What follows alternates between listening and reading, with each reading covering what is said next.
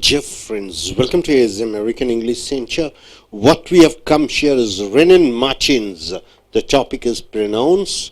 So, pronouns is the topic which we are seeing. That is used for persons. That as a pronoun is used for things. So that as a relative pronoun is used for persons and things. It may refer to singular. That may refer singular. That may refer as a plural noun. There is no genitive case and it is never used with preposition preceding. So there is no preceding before that. For example, see, this is the boy. This is the boy that I told you. That stands for what? The boy. So that singular, right? The boy is singular. So that mentions about the person. It may be singular. I know the house that he lives in. That stands for what? House. So house is a non-living thing, right? Boy is a living thing. So it stands for house. The house is singular. Uneasy lies the head that wears a crown. What do you mean by that? Uneasy lies the head that wears a crown. So whoever is a king, Raja, putting the crown on his head, there is always uneasy for the persons who wears the crown. Uneasy lies the head. The head stands for what? The person, whoever puts his crown, puts the crown, or whoever takes the position of chief minister or prime minister. So that stands for head. I have lost the watch that you gave me. So that stands for what? The watch. I have lost the watch that you gave me.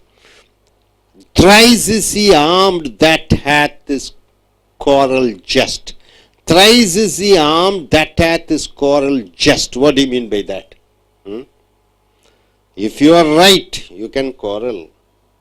Right? If a policeman, a constable asks you bribe a traffic police, and you are right, you have your license, you have your RC book, you have your insurance, still when he asks you bribe, you can quarrel.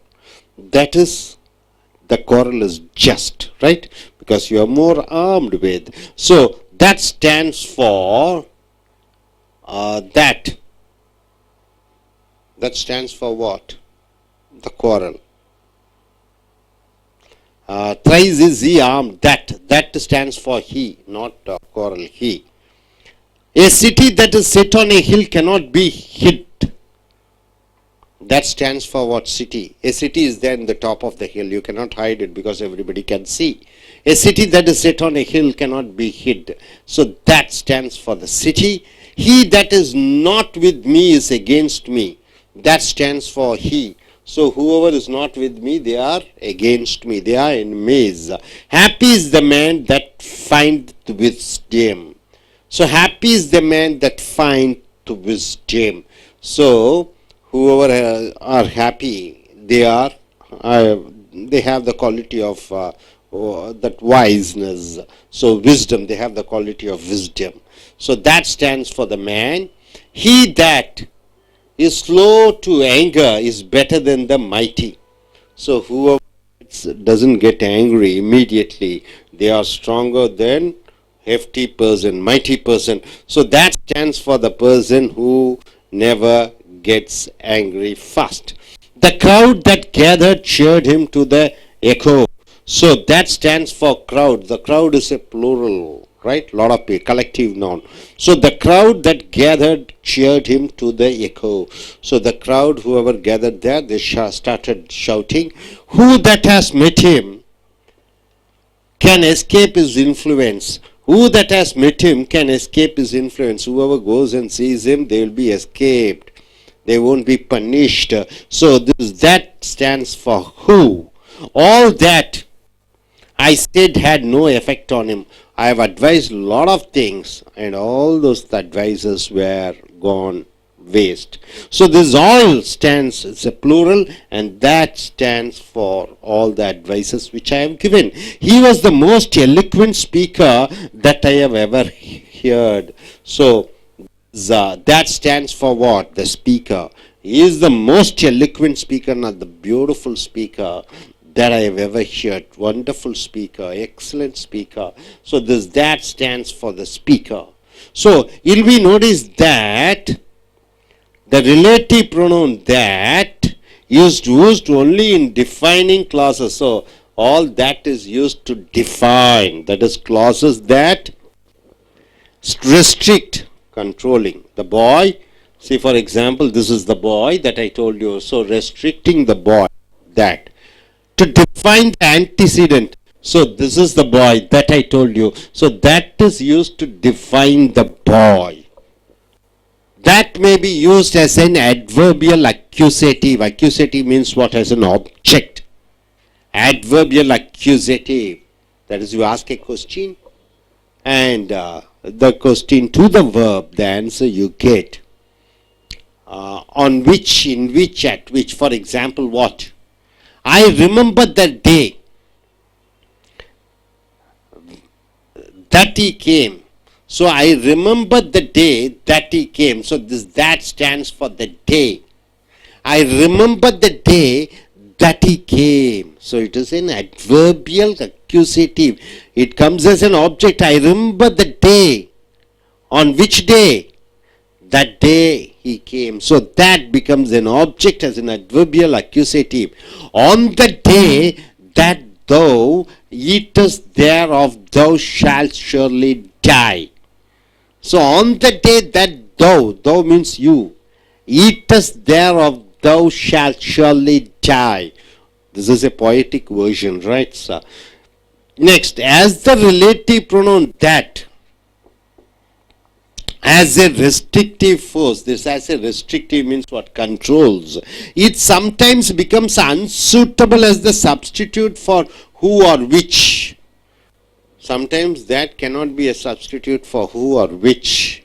Thus I cannot say, you cannot say, my father that is schoolmaster is 50 years old. You cannot say. See, my father that is a schoolmaster is 50 years old. So that stands for what? My father. You cannot use that for my father. You got it? So what you have to say, my father who is a schoolmaster is 50 years old. This who stands for what? My father. You don't use that. That shouldn't be used. But if I happen to have more than one sister, I can say, but if I happen to have more than one sister, I can say, my sister that has been adopted by my uncle is ill. So, suppose I have only one sister, sir. Okay. Suppose I have more than one sister. Okay. More than one sister. I have 2 or 3 sisters. Then I can say like this. That can be used. My sister that has been adopted by my uncle is ill. So I have 2 or 3 sisters. One sister is adopted by my uncle. So I want to mention about that sister. My sister that has been adopted by my uncle is ill. So the sister who has been adopted is been ill. So that stands for my sister, right? The relative pronoun that is used in preference to who or which. Instead of who or which, you are using that. When do you use? After adjectives in the superlative degree. What do you mean by superlative degree? So after adjectives in the superlative degree, tallest, most beautiful, these are the superlative degree. After the superlative degree, you are using that. He was the most eloquent speaker. Which is the superlative degree? Eloquent, right? After the superlative degree, you are using that. He was the most eloquent speaker that I ever heard. That stands for what? Speaker. So you are not using who or. You are not using what? Who. You are not using who or which. Instead of who or which, you are using that. After the superlative degree, when you want to mention about the person, you are using what? That. You don't use who. He was the most eloquent speaker who I ever heard.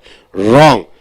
He was the most eloquent speaker that I ever heard. Right? You are not using which also. He was the most eloquent speaker which I have ever heard. No, that I have ever heard. After the superlative degree. See, after the superlative degree, the wisest man, wise, wiser, wisest. Superlative degree. That you are using. The wisest man that ever lived made mistakes.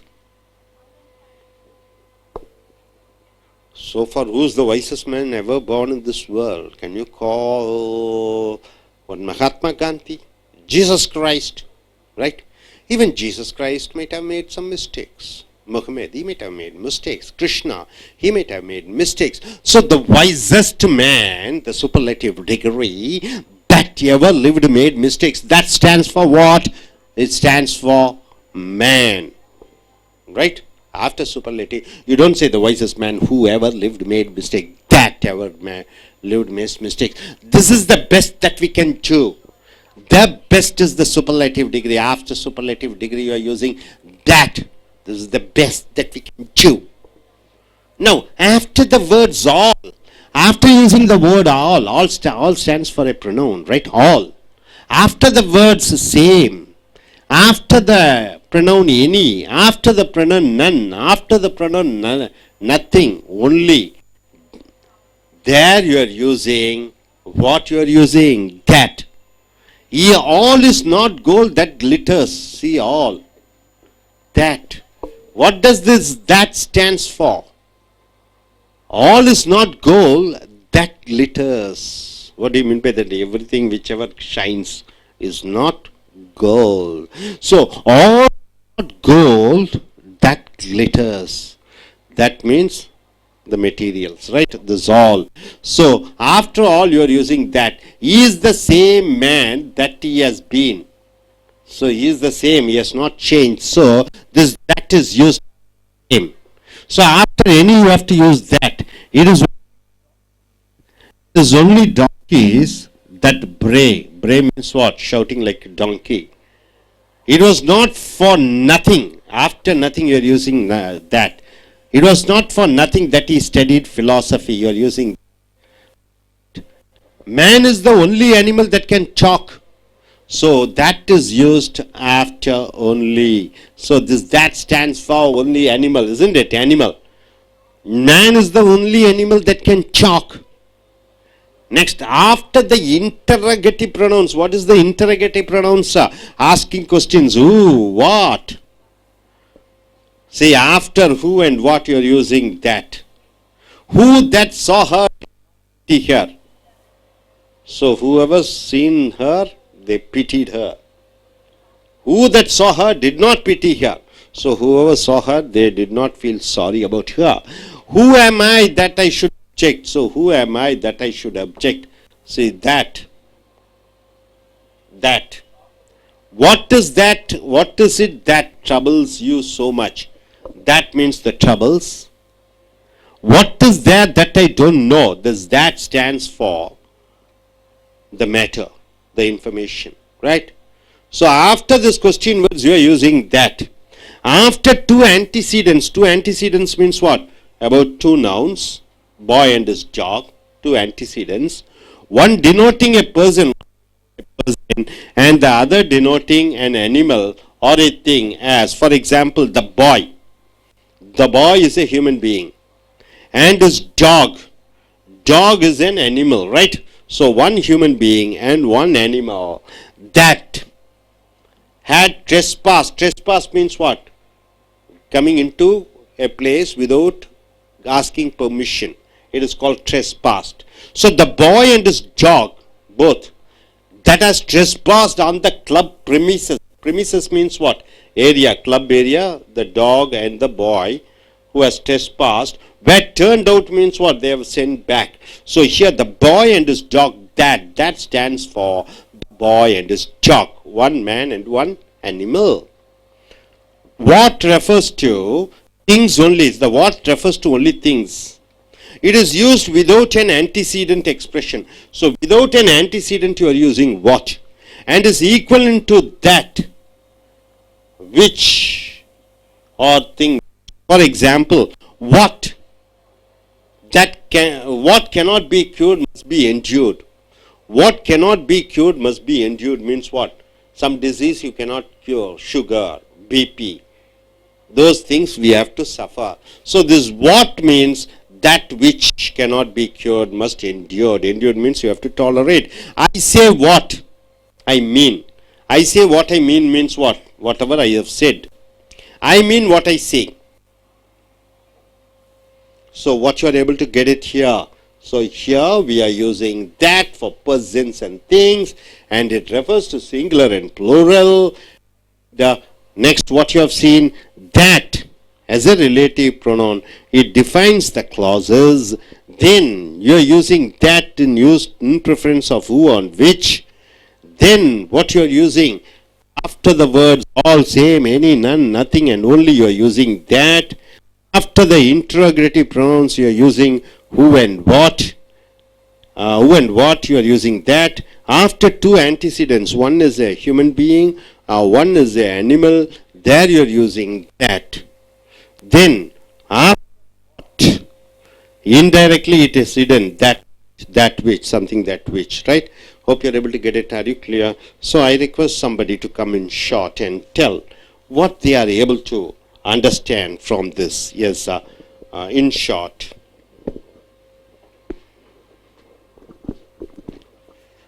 I have learned from this class or that about that. That is used for persons and things and singular and plural forms, plural nouns. And next that is relative pronouns.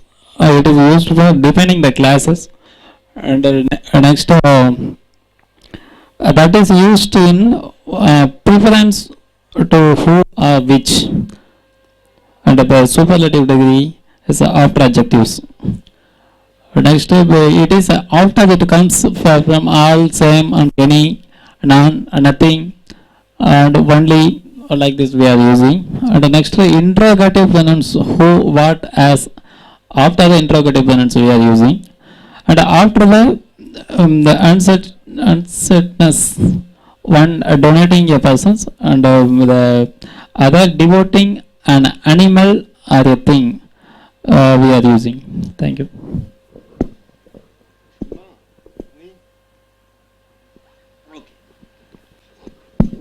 நண்பர்களே, அமெரிக்க ஆங்கில வகுப்புகளுக்கு வரவேற்கிறோம். பிரதிபை சொற்கள். that என்றால் என்ன? அதாகப்பட்டதுன்னு சொல்கிறோம். thatனா அதுவும் சொல்கிறோம். ஆனால் thatனா என்ன சொல்கிறீங்க? thatனா எதுவோ அது. இந்த that என்பது வாக்கியத்துக்கு நடுவில் அது மனிதர்களை பற்றி குறிப்பிடக்கூடியதாக, பொருட்களை பற்றி குறிப்பிடக்கூடியதாக, அந்த that என்பது ஒருமையாகவும் வரும், பன்மையாகவும் வரும். உதாரணத்துக்கு this is the boy that I told you of, இதுதான் அந்த பையன். எந்த பையன் நான் சொன்னோம் அந்த பையன்.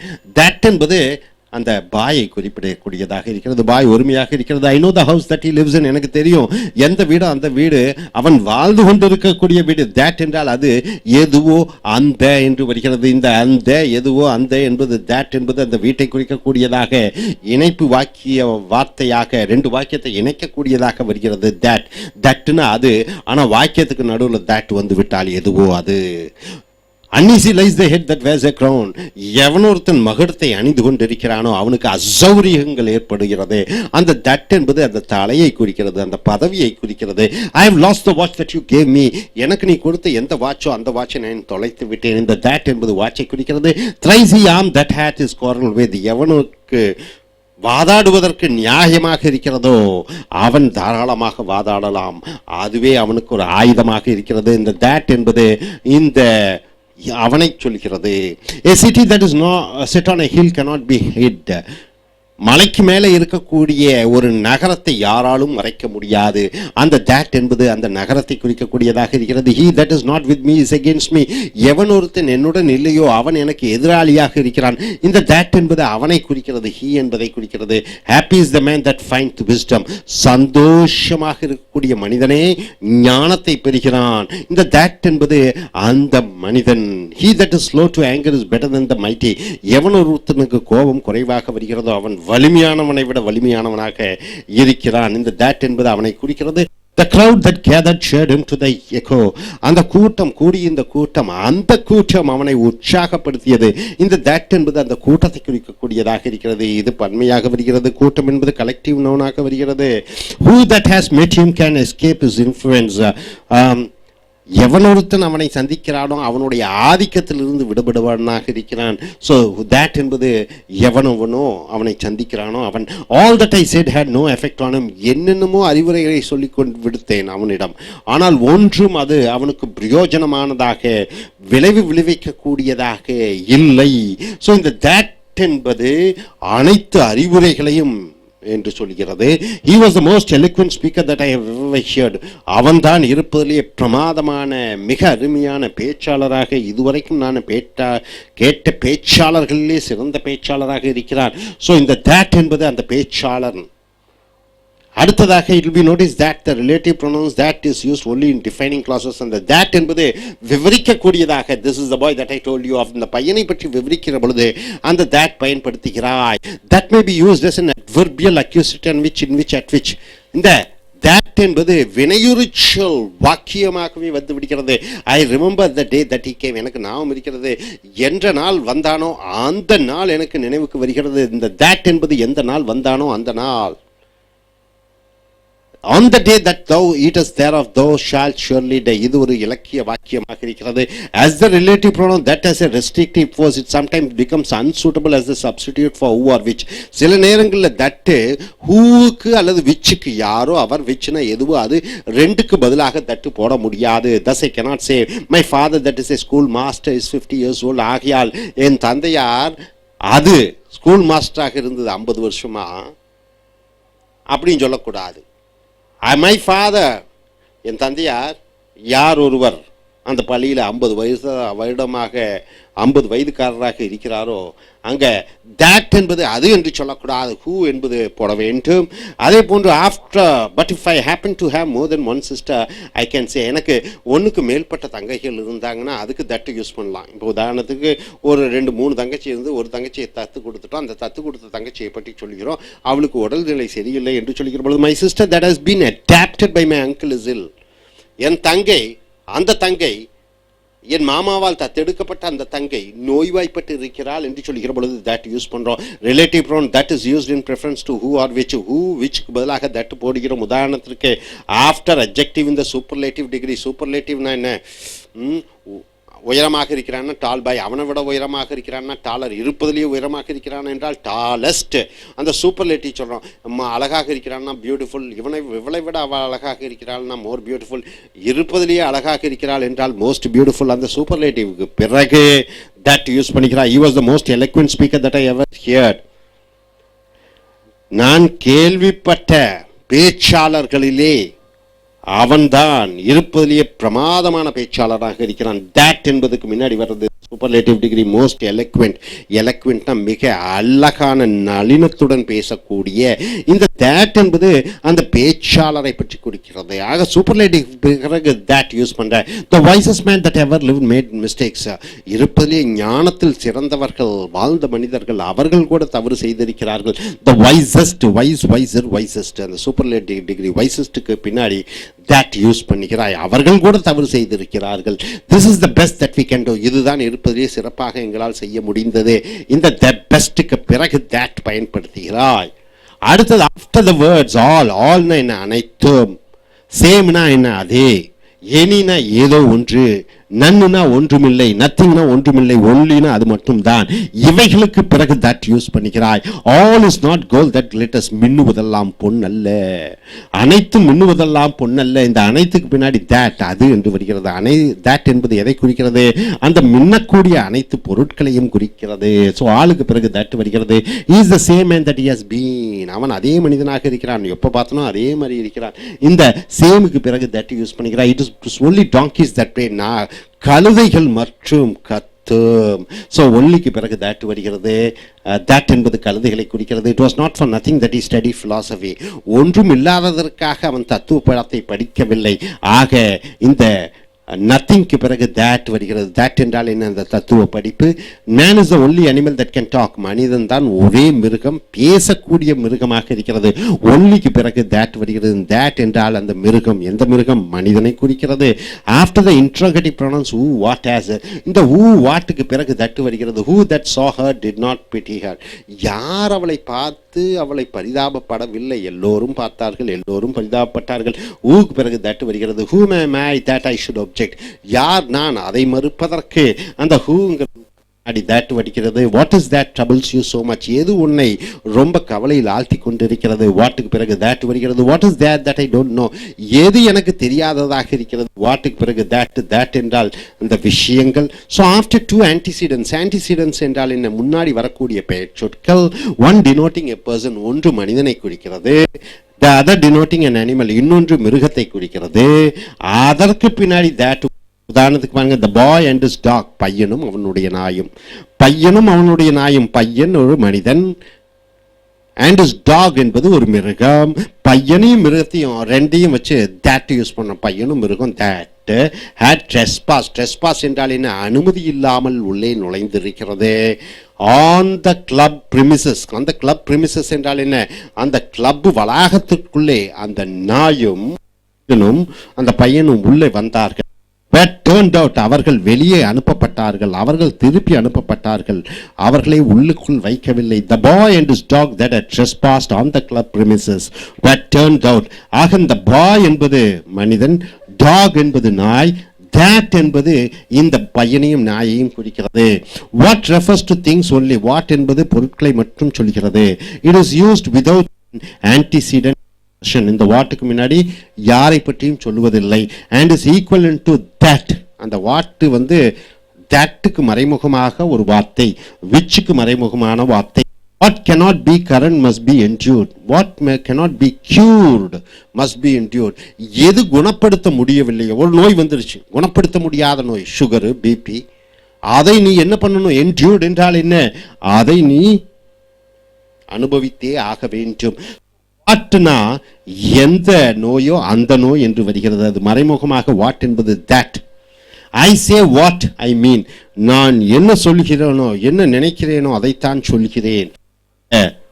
என்ன என்று மறைமுகமாக தட் அதுவாக வருகிறது. ஐ mean what I say. So நண்பர்களே, இந்த தட்டினுடைய பயன்பாடுகள் ஒருமை பன்மைக்கு, தேட்டினுடைய பயன்பாடுகள் பன்மைக்கு வருகிறது. தேட் இந்த பெயர் சொல்லினுடைய விளக்கங்களை குறிக்கிறது. இந்த தேட் பதிலாக நீ என்ன யூஸ் பண்ணுவ? ஹூ யூஸ் பண்ணலாம். இந்த தேட் சில நேரங்கள் ஹூ விச்சுக்கு பதிலாக பயன்படுத்தப்படுகிறது. ஆல், சேம், எனி, நன், நத்திங், ஒன்லி இவைகளுக்கு பிறகு தேட் யூஸ் பண்ணப்படுகிறது. ஹூ, வாட் இது இதுக்கு பின்னாடி தேட் யூஸ் பண்ணிக்கிறோம். அப்புறம் முன்னாடி ஒரு ஆணும் ஒரு ஒரு ஒரு ஒரு ஒரு மனிதனும் ஒரு மிருகம், அவர்களை பற்றி சொல்லிக்கிற பொழுது தேட் யூஸ் பண்ணுறோம். அப்புறம் சில நேரங்களில் வாட்டு மறைமுகமாக தேட்டை குறிப்பிடுகிறது. Hope you are able to get it. Are you clear? Thank you. Dear friends, welcome to AS American English Center. Take a Renan and Martin book. We have come here to the video number 42. It is the pronouns. What is the pronouns? I, we, you, he, she, it, they are pronouns. This, that, they are pronouns. Who, where, which, in between the sentence, it is a pronoun. Now what you are going to see is as. As is a relative pronoun. As is a relative pronoun. What do you mean by relative pronoun? After such. This as should come after such. For example, tears. Tears, such as angels, we burst forth. Tears, which comes such as, angels weep burst forth, tears. You're telling about the tears, such as. This such as stands for angels weep burst forth. The angels are crying. See here, these mangoes are not such as I bought yesterday, such as. The such as stands for what? The mangoes which bought yesterday. Such as stands for the mangoes. These mangoes are not such as I bought yesterday. Yesterday I bought 3 mangoes. Today I bought 3 mangoes. Yesterday's mangoes were very tasty, but today's mangoes is not tasty. So you are saying these mangoes are not such as I bought yesterday. This such as stands for what? The mangoes which I have bought yesterday. So such as is a relative pronoun. As is a pronoun. Such as. So this as comes after such. Is such a man as a honor? Is such a man? See, is such a man as a honor? So as comes after such. Is such a man as a honor means he is the man whom I honor the most. So such as stands for the man he. We have never had such a time as the present. We have never had such a time as the present. What do you mean by that? So earlier we used to enjoy, now we are enjoying. This enjoyment is never equal to any time. So this is the best. We have never had such a time as the present. Say such as stands for what? The time. Right? Such a time. His answer was such as I expected him to give. His answer was such as I expected him to give. The such as stands for what? The answer. So such as becomes a relative pronoun. Such as. So the word as can be used as a relative pronoun after same. After same you are using as. My trouble is the same as yours. Same as. Same as means what? The trouble. My trouble. I have a trouble. You have a trouble. Right? My trouble is the same as yours. So, my trouble is the same as yours means it's just like your trouble. I also have the trouble. So, same as stands for trouble. This is not the same as that. This pen, that pen. This pen is not same as that pen. So, the same as, it stands for this pronoun. This may be a car. This may be a pen. I played with the same bat that you did. I played with the same bat that you did. So, same means what? The bat. It stands for bat. The same as usually means of the same kind. Same as means what? Same kind. The same ... that means one and the same. Both are the same. The word as is also used as a relative pronoun as. After as followed by an adjective. After as adjective should come. I collected as many, see as many is an adjective, as many specimens as I could find. This as many stands for what? Specimens. I collected as many specimens as I can. So this as is followed by many. So this as many stands for the specimens. Note the first as is here an adverb. Now coming here, in older English the word but was used as a relative pronoun after a negative. This but stands for one noun and the but comes after negative. It often had the force of a relative pronoun. There is none. None is a negative word. There is none but will agree with me. This but stands for what? Somebody. There is none, nobody, but stands for somebody will agree with me. So but will agree. Who will not agree? None but will agree with me. There is none but will agree with me means what? Everybody will agree with me. Who will not agree with me? There is none but will agree with me. But means everybody. There is no Hindu but knows the story of the Ramayana. There is no, see, negative no is there, but is there. So that is, there is no Hindu who does not know. There is no Hindu but knows the story of Ramayana, means every Hindu knows the story of Ramayana, Rama, Sita, Ravana. Ravana kidnapped Sita. There is no Hindu. No Hindu means everybody. But there is no Hindu but means every Hindu knows the story of the Ramayana. But stands for what? The people, right? So but is the relative pronoun. There is no man but wishes to live. What is that? That there is no man but wishes to live. What do you mean by that? Every man wish to live. That's what the meaning is. But stands for people. Every man wishes to live. But stands for man. There is no rose but has some thorn. So there is no rose. After no but comes. There is no rose but has some thorn means every roses, the tree, plant, has thorns.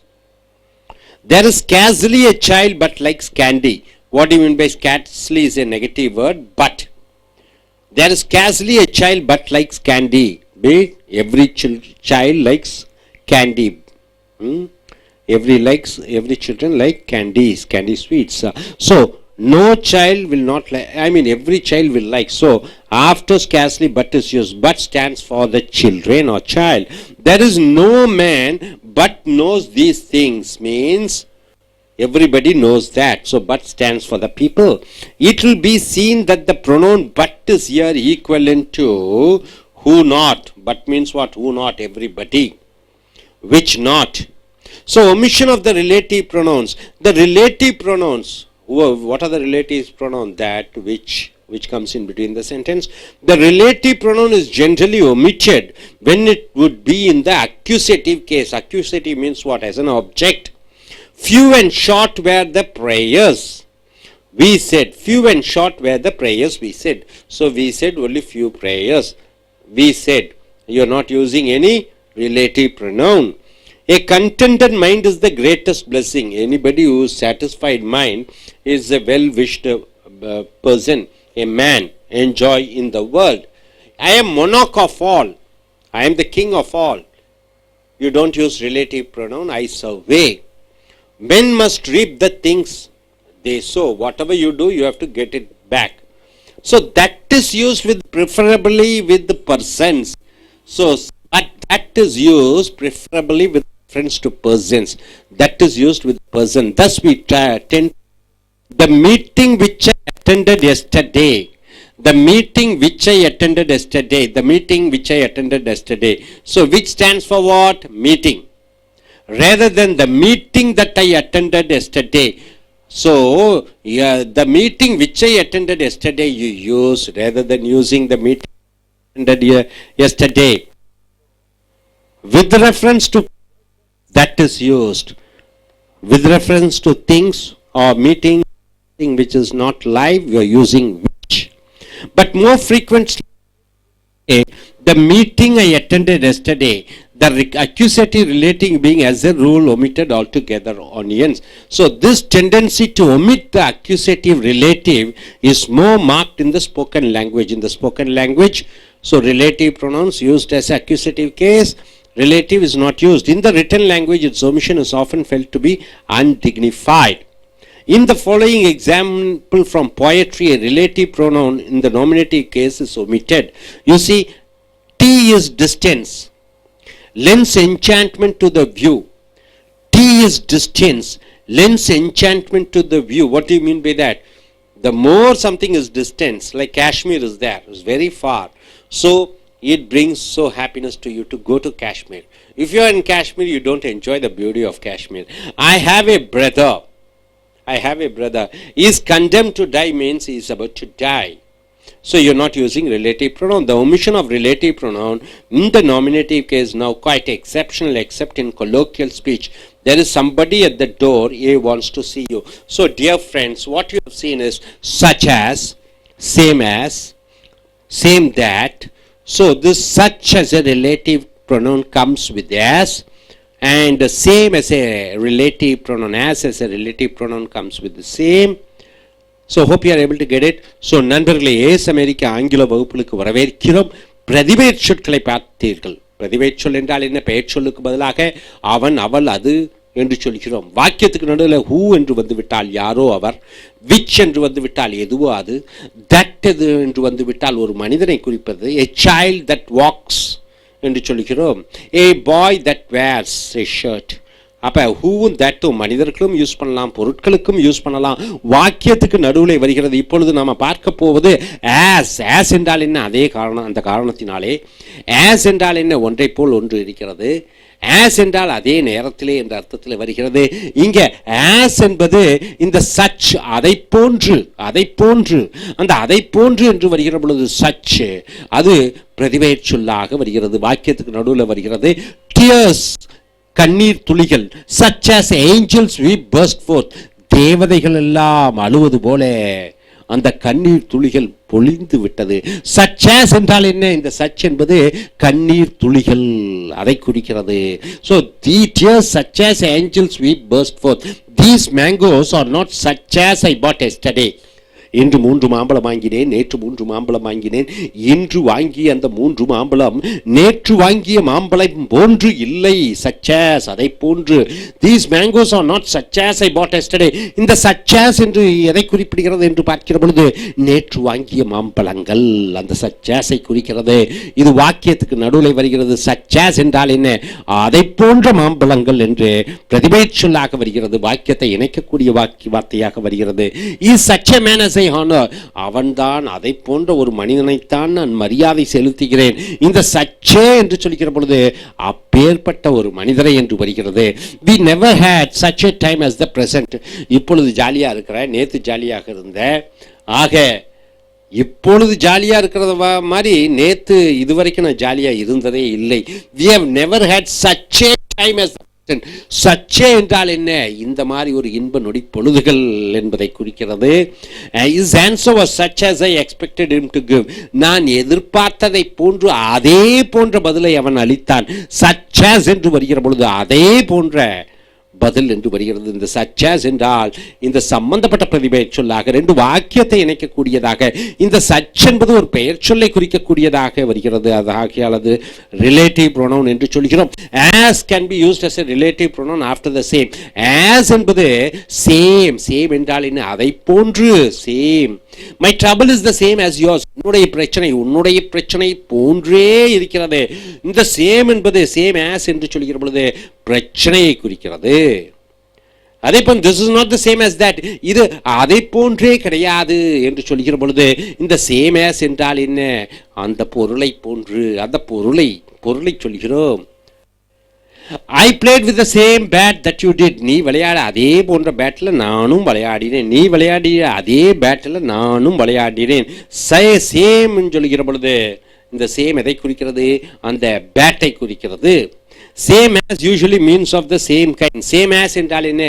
ஒரே வகையான. Same that means one and the same. ரெண்டும் ஒன்று தான். Same that. The word as is also used as a relative pronoun after as followed by an adjective. Adjective என்றால் என்ன? பெயரொரு சொல். asக்கு பக்கம் பெயரொரு சொற்கள் வருகிறது. I collected as many specimens as I could find. என்னால் எவ்வளவு முடியுமோ அந்த அளவு அந்த முக்கியமான பொருட்களை நான் சேகரித்தேன். as கூட many, as கூட many, manyங்கிறது adjective, asங்கிறது பக்கத்தில் many போட்டுறோம். இந்த as many என்றால் என்ன? அந்த அளவு பொருட்கள். as many, எந்த அளவு பொருட்களோ அந்த அளவு என்று வருகிறது. ஆக இந்த ஆங்கிலத்தில் ஆனால் வாக்கியத்துக்கு நடுவில் வருகிற பொழுது இந்த பட் என்பது தவிர என்று வருகிறது. இந்த பட் என்பது அதற்கு முன்னாடி நெகட்டிவ் வார்த்தைகள் வர வேண்டும். none, no, nobody, nothing, scarcely. உதாரணத்துக்கு there is none but will agree with me. there is none, யாருமே கிடையாது, அனைவரும் என்னுடன் ஒற்றுக்கொள்வார்கள். இந்த பட், ஆனால் அனைவரும் என்னுடன் ஒற்றுக்கொள்வார்கள். பட் என்று சொல்கிற பொழுது அந்த அனைத்து மக்களையும் குறிக்கிறது. யாரும் இல்லைன்னு சொல்ல மாட்டாங்க, ஆனால் எல்லாமே ஒத்துக்கொள்வார்கள். But will agree with me. இந்த பட் என்பது அனைவரும் ஏற்றுக்கொள்வார்கள் என்னை. there is no Hindu but knows the story of Ramayana. எந்த இந்துக்களும் இல்லை ராமாயணம் தெரியாத இந்துக்கள். ஆக இந்த பட் என்பது அனைவருக்கும் தெரியும். இந்த பட் என்பது மக்களை குறிக்கிறது, அறிந்த மக்களை குறிக்கிறது. அந்த ராமாயணத்தை அறிந்த இந்துக்களை குறிக்கிறது. There is no man but wishes to live. எந்த மனிதனும் இல்லை, ஆனால் அனைத்து மனிதனும் 100 வருடம் வாழ வேண்டும் என்று ஆசைப்படுபவனாக இருக்கிறான். இந்த பட் என்பது மனிதர்களை குறிக்கிறது, அனைத்து மனிதர்களும். There is no rose but has the same thorn. எந்த ரோஜாவும் இல்லை, முள்ளில்லாத ரோஜாக்கள். பட் என்பது அந்த அனைத்து ரோஜாக்களையும் குறிப்பிடுகிறது. There is scarcely a child but likes candy. எந்த குழந்தையும் இல்லை, மிட்டாய் பிடிக்காத குழந்தைகள். ஆக அனைத்து குழந்தைகளும் என்று வருகிறது இந்த பட் என்றால் அனைத்து குழந்தைகளும். There is no man but knows these things. எந்த மனிதனும் இல்லை, but knows these things. இந்த விஷயங்களை தெரிந்த என்று சொல்லுகிற பொழுது யாருக்கு தெரியாத அனைவருக்கும் தெரியும் என்று வருகிறது. இந்த பட் என்றால் அனைவருக்கும் தெரிந்த. It will be seen that the pronoun but is here equivalent to who, not. யாருக்கு இல்லை, எதுக்கு இல்லை, அந்த பட் என்று வந்து விட்டாலே யாருக்கு இல்லை அனைவருக்கும் தெரியும், யாருக்கு இல்லை அனைவருக்கும் இருக்கிறது, எதற்கு தெரியாத அனைத்துக்கும் தெரிகிறது என்று வருகிறது. அதே போன்று சில வார்த்தைகளிலே இந்த பிரதிபெயர் சொற்கள் ரிலேட்டிவ் ப்ரொனவுன் நம்ம ஒதுக்கி விடுகிறோம். அதான் இந்த கவிதைகளில் பார்த்தீங்கன்னா இது எல்லாத்துலேயும் இந்த நம்ம ரிலேட்டிவ் ப்ரொனவுன்ஸை விட்டு விடுகிறோம். இந்த தட் என்பது பொதுவாகவே மனிதர்களை குறிக்கக்கூடியதாக இருக்கிறது. ஆகையால் the meeting which I attended yesterday, நேற்று நான் கலந்து கொண்ட அந்த meeting, the meeting which I attended yesterday, இந்த விச் எதை குறிக்கிறது, மீட்டிங்கை குறிக்கிறது. இந்த விச்சுக்கு பதிலாக தட்டு போடுவதில்லை, தட்டு மனிதர்களுக்கு போடுவோம். The meeting that I attended yesterday, இந்த தேட்டுங்கிறது மனிதர்களை குறிக்கிறது. ஆகையால் விச்சை தான் போடணும். தேட், அந்த தேட் எதை குறிக்கிறது, இந்த மீட்டிங்கை குறிக்கிறது. ஆனால் தட்டு போடுவதற்கு பதிலாக விச்சு தான் போட வேண்டும். அதே போன்று இங்க இந்த செய்யப்படும் பொருளாக வருகிற பொழுது இங்கே dear friends, welcome to AS American English Center. Check your book Renan Martin. We have come here to the video number 43. It is the pronouns, it is the relative pronouns. See, omission of the antecedent. Antecedent means what? See, the boy who comes here is my brother. The boy who comes here is my brother. The who stands for the boy. Here the antecedent is the boy. You are omitting the antecedent and telling, for example, who works not shall not eat. Who works not shall not eat. Who works not shall not eat. Who works not shall not eat. This who stands for somebody. That person is omitted. The man who works not shall not eat. The man is omitted. He works not shall eat. So the he is omitted. So the antecedent is omitted. Whom the gods love die young. So whom the gods love die young. So those whom the gods love die young. Those is hidden here. So you don't use the antecedent here. Who steals my purse steals trash. So the who, before that the antecedent is not there. Who laughs last laughs best. Who laughs last laughs best. So here also antecedent is not there. Who has lost all hope has also lost all fear. Who has lost all hope has also lost all fear. This also the antecedent is not there. Be good, sweet maid, and let who will be clear. Here also it is antecedent is not there. So agreement of the relative pronoun and its antecedent. So here as the relative pronoun refers to a noun. So the relative pronoun refers to the noun, or it refers to a pronoun called antecedent. It must be of the same number. So according to the pronoun, according to the noun, it has to be singular or plural. And person as its antecedent. For example, remember that the verb shows the number and person of the relative pronoun, the number. First person, second person, third person, or singular or plural. See, the boy is singular. Who? So you have to use was. You should not use where, because the boy stands for singular and it is third person. Okay. The boy who was lazy was punished. So was is used. So this was is a singular verb. So according to the subject you have to use the verb. The boys Who stands for the boys, plural, so you're using plural verb were. The boys who were lazy were punished, you are using were. You don't use the boys who was lazy was punished. No. The boys comes as a plural noun or plural subject. So the who. I who. This who. The antecedent is I. I is singular. The partner of I is verb is am. I who am your king will lead you. I. You have to use am. Then. So I am the person that. So that stands for the person. So person is singular. So you are using is. We who seek. This who stands for we. So you are using the plural verb seek and you don't use seeks. We who seek your protection are strangers. This are is plural verb. So because the we is there, we is the subject, the antecedent is in plural. So you are using plural verb are and seek. Thou that leadest Israel.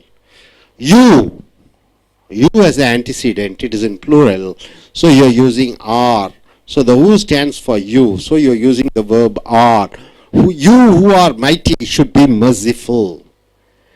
You who seek wisdom should be merciful. So the seek plural verb who stands for you. He that is not with me is against me.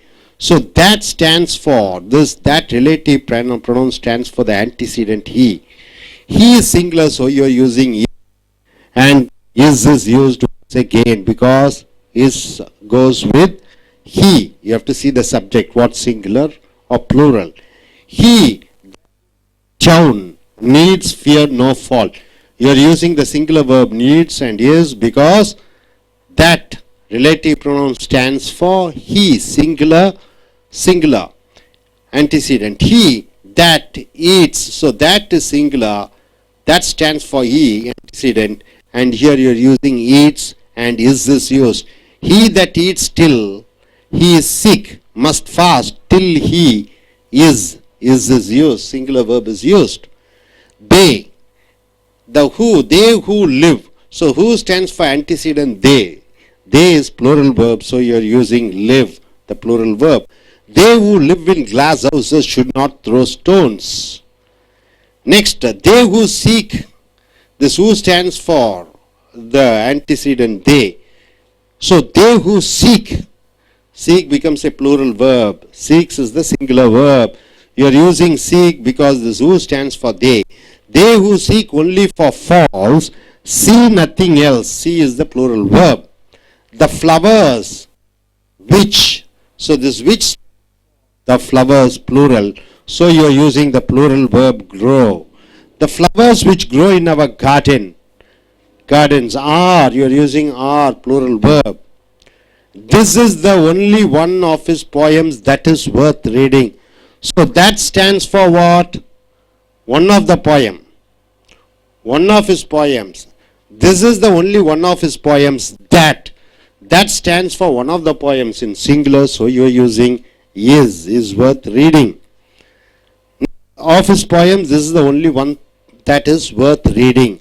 But the case of relative pronoun depends upon its relation to the verb in the clauses in which it occurs. See here, Rama is the boy.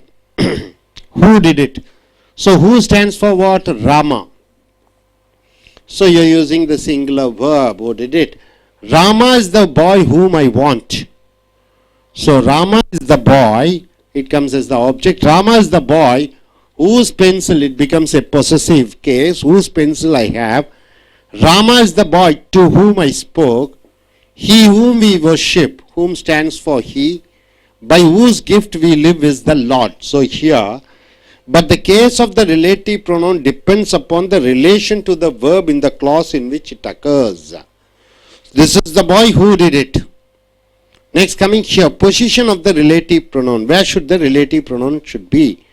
To prevent ambiguity. Ambiguity means what? Confusion. To remove the confusion, the relative pronoun should be in places as near as possible to his antecedent. The boy who is wearing red shirt is my brother. The who stand comes immediately after the boy. The boy is the antecedent. As the boy, see the boy who won the first prize in English is the son of my friend, Mr. Joshi. So this who relative pronoun comes immediately after the antecedent, the boy. So the antecedent should be before the relative pronoun, or the relative pronoun should be immediately after the antecedent.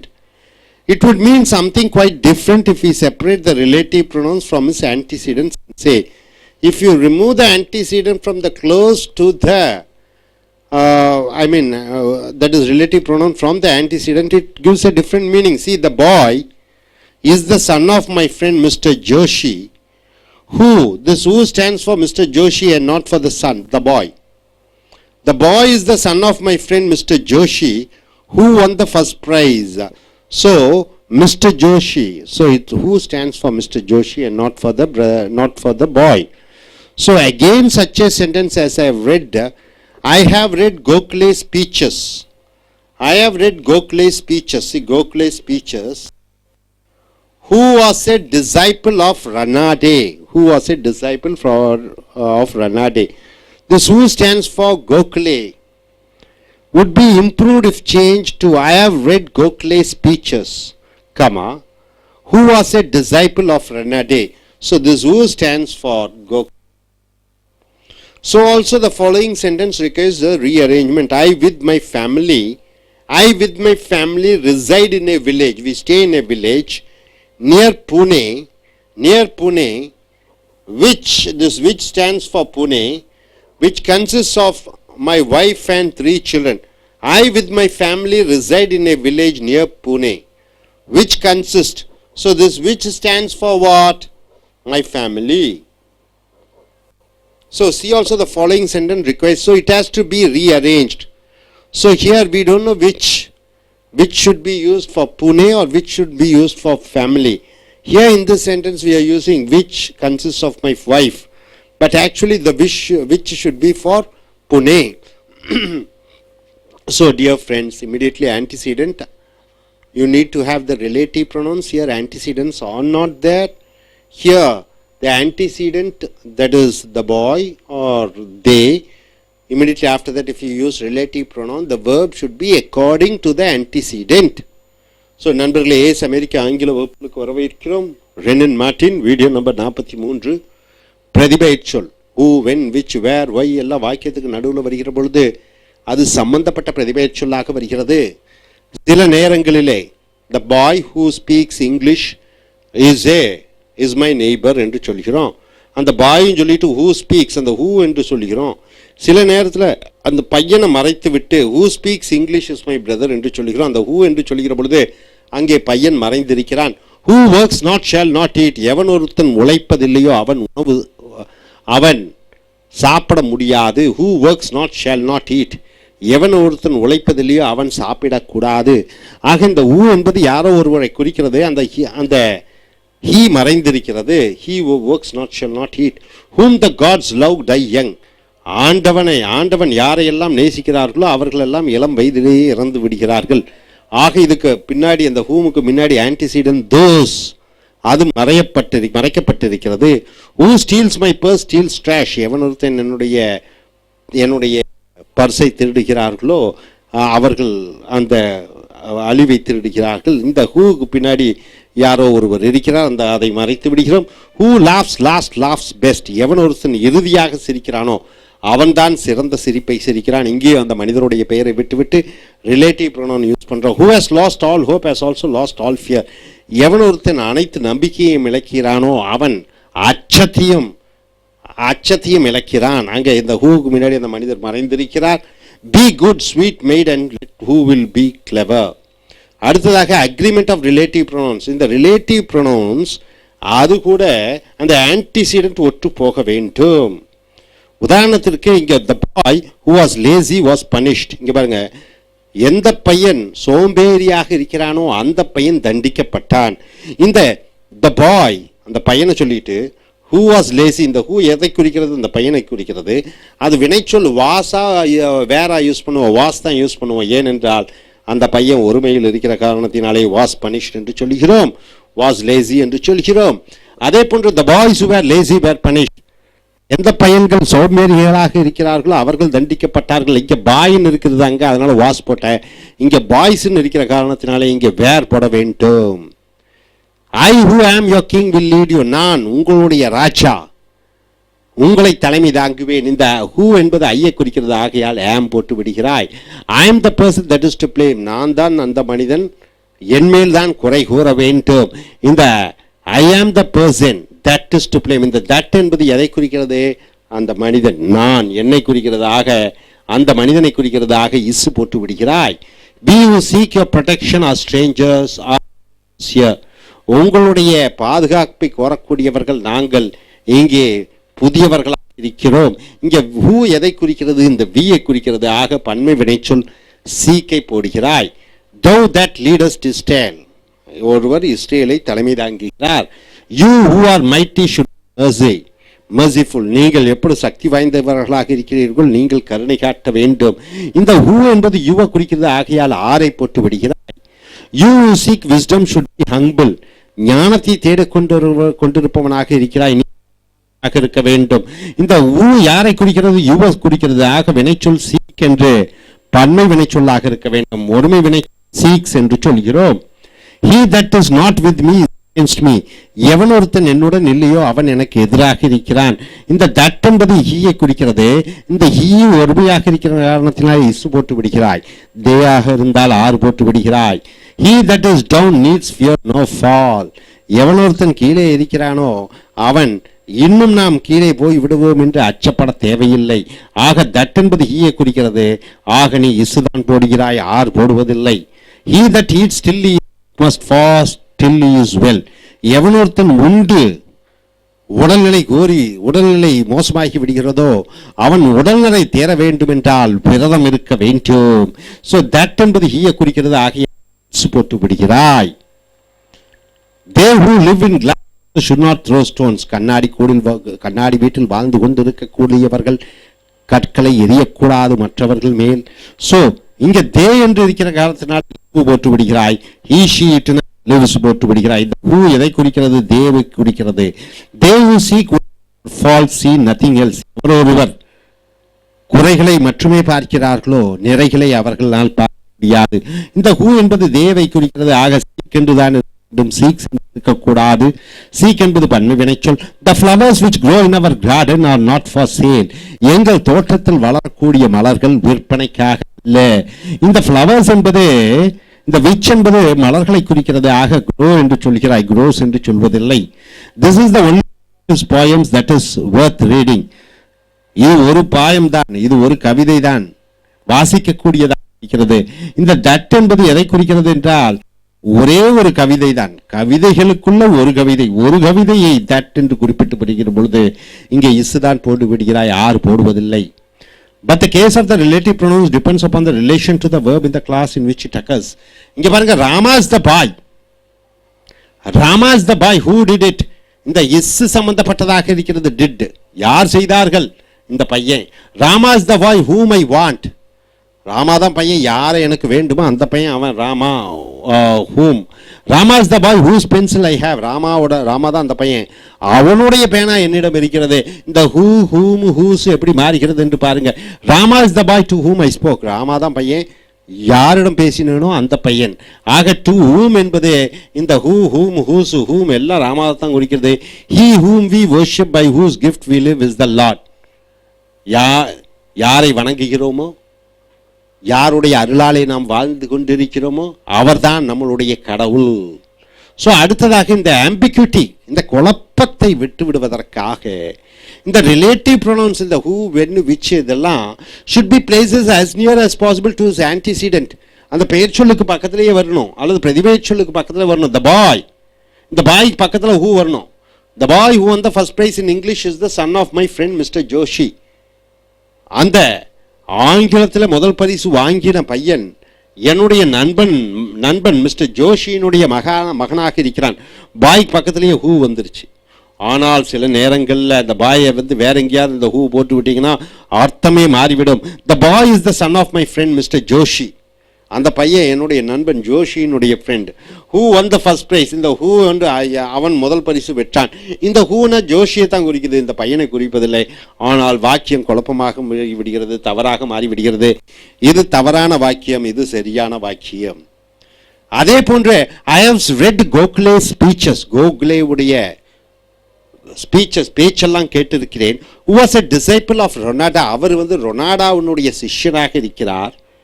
சில நேரங்கள் மாற்றி எழுதும் பொழுது I have read Gokhale speeches who was a disciple of Ronaldo. ஆக இது மாற்றி எழுதும் பொழுது நான் கோகலேவுடைய பேச்சை கேட்டேன். who was a disciple of Ronaldo. இந்த ஹூ என்பது யாரை குறிக்கிறது என்று பார்க்கிற பொழுது கோகலேவை குறிக்கிறது. I with my family reside in a village near Pune. நான் என் குடும்பத்துடன் பூனேக்கு பக்கத்திலே வாழ்ந்து கொண்டிருக்கிறேன். which consists of my wife and 3 children. அது என்னுடைய குடும்பத்தையும் 3 குழந்தைகளும் அடங்கியதாக இருக்கிறது. அது பூனாவா அல்லது குடும்பமா என்று குழப்பமாக மாறிவிடுகிறது. ஆக I with my family, which இந்த ஃபேமிலிக்கு பக்கத்தில் போடணும். பூனைக்கு பதில் பக்கத்தில் விச்சு போட்டிங்கன்னா அந்த விச்சு வந்து அந்த பூனைவுக்கு சம்பந்தமாக வருகிறது. இந்த வாக்கியம் தப்பாக மாறிவிடுகிறது. ஆக I with my family which consists of my wife and 3 children reside in a village near Pune என்று இருக்க வேண்டும். இந்த விச்சையும் ஊவையும் மாற்றி விட்டீங்கன்னா வாக்கியமே மாறிவிடுகிறது. hope you are able to get it. Are you clear? Thank you very much. Dear friends, welcome to AZ American English Center. Now you are running Martin book. We have come here to video number 36. Exercise in grammar. The pronouns, this is what you are seeing. Reflexive or emphatic pronouns. What do you mean by reflexive?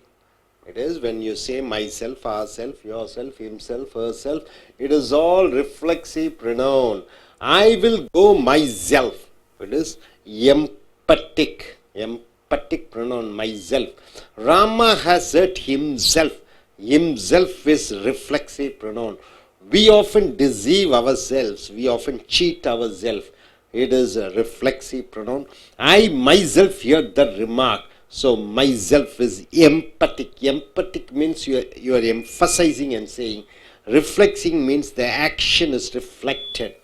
Emphatic means you are empathing and saying that this is me who has done it. When you want to say reflexive, you want to reflect that the action is done by you. You express yourself very imperfectly. So you are expressing your action imperfectly. Yourself becomes reflexive pronoun. I wash myself when I get up. So myself becomes reflexive pronoun. The boys hit themselves. Once again, themselves. Reflexive pronoun. They have got themselves into a mess. So it is emphatically you want to say they have got themselves into a mess. Boadicea poisoned herself. That is reflexive. They loved themselves so much that they thought of no one else. So themselves is a reflexive pronoun. The prisoner hanged himself. Once again, reflection of the action. The poor widow poisoned herself. This is also reflexive. They enjoyed themselves. Themselves is a reflexive pronoun. Don't you deceive yourself. This is also reflexive. I myself heard the remark. It is emphatic pronoun. He set himself a hard task. It's a reflexive. We exerted ourselves. Reflexive. The dog choked itself. Reflexive pronoun. They gave themselves a lot of trouble. It is a reflexive pronoun. We seldom means rare, rarely see ourselves as others see us. It is reflexive. A house divided against itself cannot stand. Once again, it is a reflexive pronoun. He that wrongs his friend wrongs himself more. It is a reflexive pronoun. Some people are always talking about themselves. Once again, reflexive pronoun. Jesus himself was the last to cross the Hellespont. So it is himself. It is an emphatic pronoun. He has landed himself in difficulty. Himself is a reflexive pronoun. Thou shalt love thy neighbors as thyself. Thyself, yourself, it is a reflexive pronoun. Quit yourself like men. It is a reflexive pronoun. Whosoever shall exalt himself shall be abased. So himself is a reflexive pronoun. Sinai itself trembled at the presence of God. It is emphatic pronoun. I cannot bring myself to do it. It is a reflexive pronoun. Pray do not inconvenience yourself. It is a reflexive pronoun. I was sitting by myself. Once again, reflexive pronoun. And sometimes I do hate myself. Myself is a reflexive pronoun. Demonstrative, indefinite and distributive pronouns. Demonstrative pronouns, what is that? This, that, these, those. Indefinite pronouns and distributive pronouns. Distributive pronouns, what? Either, neither and all those things. So coming here, consider the following sentence. This is a present from my uncle. So this is a demonstrative pronoun. These are merely excuses. This is a, what is that? Demonstrative pronoun. Both cars are good, but this is a better than that. This and that becomes a demonstrative pronoun. Mangoes are better than those of Bangalore. Those becomes a demonstrative pronoun. Make haste, make it fast. That's a good boy. So that becomes a demonstrative pronoun. There is no period in ancient Indian history so glorious as that of the Guptas. That becomes a demonstrative pronoun. My views are quite in accordance with those of the University Commission. Those becomes a demonstrative pronoun. I may have offended, but such was not my intention. Such is a demonstrative pronoun. He was the representative of the king, and as such the representative of the king. They honored him. The stronger is welcomed as such. That is the red fort. Such. That. So such. All these are demonstrative pronouns. This, that, etc. are adjectives when they are used with the nouns. After this, a noun comes. Then, that, this, that, these, they become as an adjective. For example, this book is a noun. This is an adjective. So, that pen is a noun.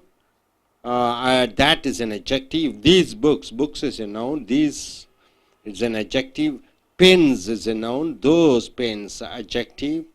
What was that noise? Noise is a noun. That becomes an adjective. So here it becomes a demonstrative pronoun if it is not near to the noun. But if it is before a noun, this, that, these, they become adjectives. Hope you are able to get it.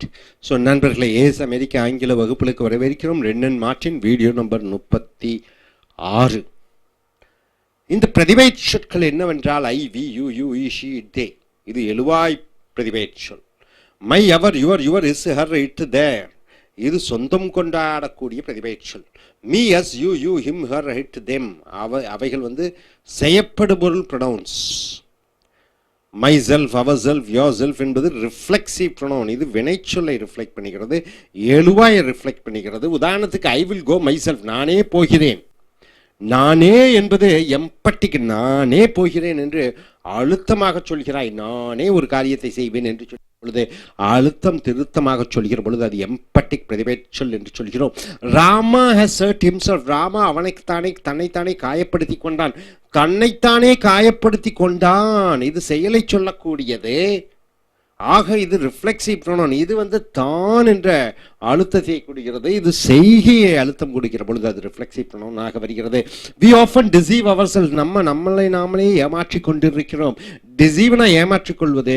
Often அடிக்கடி நம்மை நாமே ஏமாற்றிக் கொண்டிருக்கிறோம். இது இந்த ஏமாற்றிக் கொண்டிருப்பது நம்மை நாமே அது ரிஃப்ளெக்ட் பண்ணுகிறது, பிரதிபலிக்கிறது, பிரதிபை சொல்லாக வருகிறது. Ourselves. I myself hear the remark. நானே கேட்டேன் அந்த செய்தியை. இந்த மை செல்ஃப் ஐய எம்பசைஸ் பண்ணி சொல்கிறது. நானே அந்த செய்தியை கேட்டேன். ஸோ இந்த மை செல்ஃப் எம்பட்டிக் அழுத்தம் திருத்தமாக சொல்வது. You express yourself very imperfectly. நீ உன்னை நீயே தெளிவுபடுத்துகிறாய். இம்பர்ஃபெக்ட்லி, சரியில்லாத வகையிலே. யோர் செல்ஃப் என்பது என்னவாக மாறிவிடுகிறது?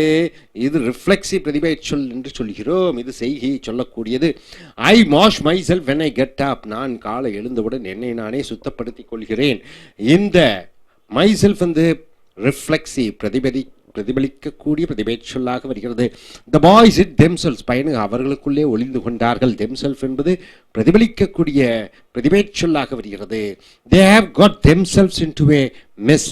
அவர்களுக்குள்ளேயே பிரச்சனைகளை மாட்டிக்கொண்டார்கள். இது எம்பட்டிக் வலியுறுத்தி சொல்கிறாய் அவர்களே என்று. பெண்டிஷியா பாய்சன்ட் ஹெர்செல்ஃப், பெண்டிஷியா தனக்குத்தானே விஷம் வைத்து கொன்று கொண்டார். இது பிரதிபலிக்கக்கூடிய பிரதிமை சொல்லாக வருகிறது. they loved themselves so much that they thought of no one else. அவர்களுக்குள் காதலித்துக் கொண்டார்கள், வேறு யாரை பற்றியுமே நினைக்கவில்லை. யார் என்பது பிரதிபலிக்கக்கூடிய அந்த பிரதிமை சொல்லாக வருகிறது. the prisoner hanged himself, அந்த குற்றவாளி தனக்குத்தானே தூக்கிலிட்டு கொண்டான். இதுவும் பிரதிபலிக்க செய்யக்கூடிய செயலை பிரதிபலிக்கக்கூடிய பிரதிமை சொல்லாக வருகிறது. the poor widow poisoned herself, அந்த ஏழை விதவை தனக்குத்தானே விஷம் வைத்து கொன்று கொண்டால். இதுவும் பிரதிபலிக்கக்கூடிய பிரதிபேச்சல். they enjoyed themselves, அவர்களுக்குள்ளே அனுபவித்துக் கொண்டார்கள். இதுவும் பிரதிபேச்சல் பிரதிபலிக்கக்கூடியது. don't you deceive yourself, உன்னையே ஏமாற்றிக் கொள்வதில்லையா? இதுவும் பிரதிபலிக்கக்கூடிய பிரதிபேச்சல். I myself heard the remark, நானே அந்த செய்தியை கேட்டேன். இது எம்பட்டிக், நானே என்று வலியுறுத்தி சொல்லுவது myself. he set himself a task, அவன் தனக்குத்தானே மிகப்பெரிய கடுமையான ஒரு வேலையை நிர்ணயித்து கொண்டான். ஹிம்செல்ஃப் என்று சொல்கிற பொழுது இதுவும் பிரதிபலிக்கக்கூடிய பிரதிபேச்சொல்லாக வருகிறது. we exerted ourselves, எங்களை நாங்களே விடுவித்துக் கொண்டோம். இதுவும் பிரதிபலிக்கக்கூடிய பிரதிபேச்சொல். the dog choked itself, அந்த நாய் தனக்குத்தானே மூச்சு விடாமல் மாட்டிக்கொண்டது. இதுவும் ரெஃப்ளெக்சிவ் பிரதிபேச்சொல். they gave themselves a lot of trouble, அவர்களுக்குள்ளேயே மிகப்பெரிய பிரச்சனைகளை கொடுத்து கொண்டார்கள். இதுவும் பிரதிபலிக்கக்கூடிய பிரதிபேச்சொல்லாக வருகிறது. we seldom see ourselves as others see us, நாங்கள் எங்களை நாங்களே மற்றவர்கள் பார்ப்பது போல நாங்கள் பார்ப்பதில்லை என்று சொல்கிற பொழுது ourselves என்பது மறுபடியும் பிரதிபேச்சொல்லாக வருகிறது. பிரதிபலிக்கக்கூடிய a house divided against itself cannot stand, ஒரு கூட்டாக இல்லாமல் பிரிவாக இருக்கிற பொழுது அவர்களால் நீண்ட நாள் தாக்கு பிடிக்க முடியாது. இட்செல்ஃப் என்பதும் பிரதிபலிக்கக்கூடிய பிரதிபேச்சொல்லாக வருகிறது. he that wrongs his friend wrongs himself more, எவனொருவன் தன்னுடைய நண்பனுக்கு துரோகம் செய்கிறானோ அவன் தனக்குத்தானே துரோகம் செய்கிறான். இதுவும் பிரதிபலிக்கக்கூடிய பிரதிபேச்சொல். some people are always talking about themselves, சில மக்கள் அவர்கள் பற்றியே அவர்கள் பேசிக்கொண்டே இருக்கிறார்கள். இதுவும் பிரதிபலிக்கக்கூடிய பிரதிபேச்சொல். Xerxes himself was the last to cross the Hellespont, ஹெல்லஸ்பாயிண்டை தாண்டுவது ஜெர்செக்ஸ் himself, அவன் தான் கடைசியாக இருந்தான். இது வலியுறுத்தி சொல்லக்கூடிய எம்பட்டிக் ப்ரொனவுனாக வருகிறது. he has landed himself in difficulties, அவன் தனக்குள்ளேயே பிரச்சனைகளில் மாட்டிக்கொண்டான். இதுவும் ரிஃப்ளெக்சிவ், அந்த செய்கையை பிரதிபலிக்கக்கூடியதாக இருக்கிறது. himself. thou shall love thy neighbor as thyself, இங்கே தௌனா நீ காதலிக்க வேண்டும், தைனா உன்னுடைய பக்கத்து வீட்டுக்காரரை, as thyselfனா உன்னை நீயே காதலிப்பது போல நேசிப்பது போல உன்னுடைய பக்கத்து வீட்டுக்காரரையும் நேசி வேண்டும். இங்கே thyself என்பது பிரதிபலிக்கக்கூடிய பிரதிபேச்சொல்லாக வருகிறது. quit yourself like man, நல்ல மனிதரை போன்று எல்லாத்தையும் விட்டுவிடு. இதுவும் பிரதிபலிக்கக்கூடிய பிரதிபேச்சொல். whosoever shall exalt himself shall be abased. Sinai itself trembled at the presence of God, Sinai நடுங்கியது கடவுளுடைய அந்த காட்சியாலே. இது எம்பட்டிக், I cannot bring myself to do it, நானே அந்த வேலையை செய்ய முடியாது.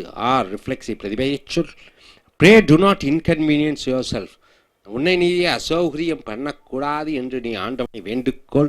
இது ரிஃப்ளெக்சிவ் பிரதிபலிக்கக்கூடிய பிரதிபேச்சொல். I was sitting by myself, நான் அமைதியாக உட்கார்ந்திருந்தேன். இதுவும் பிரதிபலிக்க பேச்சொல். And sometimes I do hate myself, சில நேரங்களில் நான் என்னை நானே வெறுக்கிறேன். இதுவும் பிரதிபலிக்கக்கூடிய பிரதிபேச்சொல்லாக வருகிறது. 17 டெமான்ஸ்ட்ரேட்டிவ் என்றால் என்ன? டெமான்ஸ்ட்ரேட்டிவ்னா விவரித்து சொல்கிறது. இன்டெஃபினிட் என்றால் என்ன? உறுதியற்ற. டிஸ்ட்ரிபியூட்னா பகிர்ந்தளிக்கக்கூடிய பிரதிபேச்சொல் இத்தனை வகைகளாக இருக்கிறது. டெமான்ஸ்ட்ரேட்டிவ் என்றால் விவரித்து சொல்கிறது. திஸ் பாய் தட் பாய் என்று சொல்கிறோம்ல, this that these those. This is a present from my uncle, இதுதான் ஒரு பரிசு, எங்கள் மாமாவிடமிருந்து கிடைத்த பரிசு. ஆக இது திஸ் என்பது டெமான்ஸ்ட்ரேட்டிவ் ப்ரொனவுனாக விவரிக்கக்கூடிய பிரதிபேச்சொல்லாக வருகிறது. தீஸ் ஆர் மியர்லி எக்ஸ்கியூசஸ், இவைகள் சாதாரண எக்ஸ்கியூசஸ் என்றால் என்ன? சும்மா காரணங்கள், ஒன்று செய்ய முடியவில்லை என்று. இந்த தீஸ் என்பது டெமான்ஸ்ட்ரேட்டிவ் பிரதிபேச்சொல்லாக வருகிறது. போத் கார்ஸ் ஆர் குட், ரெண்டு காரும் நல்லா இருக்குதா, but this is better then that, ஆனால் இது அதை விட நன்றாக இருக்கிறது. திஸ்ஸும் தட்டும், இதுவும் டெமான்ஸ்ட்ரேட்டிவ் விவரித்து காண்பிக்கக்கூடிய பிரதிபேச்சொல்லாக இருக்கிறது. Mumbai mangoes are better than those of Bangalore, மும்பையினுடைய மாம்பழங்கள் பெங்களூருடைய மாம்பழங்களை விட நன்றாக இருக்கிறது. தோஸ் அவைகள் என்பது இதுவும் டெமான்ஸ்ட்ரேட்டிவ் ப்ரொனவுன்ஸாக வருகிறது. மேக் ஹேஸ்ட், வேகமாக செய். தட்ஸ் எ குட் பாய், அதுதான் நல்ல பையனுக்கு அடையாளம். தட்ஸ் என்று சொல்லக்கூடிய இதுவும் டெமான்ஸ்ட்ரேட்டிவ் பிரதிபேச்சலாக வருகிறது. there is no period in ancient Indian history so glorious as that of the Guptas. குப்தாக்களுடைய காலத்தை போன்று அதற்கு முன்னாடி ஒரு பொற்காலம் இருந்ததில்லை. that என்பது இதுவும் டெமான்ஸ்ட்ரேட்டிவ் ப்ரொனவுனாக வருகிறது. my views are quite in accordance with those of the university commission. என்னுடைய எண்ணங்களும் கண்ணோட்டமும் யூனிவர்சிட்டி கமிஷன், பல்கலைக்கழகத்தினுடைய கமிஷனும் ஒரே போன்று இருக்கிறது. அவைகளுடைய தோஸ் என்பது இதுவும் டெமான்ஸ்ட்ரேட்டிவ் ப்ரொனவுனாக வருகிறது. ஐ மே ஹேவ் ஒஃபெண்டட், நான் உன்னை குறை கூறியிருக்கலாம் அல்லது நான் உன்னை மனம் வருத்தம் அடைய செய்திருக்கலாம். But such was not my intention, அது என்னுடைய குறிக்கோள் இல்லை. அது இதுவும் டெமான்ஸ்ட்ரேட்டிவாக வருகிறது. He was the representative of the king and as such, அவன் தான் ராஜாவினுடைய பிரதிநிதியாக இருந்தான். as such they honored him, அவர்கள் அவனை மரியாதை செலுத்தினார்கள். the stranger is welcomed as such, அந்த முன்பின் அறியாமல் இருக்கக்கூடியவர்கள் வரவேற்கப்படுகிறார். That is the Red Fort, அது ரெட் ஃபோர்ட் செங்கோட்டையாக இருக்கிறது. இந்த that என்பது இது டெமான்ஸ்ட்ரேட்டிவ் ப்ரொனவுனாக வருகிறது. நல்லா பாருங்க, இந்த தட், திஸ், இஸ், தோஸ், தீஸுக்கு பக்கத்தில் பெயர்ச்சொல் வருவதில்லை. இஸ், ஆறு, வாஸ் எல்லாம் வருகிறது. ஆனால் பக்கத்தில் பெயர்ச்சொல் வருகிற பொழுது திஸ், தட், தீஸ், தோஸ், அது பெயர் உரிச்சொல்லாக வருகிறது. திஸ் புக் இஸ் மைன், இந்த புஸ்தகம் என்னுடையது. புஸ்தகம் எந்த புஸ்தகம்? இந்த புஸ்தகம். ஸோ இந்த என்பது பெயர் உரிச்சொல்லாக இந்த பெயர்ச்சொல் புஸ்தகத்தை உரித்து சொல்கிறது. இது பிரதிபேச்சொற்கள் இவைகள். தட்டு தட்டுன்னு பக்கத்தில் இஸ், ஆறு தான் வருது, பெயர்ச்சொல் வருவதில்லை. இது தட்டு, திஸ்ஸுக்கு பக்கத்தில் பெயர்ச்சொல் வருகிற பொழுது அது பெயர் உரிச்சொல்லாக வருகிறது. திஸ் புக் இஸ் மைன், இந்த புஸ்தகம் என்னுடைய புஸ்தகம். யாருடைய புஸ்தகம்? எந்த புஸ்தகம்? இந்த தட் பென் இஸ் யோர்ஸ், அந்த பேனா உன்னுடையது. பேனா எந்த பேனா? அந்த பேனா. அந்த பேனா என்பது பெயர் உரிச்சொல்லாக வருகிறது. தீஸ் புக்ஸ் ஆர் மைன், இந்த புஸ்தகங்கள் என்னுடையதாக இருக்கிறது. புக்ஸ் யாருடைய? எந்த புஸ்தகம்? இந்த புஸ்தகங்கள். இந்த என்பது இந்த இது அட்ஜெக்டிவ் பெயர் உரிச்சொல்லாக வருகிறது. தோஸ் பென் ஆர் யோர்ஸ், அந்த பேனாக்கள் உன்னுடையதாக இருக்கிறது. பேனாக்கள் எந்த பேனா? அந்த பேனா. ஸோ அந்த பேண்டா என்பது பெயர் உரிச்சொல்லாக வருகிறது. வாட் வாஸ் தட் நாய்ஸ், அந்த சத்தம் என்ன? நாய்ஸ், சத்தம் என்பது பெயர் சொல். தட் நாய்ஸ், தட், அந்த. அந்த என்பது இது டெமான்ஸ்ட்ரேட்டிவ் ப்ரொனவுனாக வருகிறது. ஸோ நண்பர்களே, இங்கே ஒரு காரியத்தை செல்கிற பொழுது myself, ourself, yourself, himself, itself, அது எம்பட்டிக்காக. எம்பட்டிக் என்றால் என்ன? அந்த சப்ஜெக்டை வலியுறுத்தி சொல்கிற பொழுது எம்பட்டிக். அதே போன்று ரிஃப்ளெக்சிவ்னா அந்த ஆக்ஷனை ரிஃப்ளெக்ட் பண்ணுவது ரிஃப்ளெக்சிவ் பிரதிபலி சொல் என்று சொல்கிறோம். பிரதிபலிக்கக்கூடிய பிரதிபை சொல் என்று சொல்கிறோம். hope you are able to get it. Thank you very much. Dear friends, welcome to his American English Center. Check your Brendan Martin book. We have come here to the video number 45, page number 60 and 61. We have come to the relative pronouns. We have come to the relative pronouns. So what are the relative pronouns? Pronouns, you know, he, she, it. But relative pronoun, it connects the sentences. It connects to sentences. What are the relative pronouns? Example, who, that, what. Compound relative pronouns, whoever, whenever, whatsoever, howsoever, whysoever, all those things are called compound pronouns, relative pronouns. Now coming here, fill in the blanks with suitable relative pronouns. You have to use who, that, or what. That man, dash, with not work must starve. Man without work should starve means what? He has to struggle for food, struggle for money. So he has to face the hunger. So that man dash with not work must starve. What is the relative pronoun you use? That or who. You can use either that or you can use who. That man that with not work must starve. That man who with not work must starve. Next, such a man, dash, he should be honored. Such a man, dash, he should be honored. Has. Such a man, as. Such a man as he should be honored. This as stands for what? Such a man. So as comes as a relative pronoun. Such a man as he should be honored. As stands for such a man. So as is the relative pronoun because it has to come after such.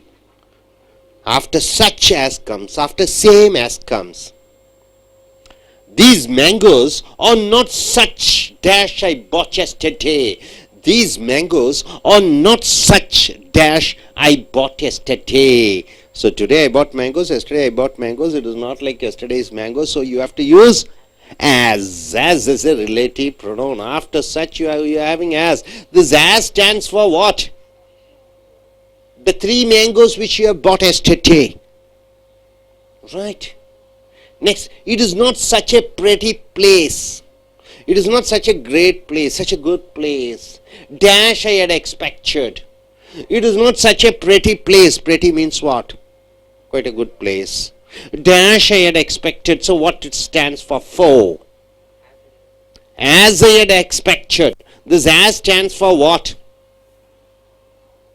As stands for what? Place. Pretty place. Pretty place. So after such, the relative pronoun as is used. Now coming here, we have need of more such men, dashy. We have need of more such men, dashy. What's that relative pronoun? As. This as stands for what? Such men. So after such you're using as. He plays the game dash he likes best. He plays the game dash he likes best. He plays the game which he likes the best. So the which stands for what? Which stands for the game. I don't believe dash you say. I don't believe dash you say. What you say. This what stands for what? What stands for what? I don't believe what you say. I don't believe what you say. This what stands for what? The words which you have said. The words which you have said. My uncle dash. My uncle dash. I loved. Comma is dead. My uncle. Yes. Who? Who? Yes, who? My uncle, who I loved, is dead. This who stands for what? My uncle? Yes. The farmer is cutting the corn. The farmer is cutting the corn. Dash has ripened. The corn has ripened. So he is cutting the corn. So the farmer is cutting the corn. Dash has ripened. Which has ripened. This which stands for what relative pronoun? Which stands for the corn. Chin. Dash you say is not true. Dash you say is not true. What you say is not true. So what? What you say is not true. What becomes a relative pronoun? This what is. What do you mean by what? What stands for what? Huh? The things which you said. A lady, dash, I know, nursed the child. Huh? Whom, the lady, whom I know, nursed the child. Right? A lady whom I know, nursed the child. So I know a lady. I know a lady. A lady becomes an object, isn't it? Whom stands for the lady. So whom stands for the lady. 12th, he says dash he means and means dash he says. He says what he means. So he says what he means and means what he says. What do you understand by the sentence? Huh? He says what he means. This what stands for what? He says what he means. So what stands for the means, the meaning, and means what he says is what stands for says. This what stands for the means. What do you mean? Dash pleases you will please me. Oh, 13. What pleases you will please me. What pleases you will please me. This what stands for what? The things which pleases, right? The things which pleases. I gave it to the man, dash I saw there. I gave to the man whom I saw there. This whom stands for what? The man. I gave it to the man. So whom goes with the object, right? Object, accusative case. I know dash you are seeking. I know dash you are seeking. Seeking means you are searching. You want it. So what is the word you can use? A relative pronoun. I know what you are seeking. This what stands for what? The things which you are seeking, which you want. They dash touch pitch will be defiled. They dash touch pitch will be defiled. Though they who touch the pitch will be defiled. So pitch means what? Anything, cricket pitch. So you just go and touch and everything is spoil it and they will be fined. You love, you have not brought the book. You haven't brought the book. Dash, I asked for. Which I asked for. So you are using the relative pronouns which. So all these relative pronouns connects two sentences, right? And the relative pronoun stands for the noun. And the relative pronouns, it says about the antecedent. That man, it says about the antecedent which comes before. Only he dash bears the burden knows its weight. Only he dash bears the burden know its weight means what? See, for example, I have to run a family. I need money, 1 lakh per month or 50,000 rupee. It is a burden. Only if I feel the burden, I know the weight. Are you able to understand? Only if I feel, if your father knows the burden, then he knows its weight of running a family, right? So, only he, yes, who. So, this who stands for what? The antecedent he, right? Such books dash you read are not worth reading. So, such books as you read. This as stands for what? The books. When you speak to him, remember to dash you are speaking. When you speak to remember to whom you are speaking. So when you speak to him, remember to whom you are speaking. So this whom stands for what? Him. I regard that man as lost. And dash has lost his sense of shame. I regard that man as lost. Has lost. Who has lost his sense of shame. This who stands for the man. Wealth is not his dash as it, but his dash enjoys it. Wealth is not his. Wealth is not his who has it, but is. Wealth is not his who has it, but is who enjoys it. What do you mean by that? Wealth is not his who has it, but is who enjoys it. Okay, you interpret the sentence. Now coming here, people dash are too sharp. People are very sharp. Cut their own fingers. They are very sharp and they cut their own fingers. So people who are too sharp, people who are very careful, very intelligent, they cut their own fingers. They make mistakes. Truth provokes those dash it doesn't convert. Truth provokes those whom? Is it whom? Who or whom? Truth provokes those whom it doesn't convert. We don't know dash he intends to do. What? What? We do not know what he intends to do. So this what stands for things which he is going to do. It's an ill wind dash blows nobody good.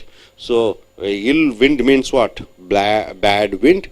It is not going to do anybody good. So it's an ill wind, yes, which blows nobody good. Is this a dagger dash I see before me? Is this the dagger which I see before me? This which stands for dagger. So this which stands for ill wind.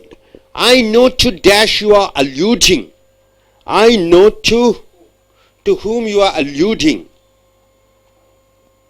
Dash the gods would destroy, they first make mad. Dash the gods would destroy, they first make mad. Whom the gods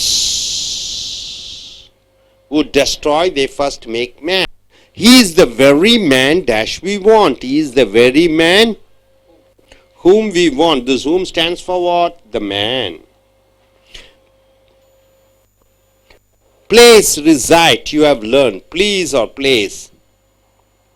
What is that? 31st. Please reside, what you have learned. So this is what stands for things which you have learned. They always talk dash never think. They always talk who never think. Such dash have pure hearts shall inherit the kingdom of heaven. So whoever have pure hearts, they can go to heaven. So such dash have pure hearts, such as have pure hearts. Such means the people who having the good hearts. So join together each of the following pairs of sentence by means of a connector. I know a man. This is composition 32, right? 32. I know a man. The man has been to Iceland. I know a man. The man has been to Iceland. How do you connect the sentence? I know the man. I know the man. Yes, I know the man who has been to Iceland. So this who stands for what? The antecedent man. The thief stole the watch. The thief was punished. So how do you connect the sentence? The thief who has stolen the watch, yes, was punished. Right, sir? So you are using the, what is that? Relative pronoun who. Show the road leads to Delhi. Show the road, yes, which leads to Delhi, right? Next. Here is the doctor cured me of malaria. Here is the doctor, yes. Here is the doctor who cured me of malaria, right? Say next. I met a boy, he was very cruel. I met a boy, instead of he, you are using who was very cruel. He does his best, he should be praised. He does his best, sixth one. He should be praised. What is that? How do you connect? He does his best. He who does the best. So this who stands for he, right? He who does his best should be praised. So you are removing this he. The man is honest, the man is trusted.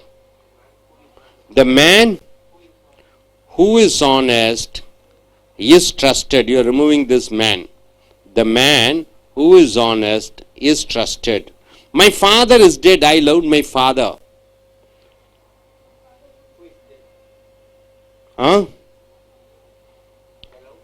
What is it given there? You don't say on your own. My father is dead. I loved my father.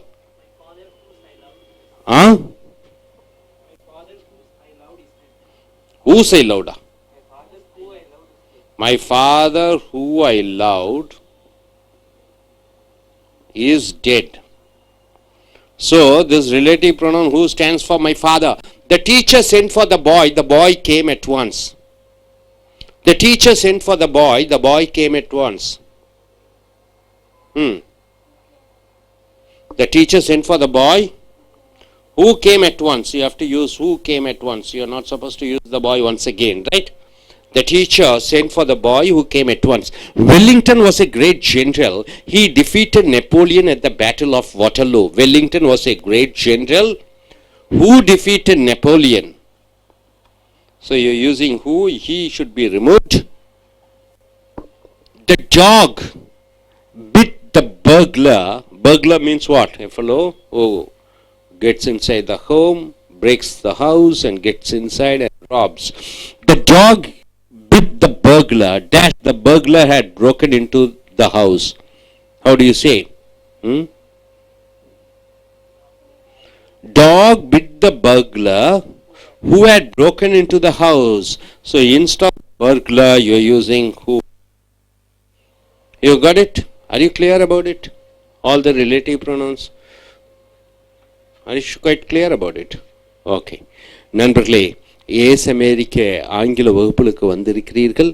இந்த பிரதிபெயர் சொற்கள் relative pronounce என்று சொல்கிறோம். Relative pronounce என்றால் என்ன? ஒரு பெயர் சொல்லை, அதாவது ஒரு வாக்கியம், ரெண்டு வாக்கியங்களில் ரெண்டு பிரதிபெயர் சொல்லுக்கு பதிலாக ஒரு பிரதிபெயர் சொல்லை உபயோகப்படுத்திக்கிட்டு வாக்கியங்களை இணைக்கிறீர்கள். இந்த வாக்கியத்துக்கு நடுவில் தட், வாக்கியத்துக்கு நடுவில் ஹூ, வாக்கியத்துக்கு நடுவில் ஹேஸ், வாக்கியத்துக்கு நடுவில் வாட், வாக்கியத்துக்கு நடுவில் ஹூம், இவைகளை எல்லாம் பயன்படுத்துகிற பொழுது அது சம்பந்தப்பட்ட பிரதிபெயர் சொல்லாக வருகிறது.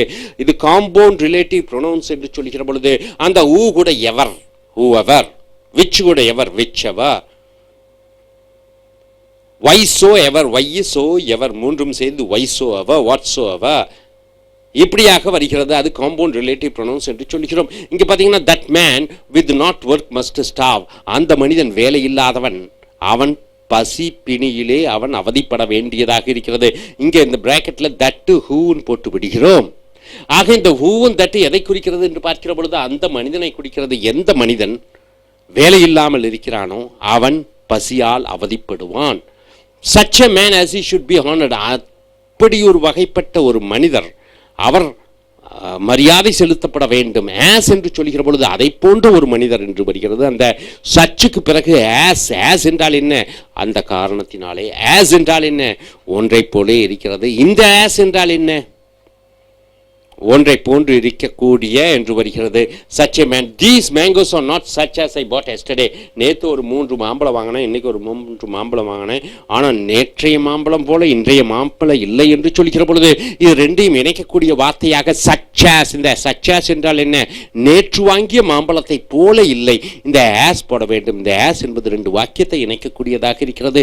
It is not such a pretty place. அது ஒரு அழகான இடம் இல்லை.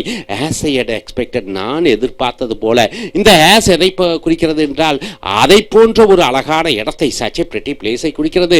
we have need of more such men as he. அவரை போன்று பல மனிதர்கள் நமக்கு தேவைப்படுகிறார்கள். இந்த as என்ன சொல்கிறது என்று பார்க்கிற பொழுது அதை போன்ற மனிதர்களை குறிப்பிடுகிறது.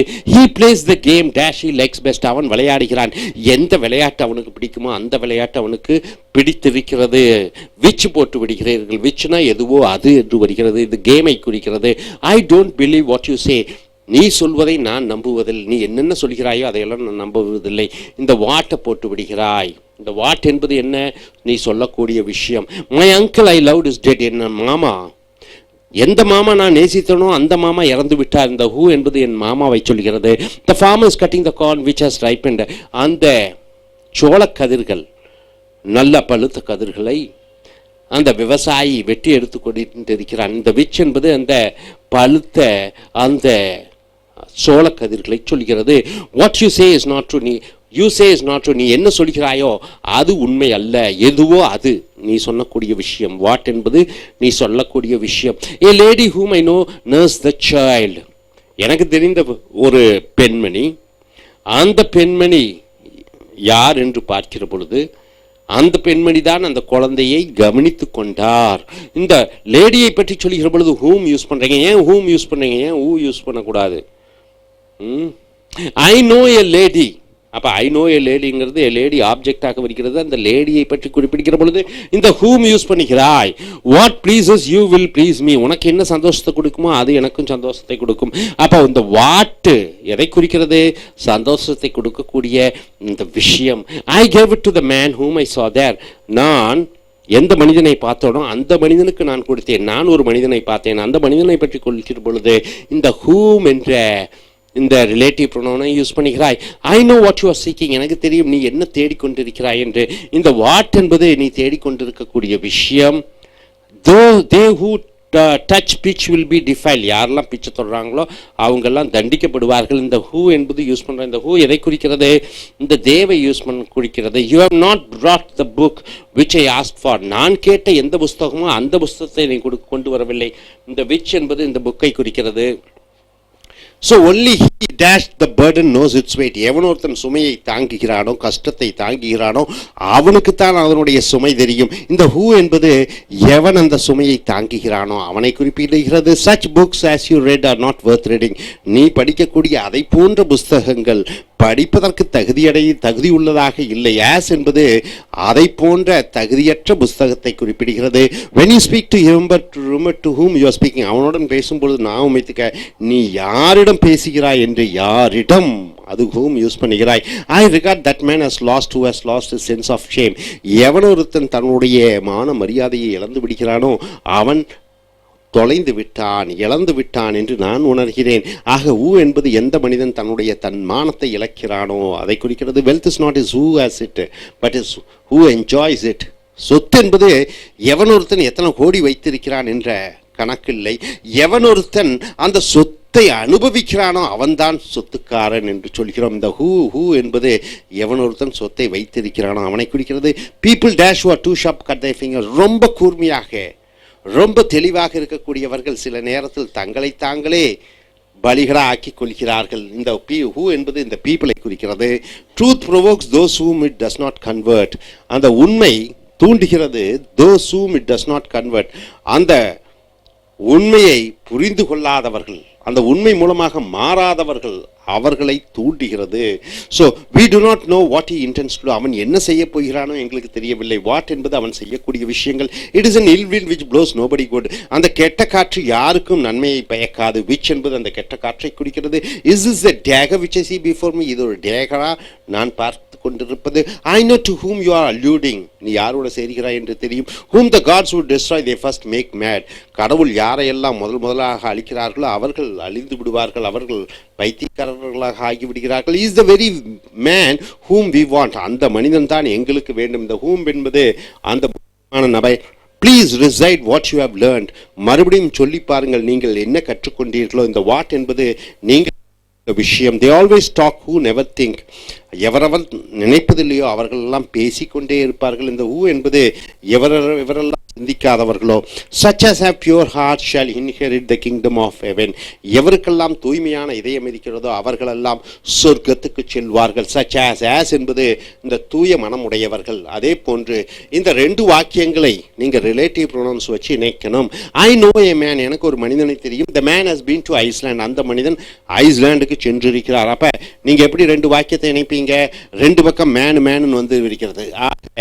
ரிலேட்டிவ் ப்ரொனவுன்ஸ் மூலமாக ரெண்டு வாக்கியத்தை ஒரே வாக்கியமாக இணைக்க வேண்டும். இந்த மேனுக்கு பதிலாக நீங்க ரிலேட்டிவ் ப்ரொனவுன் யூஸ் பண்ண. ஆக I know the man who has been to island. இந்த ஹூ என்பது அந்த மனிதனை குறிக்கிறது.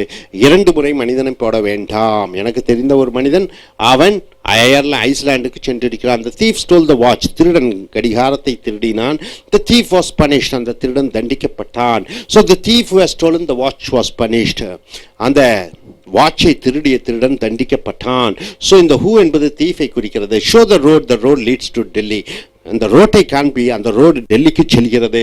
Show the road which leads to Delhi. இந்த விச் என்பது ரெண்டு வாக்கியத்தை இணைக்கிறது. ரோட்டை குறிக்கிறது. Here is the doctor cured me of malaria. இங்கே இருக்கிறார் அந்த டாக்டர். இந்த டாக்டர் தான் எனக்கு மலேரியா நோயை குணப்படுத்தினார். Here is the doctor who cured me of malaria. அந்த ஹூ என்பது டாக்டரை குறிக்கிறது. I met a boy he was very cruel. நான் ஒரு பையனை சந்தித்தேன், அவன் கொடூரமானவன். I met a boy who was very cruel. இந்த ஹூ என்பது இந்த பாயை குறிக்கிறது. He does his best, he should be praised. அவன் தன் சிறப்பாக சில விஷயங்களை செய்கிறான், அவன் பாராட்டப்பட வேண்டியவனாக இருக்கிறான். So he who does his best should be praised. இந்த who என்பது he-ஐ குறிக்கிறது. The man is honest, the man is trusted. அந்த மனிதன் ரொம்ப நேர்மையானவனாக இருக்கிறான். Man is அவன் நம்பப்படுகிறான். So இங்க the man who is honest is trusted என்று போட வேண்டும். ஆக எவர் ஒருவர் நேர்மையாக இருக்கிறாரோ அந்த மனிதர் நம்பப்பட வேண்டியவராக இருக்கிறார். My father is dead, I loved my father. என் அப்பா இறந்து விட்டார், என் அப்பாவை நான் நேசித்தேன். My father who I loved is dead. என் தந்தை யாரை நான் அதிகமாக நேசித்தேனோ அவர் இறந்து விட்டார். ஹூவை வச்சு connect பண்ணிக்கிறீர்கள். The teacher sent for the boys. ஆசிரியர் பையன்களுக்கு அழைப்பு விடுத்தார். The boy came at once. பையன் உடனடியாக வந்தான். So the teacher sent for the boy who came at once. அந்த ஆசிரியர் ஒரு பையனுக்கு அழைப்பு விடுத்தார். who அந்த பையன் உடனடியாக வந்து விட்டான். அந்த ஹூ என்பது அந்த பையனை குறிக்கிறது. Wellington was a great general. Wellington மிகப்பெரிய ஒரு தளபதியாக இருந்தார். he defeated Napoleon. அவர் நெப்போலியனை தோற்கடித்தார். at the battle of Waterloo. வாட்டர்லூல நெப்போலியன் த கிரேட்டை தோற்கடித்து விட்டார். ஸோ இது எப்படி கனெக்ஷன் பண்ணுவீங்க? So Wellington was a great general. Wellington மிகப்பெரிய தளபதியாக இருந்தார். who defeated Napoleon at the battle of Waterloo என்று சொல்கிறது. who என்பது வெல்லிங்டனை குறிக்கிறது. The dog bit the burglar. Burglar என்றால் என்ன? வீடு புகுந்து கொள்ளையடிக்கக்கூடிய கொள்ளைக்காரனை பர்குலர் என்று சொல்கிறோம். Dog bit the burglar. நாய் அந்த வீடு புகுந்து திருடனை கடித்து விட்டது. The burglar had broken into the house. Burglar என்பது வீட்டுக்குள்ள வீடு புகுந்து விட்டான். ஆக dog bit the burglar who had broken into the house. நாய் அந்த திருடனை கடித்தது. எந்த திருடன் வீட்டுக்குள்ளே நுழைந்தானோ அந்த திருடன். ஸோ வாட் ஆஸ் தட் இவைகளெல்லாம் வாக்கியத்துக்கு நடுவில் இரண்டு வாக்கியத்தை இணைக்கக்கூடிய ரிலேட்டிவ் ப்ரொனவுன்ஸாக வருகிறது. Hope you are able to get it. Are you clear? Thank you very much. Dear friends, welcome to AS American English Center. We have come here to the relative pronoun exercises. It is the Renan Martin book, Exercise in Composition. Join together each of the following pairs of sentences by means of a connective. So two sentences are there, pairs of sentences are there. You have to connect with a relative pronoun. This is the building, it was built in a single month. This is the building, it was built in a single month. So what's the answer? You can write, sir. This is the building which was built in a single month. Instead of it you are using which. Am I correct? Okay, next coming here, the letter reached me this morning. You sent the letter. The letter reached me this morning. You sent the letter. So, I received a letter. I received the letter which you sent this morning, right, sir? This morning. So this which stands for the letter, right? Am I correct? Now coming here, third, Karim is always idle. Idle means what? He doesn't work at all. He was punished. So Karim, who is always idle, was punished, right? So after Karim you are using who. This who stands for Karim. I met my uncle, he had just arrived. I met my uncle who had just arrived. You are using who instead taking off he. So this who stands for uncle. This is the house, Jack built it. So this is the house which Jack built, right? So this which stands for house. Next, the boy is my cousin, you see him there. The boy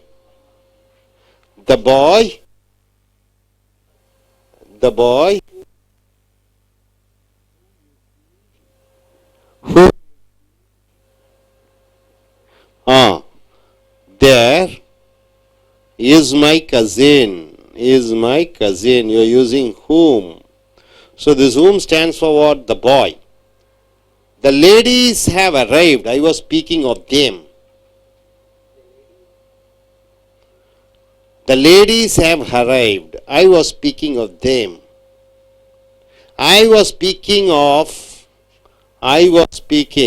Yes, how do you connect the sentence? I was speaking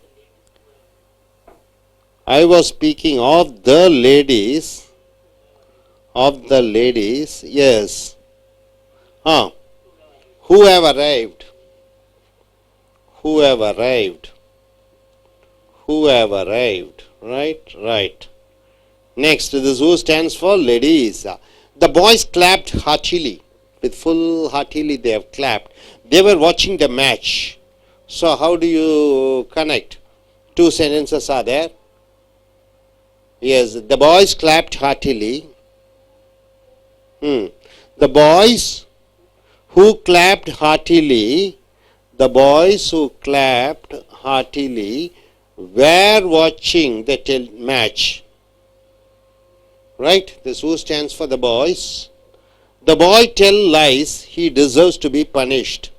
The boy who tell lies deserves to be punished. So who?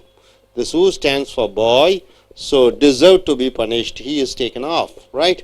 Next, I heard a song. The song pleased me. I heard a song. That or which? I heard a song that pleased me. Which pleased me? Or that.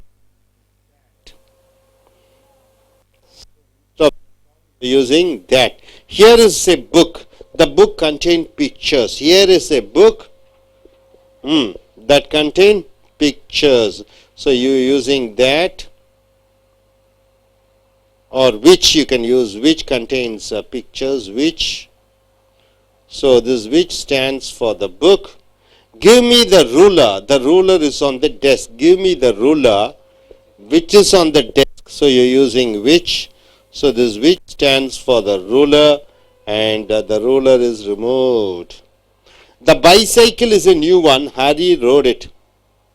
So Harry rode the bicycle which is a new one. So Harry rode a bicycle.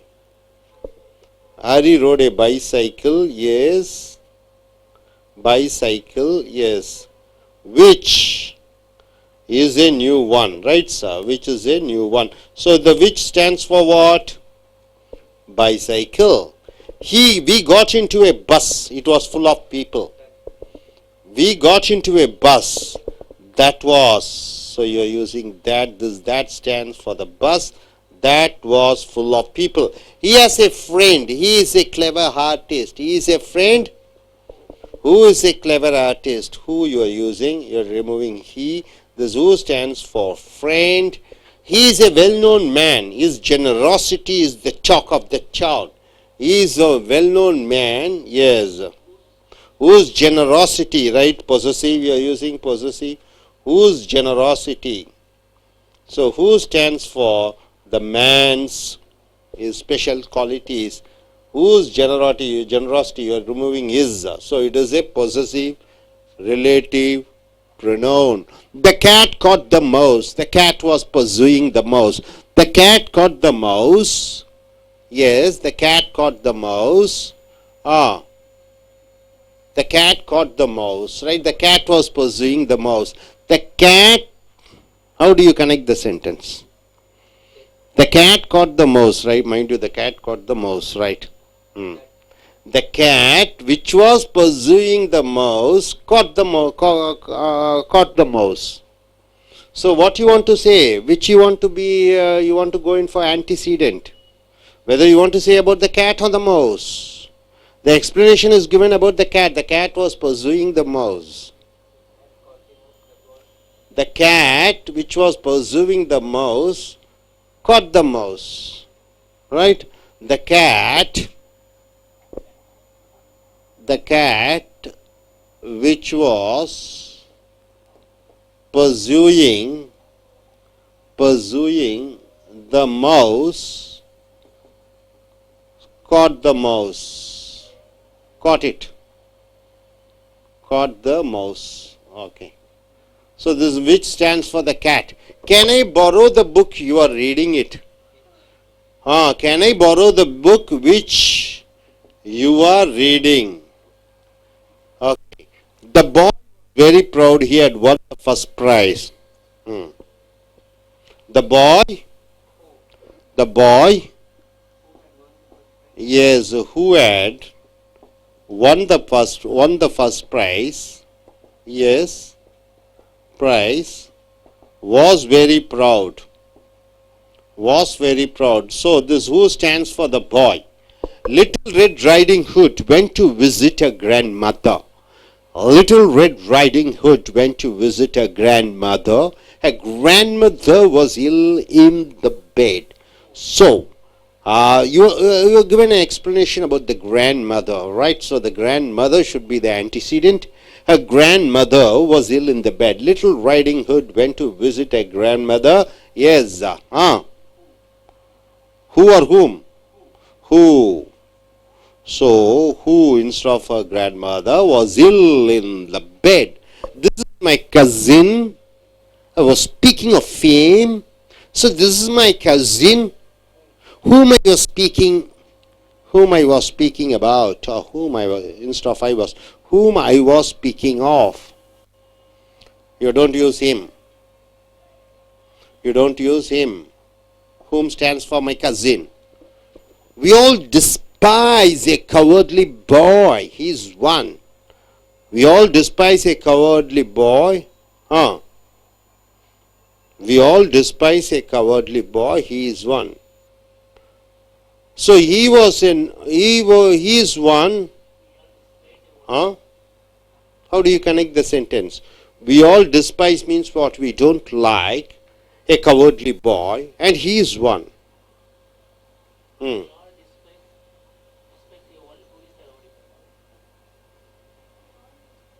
So he is a cowardly boy whom we all despise. He is a cowardly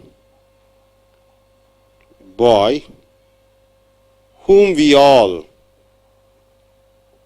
despise. This whom stands for what? The cowardly boy. This is the cat, it killed the rat. This is the cat. This is the cat which killed the rat, which you are not using it. Those grapes were very sweet. You bought them. Those grapes which were very sweet, or the grapes which you brought. Those grapes, yes, which you bought, were very sweet. Were very sweet. So this which stands for grapes, right, sir? Harry spoke to the soldier. The soldier's arm was in a sling. Harry spoke to the soldier, whose arm was in a sling. Whose arm? You are connecting with whose. So you are removing the soldier. The captain praised Balu. Balu's bowling was very good. The captain praised Balu. Whose bowling was very good? Whose bowling? Whose bowling? Possessive case. So Balu's is taken by whose. A man came running up. He heard me calling. A man came running up. He heard me calling.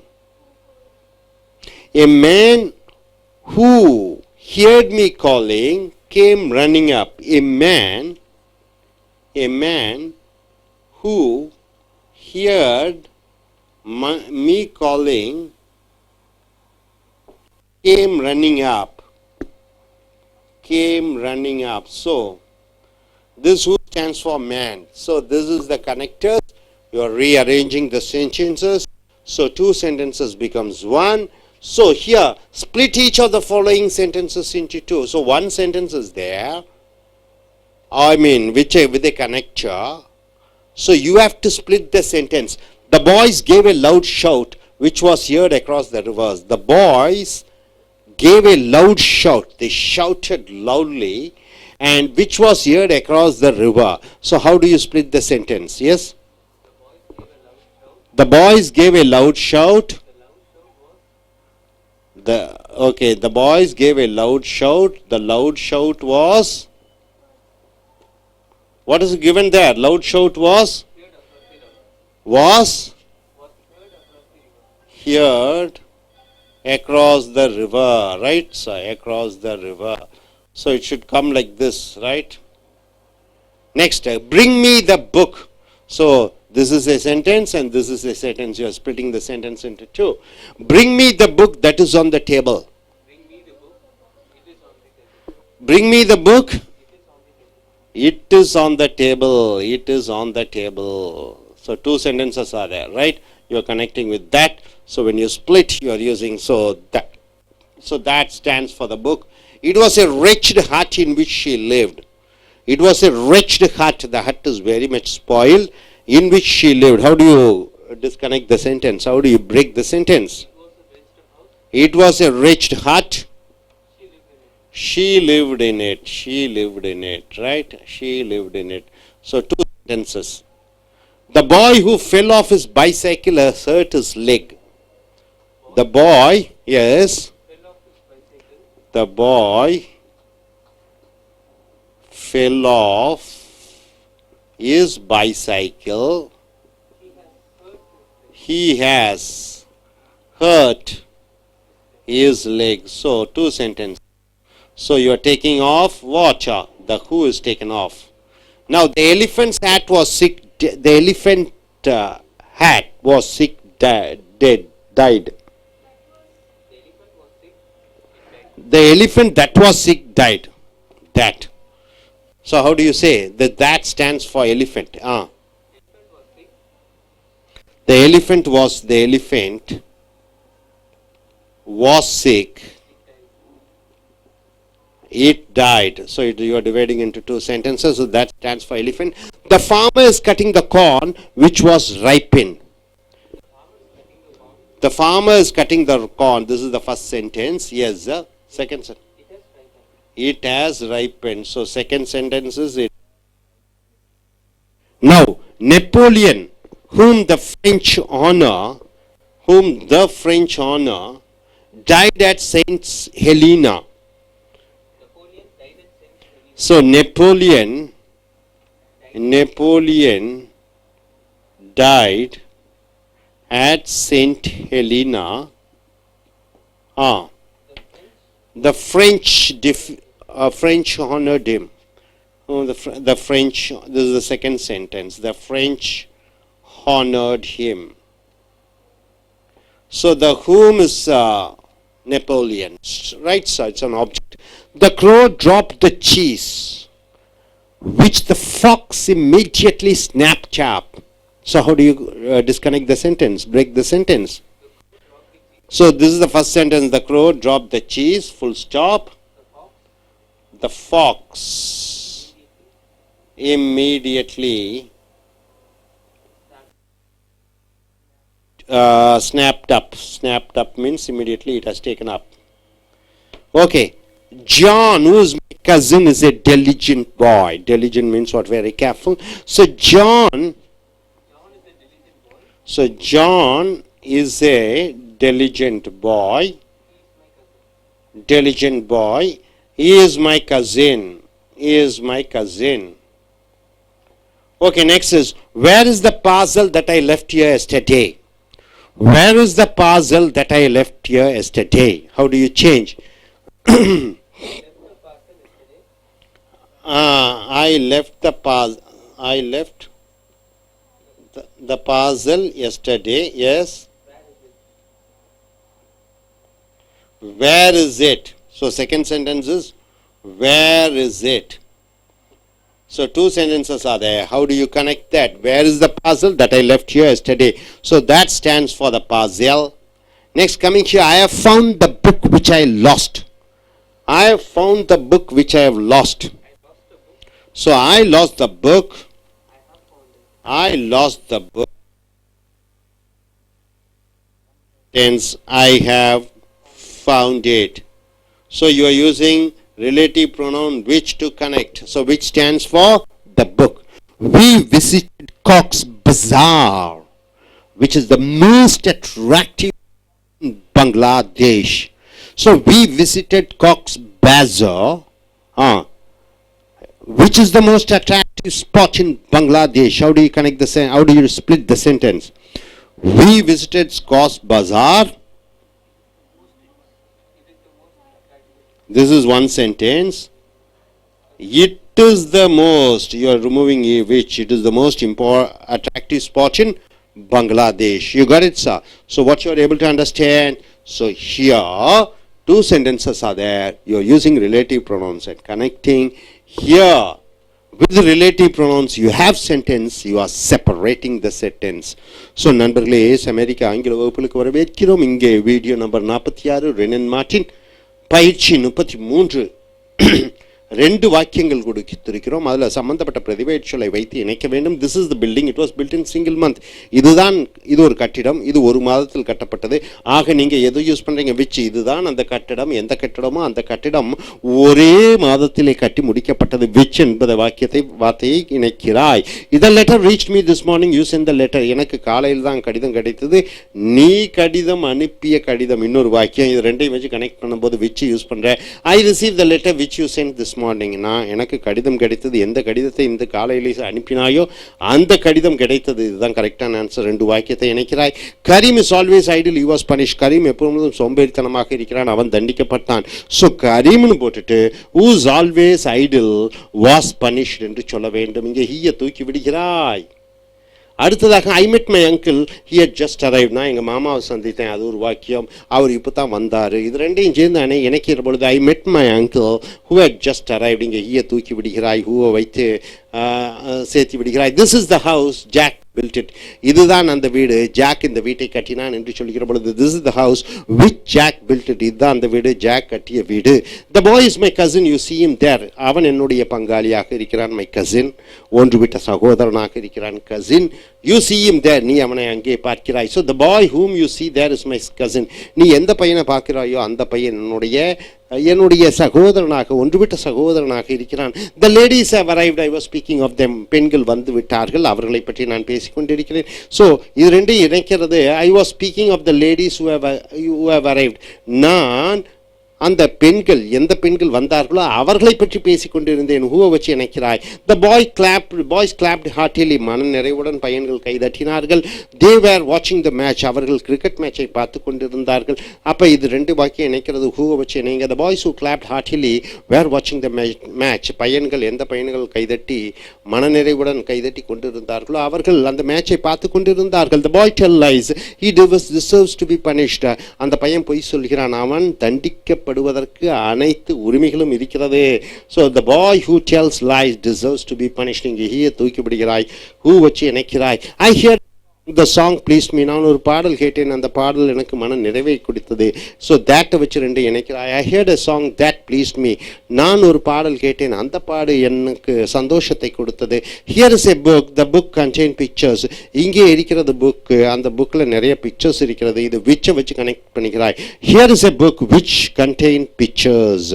அடுத்தது give me the ruler is on the desk. எனக்கு ruler வந்து டெஸ்கில் இருக்கிறது. அதை விச்சை வச்சு connect பண்ணுறேன். Give me the ruler which is on the desk. The bicycle is a new one. Hari rode it. ரோட்னா இரு வாகனத்தை சவாரி செய்வது. ஹரியிடம் இந்த சைக்கிள் வந்து புதிதாக இருக்கிறது. Hari rode it. ஹரி அதை சவாரி செய்தான். So Hari road A bicycle which is a new one. Hari எந்த சைக்கிள் புதிதோ அந்த சைக்கிளை ஓட்டினான்.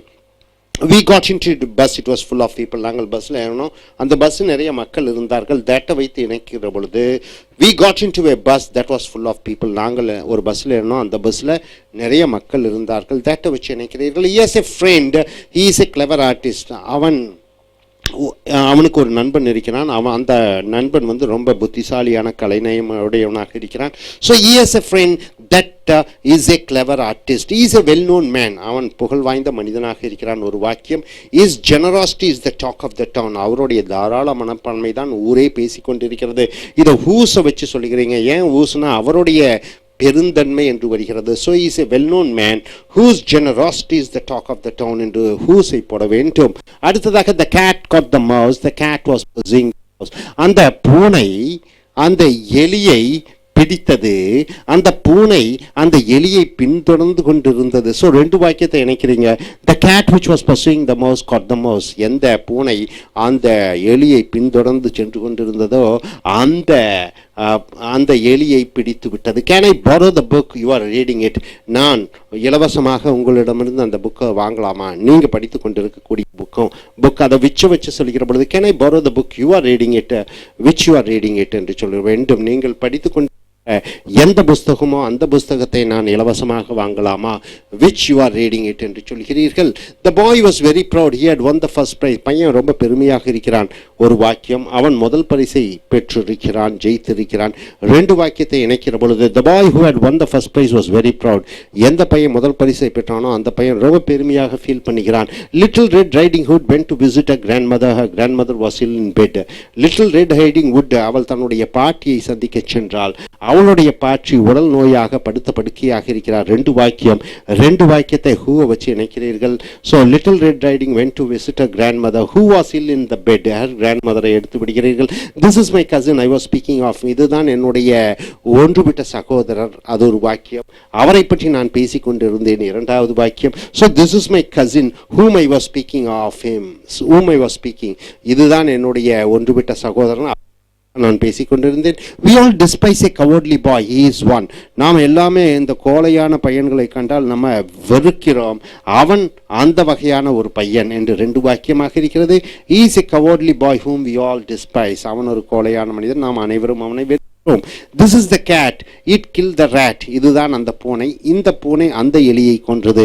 ஆக this is the cat which killed the rat. இதுதான் அந்த பூனை. எந்த பூனை என்றால் அந்த எலியை கொன்ற என்று சொல்கிறோம். those grapes were very sweet, you bought them. நீ அந்த திராட்சைகள் நன்றாக இனிமையாக சுவையாக இருக்கிறது.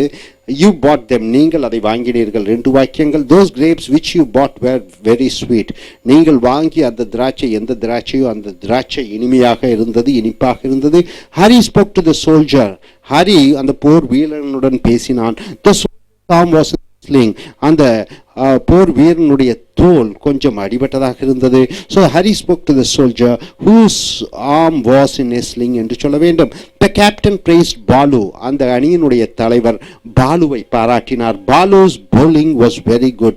பாலுவனுடைய அந்த பந்து வீசும் திறன் ரொம்ப பிரமாதமாக இருந்தது. the captain praised Balu whose bowling was very good. ஏன் ஊசுனா பாலு உடைய என்று வருகிறது. ஆக ஊஸ் என்று போட்டு விடுகிறாய். So a man came running up, he heard me calling. ஒரு மனிதன் ஓடி வந்து கொண்டிருந்தான் என்னை நோக்கி. he heard me calling. நான் கூறுவதை அவன் கேட்டான், நான் கத்துவதை அவன் கேட்டான். a man who heard me calling came running. So எந்த மனிதன் நான் கூப்பிட்ட குரலை கேட்டானோ அந்த மனிதன் என்னை நோக்கி வந்தான். ஸோ அதே போன்று இதில் பார்த்தீங்கன்னா ரெண்டு வாக்கியங்கள், ஒரே வாக்கியம் இருக்கு, அது ரெண்டாக பிரிக்கப்பட வேண்டும். the boys gave a loud shout. பையன்கள் அதிகமாக சத்தமிட்டு கத்தினார்கள். which was heard across the river. அந்த சத்தம் ஆற்றினுடைய மறுகரைக்கு கேட்டது. இது ரெண்டு வாக்கியமாக பிரிக்கிற பொழுது the loud shout was heard across the river. the boys gave a loud shout. வாக்கியம் அதை மறுபடியும் தூக்கிட்டு the loud shout was heard across the river. அப்ப பையன்கள் அதிகமாக சத்தமிட்டார்கள். அந்த சத்தம் ஆற்றினுடைய மறுகரைக்கு கேட்டது. ரெண்டு வாக்கியமாக பிரித்து விடுகிறீர்கள். bring me the book that is on the table. அந்த டேபிள் மேலே இருக்கக்கூடிய எந்த புஸ்தகமோ அந்த புஸ்தகத்தை எடுத்து என்னிடம் கொண்டு வாருங்கள் என்று சொல்கிற பொழுது ரெண்டு வாக்கியமாக சொல்கிற பொழுது bring me the book தனியாக ஒரு வாக்கியம். it is on the table. அந்த புஸ்தகம் டேபிள் இருக்கிறது என்று ரெண்டாக பிடிக்கிறீர்கள். it was a wretched hut in which she lived. அது ஒரு பேய் பிடித்த வீடு போன்று இருக்கிறது, அதிலே அவள் வாழ்ந்து கொண்டிருக்கிறாள். அப்போ ரெண்டு வாக்கியமாக பிரிக்கிற பொழுது it was a wretched hut, she lived in it. அவள் அதில் வாழ்ந்து கொண்டிருந்தாள். the boy who fell off his bicycle has hurt his leg. எந்த பையன் சைக்கிளிலிருந்து கீழே விழுந்தானோ அந்த பையன் தன்னுடைய காலை காயப்படுத்தி கொண்டான். ஆக ரெண்டு வாக்கியமாக சொல்லிக்கிற பொழுது the boy fell off his bicycle. பையன் அந்த சைக்கிளிலிருந்து கீழே விழுந்து விட்டான். ஒரு வாக்கியம். he has hurt his leg. அவன் தன்னுடைய காலை காயப்படுத்தி கொண்டான். இரண்டாவது வாக்கியம். the elephant that was sick died. அந்த நோய்வாய்ப்பட்ட எந்த யானையோ அந்த நாய் செத்து விட்டது. ஸோ ரெண்டு வாக்கியமாக சொல்லிக்கிற பொழுது the elephant was sick. அந்த யானை நோய்வாய்ப்பட்டதாக இருந்தது. it died. அது செத்து விட்டது. the farmer is cutting the corn which has ripened. அப்ப எந்த சோளம் நல்லா முதிர்ச்சி அடைந்து அடைந்து விட்டதோ அதை அந்த விவசாயி வெட்டி கொண்டிருந்தான். இது ரெண்டு வாக்கியமாக மாற்றுகிற பொழுது த ஃபார்மர்ஸ் கட்டிங் த கார்ன், அந்த விவசாயி அந்த சோளங்களை வெட்டி கொண்டிருந்தான். இட் ஹஸ் ரைப்ட், அது நன்றாக பழுத்து தேறிவிட்டது. So Napoleon whom the French honor died at Saint Napoleon, எந்த நெப்போலியன் என்றால் இந்த பிரெஞ்சு நாட்டு மக்கள் யாரை மரியாதை செலுத்தினார்களோ அவர் சென்ட் ஹெலினாவிலே இறந்து விட்டார். ரெண்டு வாக்கியமாக சொல்கிற பொழுது Napoleon died at Saint Helena, Napoleon Saint ஹெலினாவிலே இறந்து விட்டார். த பிரெஞ்ச் honored him, அந்த பிரெஞ்சு மக்கள் அவரை கௌரவித்தார்கள்.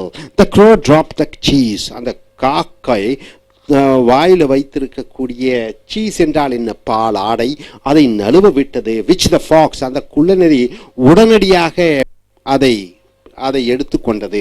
So the fox immediately snap. அப்போ இது எப்படி வாக்கியமாக ரெண்டாக பிரிப்பீங்க? The crow drop the cheese, அந்த காக்கை பாலாடையை நழுவ விட்டது.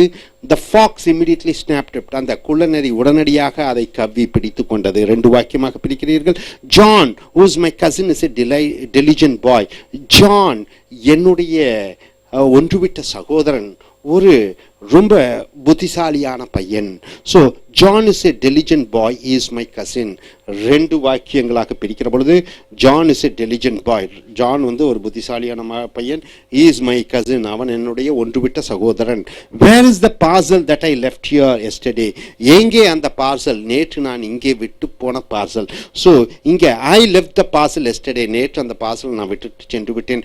வேர் இஸ் இட், எங்கே அது, ரெண்டு வாக்கியமாக பிரிக்கப்படுகிறது. I found the book which I last, நான் தொலைத்த எந்த புஸ்தகமோ அந்த புஸ்தகத்தை நான் கண்டுபிடித்து விட்டேன்.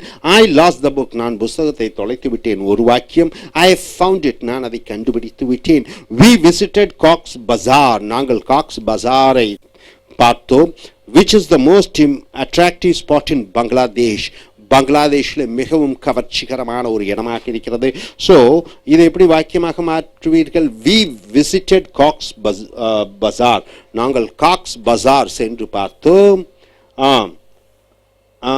It is the most important attractive spot இன் பங்களாதேஷ், அது இந்த பங்களாதேஷ்லேயே மிக முக்கிய கவர்ச்சிகரமான பார்க்க வேண்டிய இடமாக இருந்தது. ஸோ நண்பர்களே, இந்த இது ரிலேட்டிவ் ப்ரொனவுன்ஸ் வச்சு வாக்கியத்தை இணைப்பது, ரிலேட்டிவ் ப்ரொனவுன் இருக்கக்கூடிய வாக்கியங்களை ரெண்டாக பிரிப்பது, இதில் தேர்ச்சி அடைகிற பொழுது இந்த டிரான்சிட்டிவ் வெர்ப்ஸ் மூலமாக இந்த ஃப்ளூவன்சி என்று சொல்லக்கூடிய சரளமாக வரக்கூடிய வார்த்தைகளினுடைய அந்த கேப்பபிலிட்டிஸ், எபிலிட்டிஸை நீங்கள் பெறுகிறீர்கள். Thank you. Dear friends, welcome to ASM American English Center.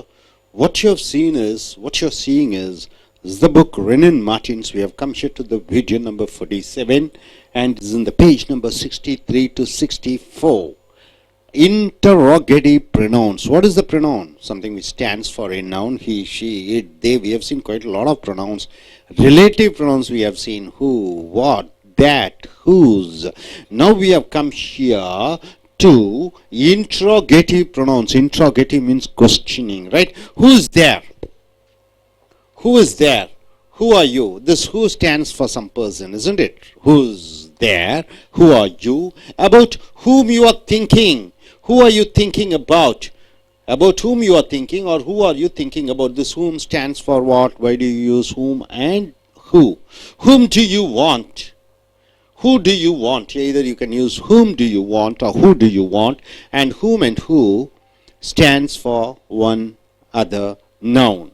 Whose is this book? See, whose, possessive, interrogative pronoun. Whose. Which is the house? So which is the house? For things you are using which you don't, right? Which do you prefer, tea or coffee? For tea or coffee you are using which. The house, which stands for the house. What is the matter? So what relates to matter. What do you want? The wants, what, that's what tells about. What will all the neighbors say? So what is the things what the neighbors say. So who, whom, whose, which, what, and what. All these are interrogative pronouns. It will be noticed that the pronouns in italics, that is the underlined words, are similar in form to relative pronouns. They are something like relative pronouns. I don't know what to do. I don't know what to do. So that what stands for the things which you are doing, but the work which they do is different. So it is something like relative pronouns, but the things they do is different. What? This question interrogative pronouns. They are here used for asking questions.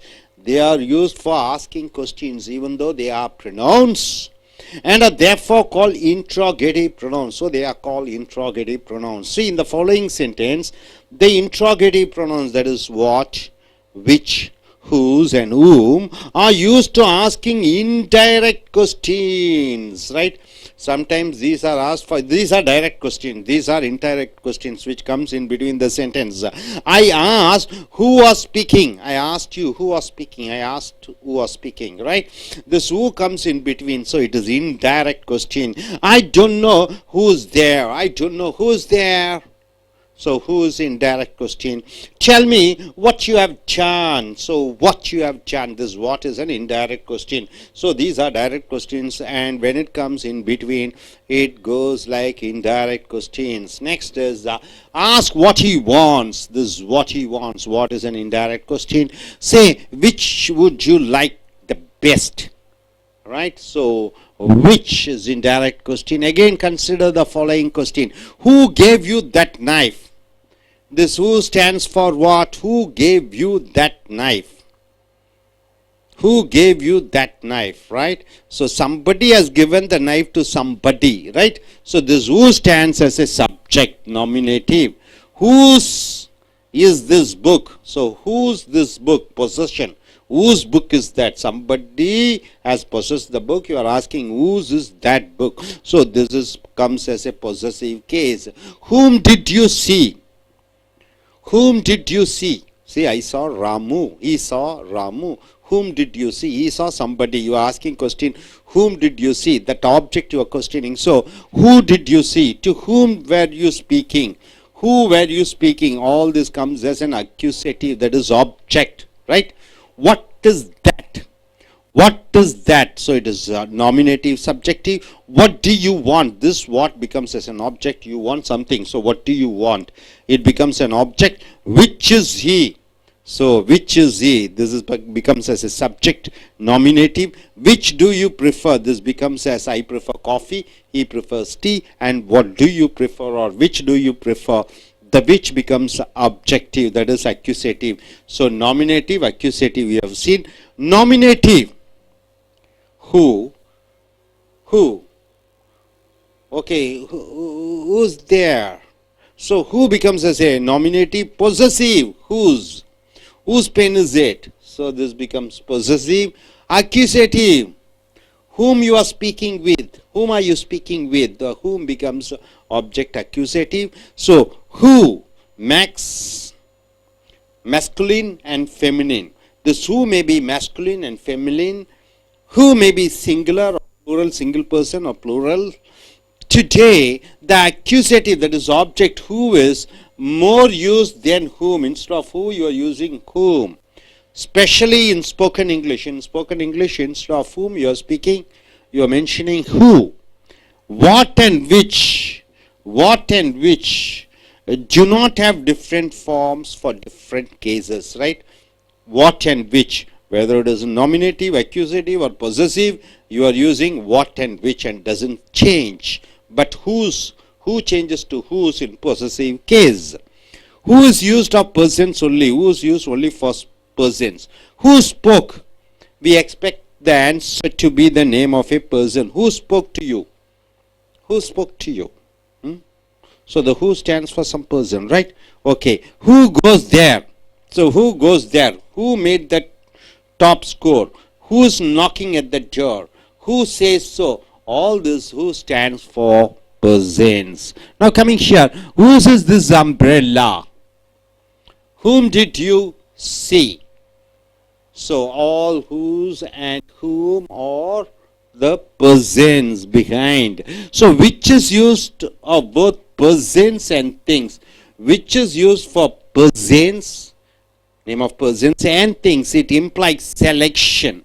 So which is used for selection, that is, it implies a question concerning a limited number. So which is used with persons and things, which is used implying a questioning, which concerning a limited number, right? For example, which is your friend? So which is your friend? 10 of them are there. So you can say one friend, which is your friend. Or which are your books? Maybe hundreds of books. Your books maybe 3 or 4. So which are your books? So concerning a limited numbers, right? For person and things. So which is used for person, which here is used for thing. Which of the boys saw him? So which of the boys saw him means 3 or 4 boys have seen him. So which has a limited number. So which is used with the persons. Which of you has done this? So out of 10 of you, which of them? Any number selection, and how many of them have done this? Which of those book is yours? So 10 or 20 books are there. Number of books. Which of those books is yours? Which of the pictures do you like? So which of the lot of pictures are there? Which of the pictures do you like the best? Which of you by taking thought can add 1 cubit into his stature? Which will you take? There are a lot of things are there. So which you are going to select, and which number, limited number you are going to take. So which stands for persons, and which stands for things, and which is something of selective, and which is having a limited number. Now coming here, what is used of things only? So what is used only for things? Which is used for things and persons. Who and whose and whom is used only for persons, and what is used for only things. For example, what have you found? So what have you found? We expect the answer to be the name of a thing. So we expect the answer to be, what have you found? So I have found 50 rupees over here. What have you found? So we expect things as an answer. What do you want? What did you say? What do you want? Sir, I need some books. What do you say? What did you say? So all these what mentions about things. What was it all about? What was it all about? It was all about the cars. What was it all about? We were speaking about the cars. So this what stands for things. What is sweeter than honey? What is sweeter than honey? The sweeter than honey is sugar is sweeter than honey. So what stands for thing? What are those marks on your coat? Those marks on your coat. Maybe some marks are there because of some strains. So what stands for things only? Now in such expressions as what are you? What are you? What is he? What is the man? So this what stands for profession, occupation. The word what doesn't refer here to the person but to his profession or employment. So what are you? What are you? So I am a doctor. So this what stands for profession and employment. Today it is more usual to say, what do you do? What do you do? So this what stands for the profession, right? Occupation. What stands for things, which stands for person and things, which is a limited number. And what are you? I'm a doctor. What is he? He's an engineer. But who is he? What's his name and family? He is Mr. K.P. Raj. When you ask who is he, see when who comes, the person comes. So who stands for the person? Mr. K. Ray. So dear folks, what is the class we have learned? When, who, whom, whose, when it comes in between the sentence and it says about the antecedent, the boy who wears the red shirt is my brother. The who stands for the boy, so it is a relative pronoun. Here, it starts with who and whose and whom and which. This also functions as a relative pronoun, but it functions as a question, expecting some answer. So here, interrogative pronouns they are called, and indirect questions are there when the question comes in between the sentence. Questions comes like who and what here. Then you have certain who, whose and whom. When you use who, it becomes as a nominative case. Whose, it becomes a possessive case. Whom, it becomes as a objective case or accusative case. See then who, whose, whom. Then we have seen who is used for only persons, whom is used only for persons, whose is used only for persons, which is used for persons and things when you question, which is used as for things and persons, which is used for selecting from lot many things in a limited way, and what is used for only things. And when you use what, sometimes it tells about your profession and occupation. Are you able to get it, sir? I request you gentlemen to come forward and tell me what you are able to understand. Yes, please come in short and sweet. You can say what you are able to understand. Tell about your name and occupation. What are you? Say once again. Please come. What are you? Then what you have to say. I may. Yes, come forward. Come forward. Please start. Look at the board. Look at the camera. And start speaking. Yes. Right. It's okay. Right. Turn back. Good evening to all. I'm going to talk about interrogative pronouns. What is the interrogative pronouns means? It is a relative pronouns. It is used for directly question asking the things and persons. And example is the whom, whose, which, the what, which. The example is the whom do you want? Who do you want? Who is this book?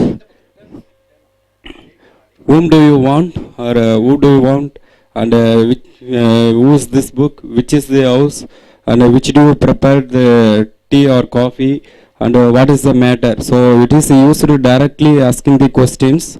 It is integrative pronouns. The another is a relative pronouns, or some indirectly asking the questions. Particularly, I asked who was this speaking, and I don't know who's the speaking, who's there.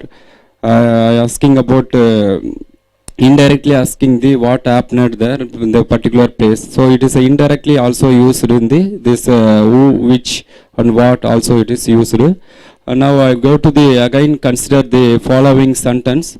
Who gave you that knife? It is a nominative. And who is this book? It is a possessive.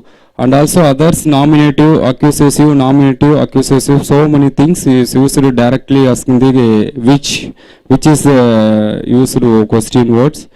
And who is used for person only, and which is used for both person and things. The example is which is your friend, and which of the boys saw him, and which of you has done this, which of this book in your. So which is used for transform the both person and things, and who is used only for persons.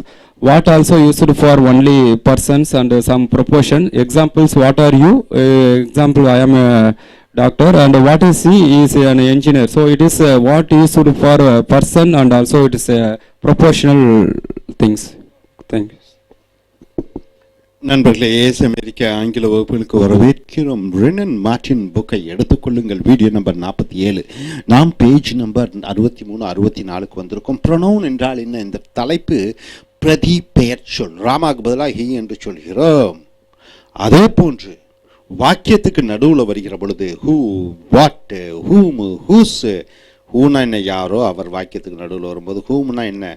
யாரையோ அவரை. விச்சுனா என்ன? எது. இதெல்லாம் வாக்கியத்துக்கு நடுவில் வருகிற பொழுது அது சம்பந்தப்பட்ட பிரதிபெயர் சொல் என்று வருகிறது. உதாரணத்துக்கு the boy who wears the red shirt is my brother. எந்த பையன் சிவப்பு சட்டை அணிந்திருக்கிறானோ அந்த பையன் என்னுடைய சகோதரனாக இருக்கிறான். த பாய் ஹூ, அந்த ஹூ என்பது அந்த பாய்க்கு பக்கத்திலே வருகிறது. அது சம்பந்தப்பட்ட பிரதிபெயர் சொல்லாக இருக்கிறது. அதே போன்று இந்த ஹூ இஸ் தேர், இந்த ஹூவும் ஒரு மனிதனை குறிக்கிறது. ஆனால் இது கேள்வி வாக்கியமாக வருகிறது. இது கேள்வியாக வருகிறது. கேள்வி பிரதிபெயர் சொல்லாக வருகிறது. Who are you? யார் நீ? About whom you are thinking? யாரை பற்றி நினைத்து கொண்டிருக்கிறாய்? அவன் ஒருவனை பற்றி நினைத்து கொண்டிருக்கிறான். அவள் ஒருவனை பற்றி நினைத்து கொண்டிருக்கிறான். அந்த ஒருவரை பற்றி, யாரை பற்றி நினைத்து கொண்டிருக்கிறாய் என்று சொல்கிற பொழுது whom யூஸ் பண்ணிக்கிறாய். யாரை? who are you thinking about, அல்லது who are you thinking, யாரை பற்றி நினைத்து கொண்டிருக்கிறாய். whom பயன்படுத்தலாம், whomம் பயன்படுத்தலாம். whom do you want? யார் உங்களுக்கு வேண்டும். who do you want? யார் உங்களுக்கு வேண்டும். whose is this book? யாருடைய புஸ்தகம் இந்த புஸ்தகம்? யாருடைய? இது சொந்தம் கொண்டாடக்கூடிய கேள்வி வார்த்தையாக பிரதிபெயர் சொல்லாக வருகிறது. which is the house? எந்த வீடு? எந்த என்று சொல்கிற பொழுது பலது இருக்கிறது, ஒன்றை செலக்ட் பண்ணி அது ஒரு குறிப்பிட்ட எண்ணில் இருக்கக்கூடியது which do you prefer, tea or coffee? ரெண்டெண்ணம் இருக்கிறது, டீ காஃபி, எதை விரும்புகிறாய்? What is the matter? என்னது தகவல்? What do you want? உனக்கு என்ன வேண்டும்? What will all say? அனைவரும் என்ன சொல்லுவார்கள்? ஸோ இந்த ஹூ மனிதர்களை பற்றி சொல்கிறது, ஹூ மனிதர்களை பற்றி சொல்கிறது, ஹூஸ் யாருடையது, இதுவும் மனிதர்களை பற்றி சொல்கிறது, விச் பொருட்களை பற்றி சொல்கிறது, விச் என்பது மனிதர்களை பற்றியும் சொல்லும், ஆனால் வாட் என்பது பொருட்களை மட்டும் சொல்லும். அதே போன்று இதெல்லாம் ஒரு பெயர் சொல்லுக்கு பதிலாக வரக்கூடியதாக இருக்கிறது. இது கேள்வியாக வருகிறது. It will be noticed that the pronoun in italics, இந்த கோடிட்ட இடங்கள், are similar in form of relative pronouns. இது சம்பந்தப்பட்ட பிரதிவேட் சொல்லாக வருகிறது. But the work which they do is different. ஆனால் அவர்கள் செய்யக்கூடிய வேலை வித்தியாசமாக இருக்கிறது. They are here used for asking questions. இந்த whom, which, whose எல்லாம் கேள்வி கேட்பதற்கு பயன்படுத்தப்படுகிறது என்றால் therefore call. ஆகையால் அவைகளை இன்டராகேட்டிவ் ப்ரொனவுன்ஸ் என்று சொல்கிறோம், கேள்வியை எழுப்பக்கூடிய பிரதிபேட் சொற்கள் என்று சொல்கிறோம்.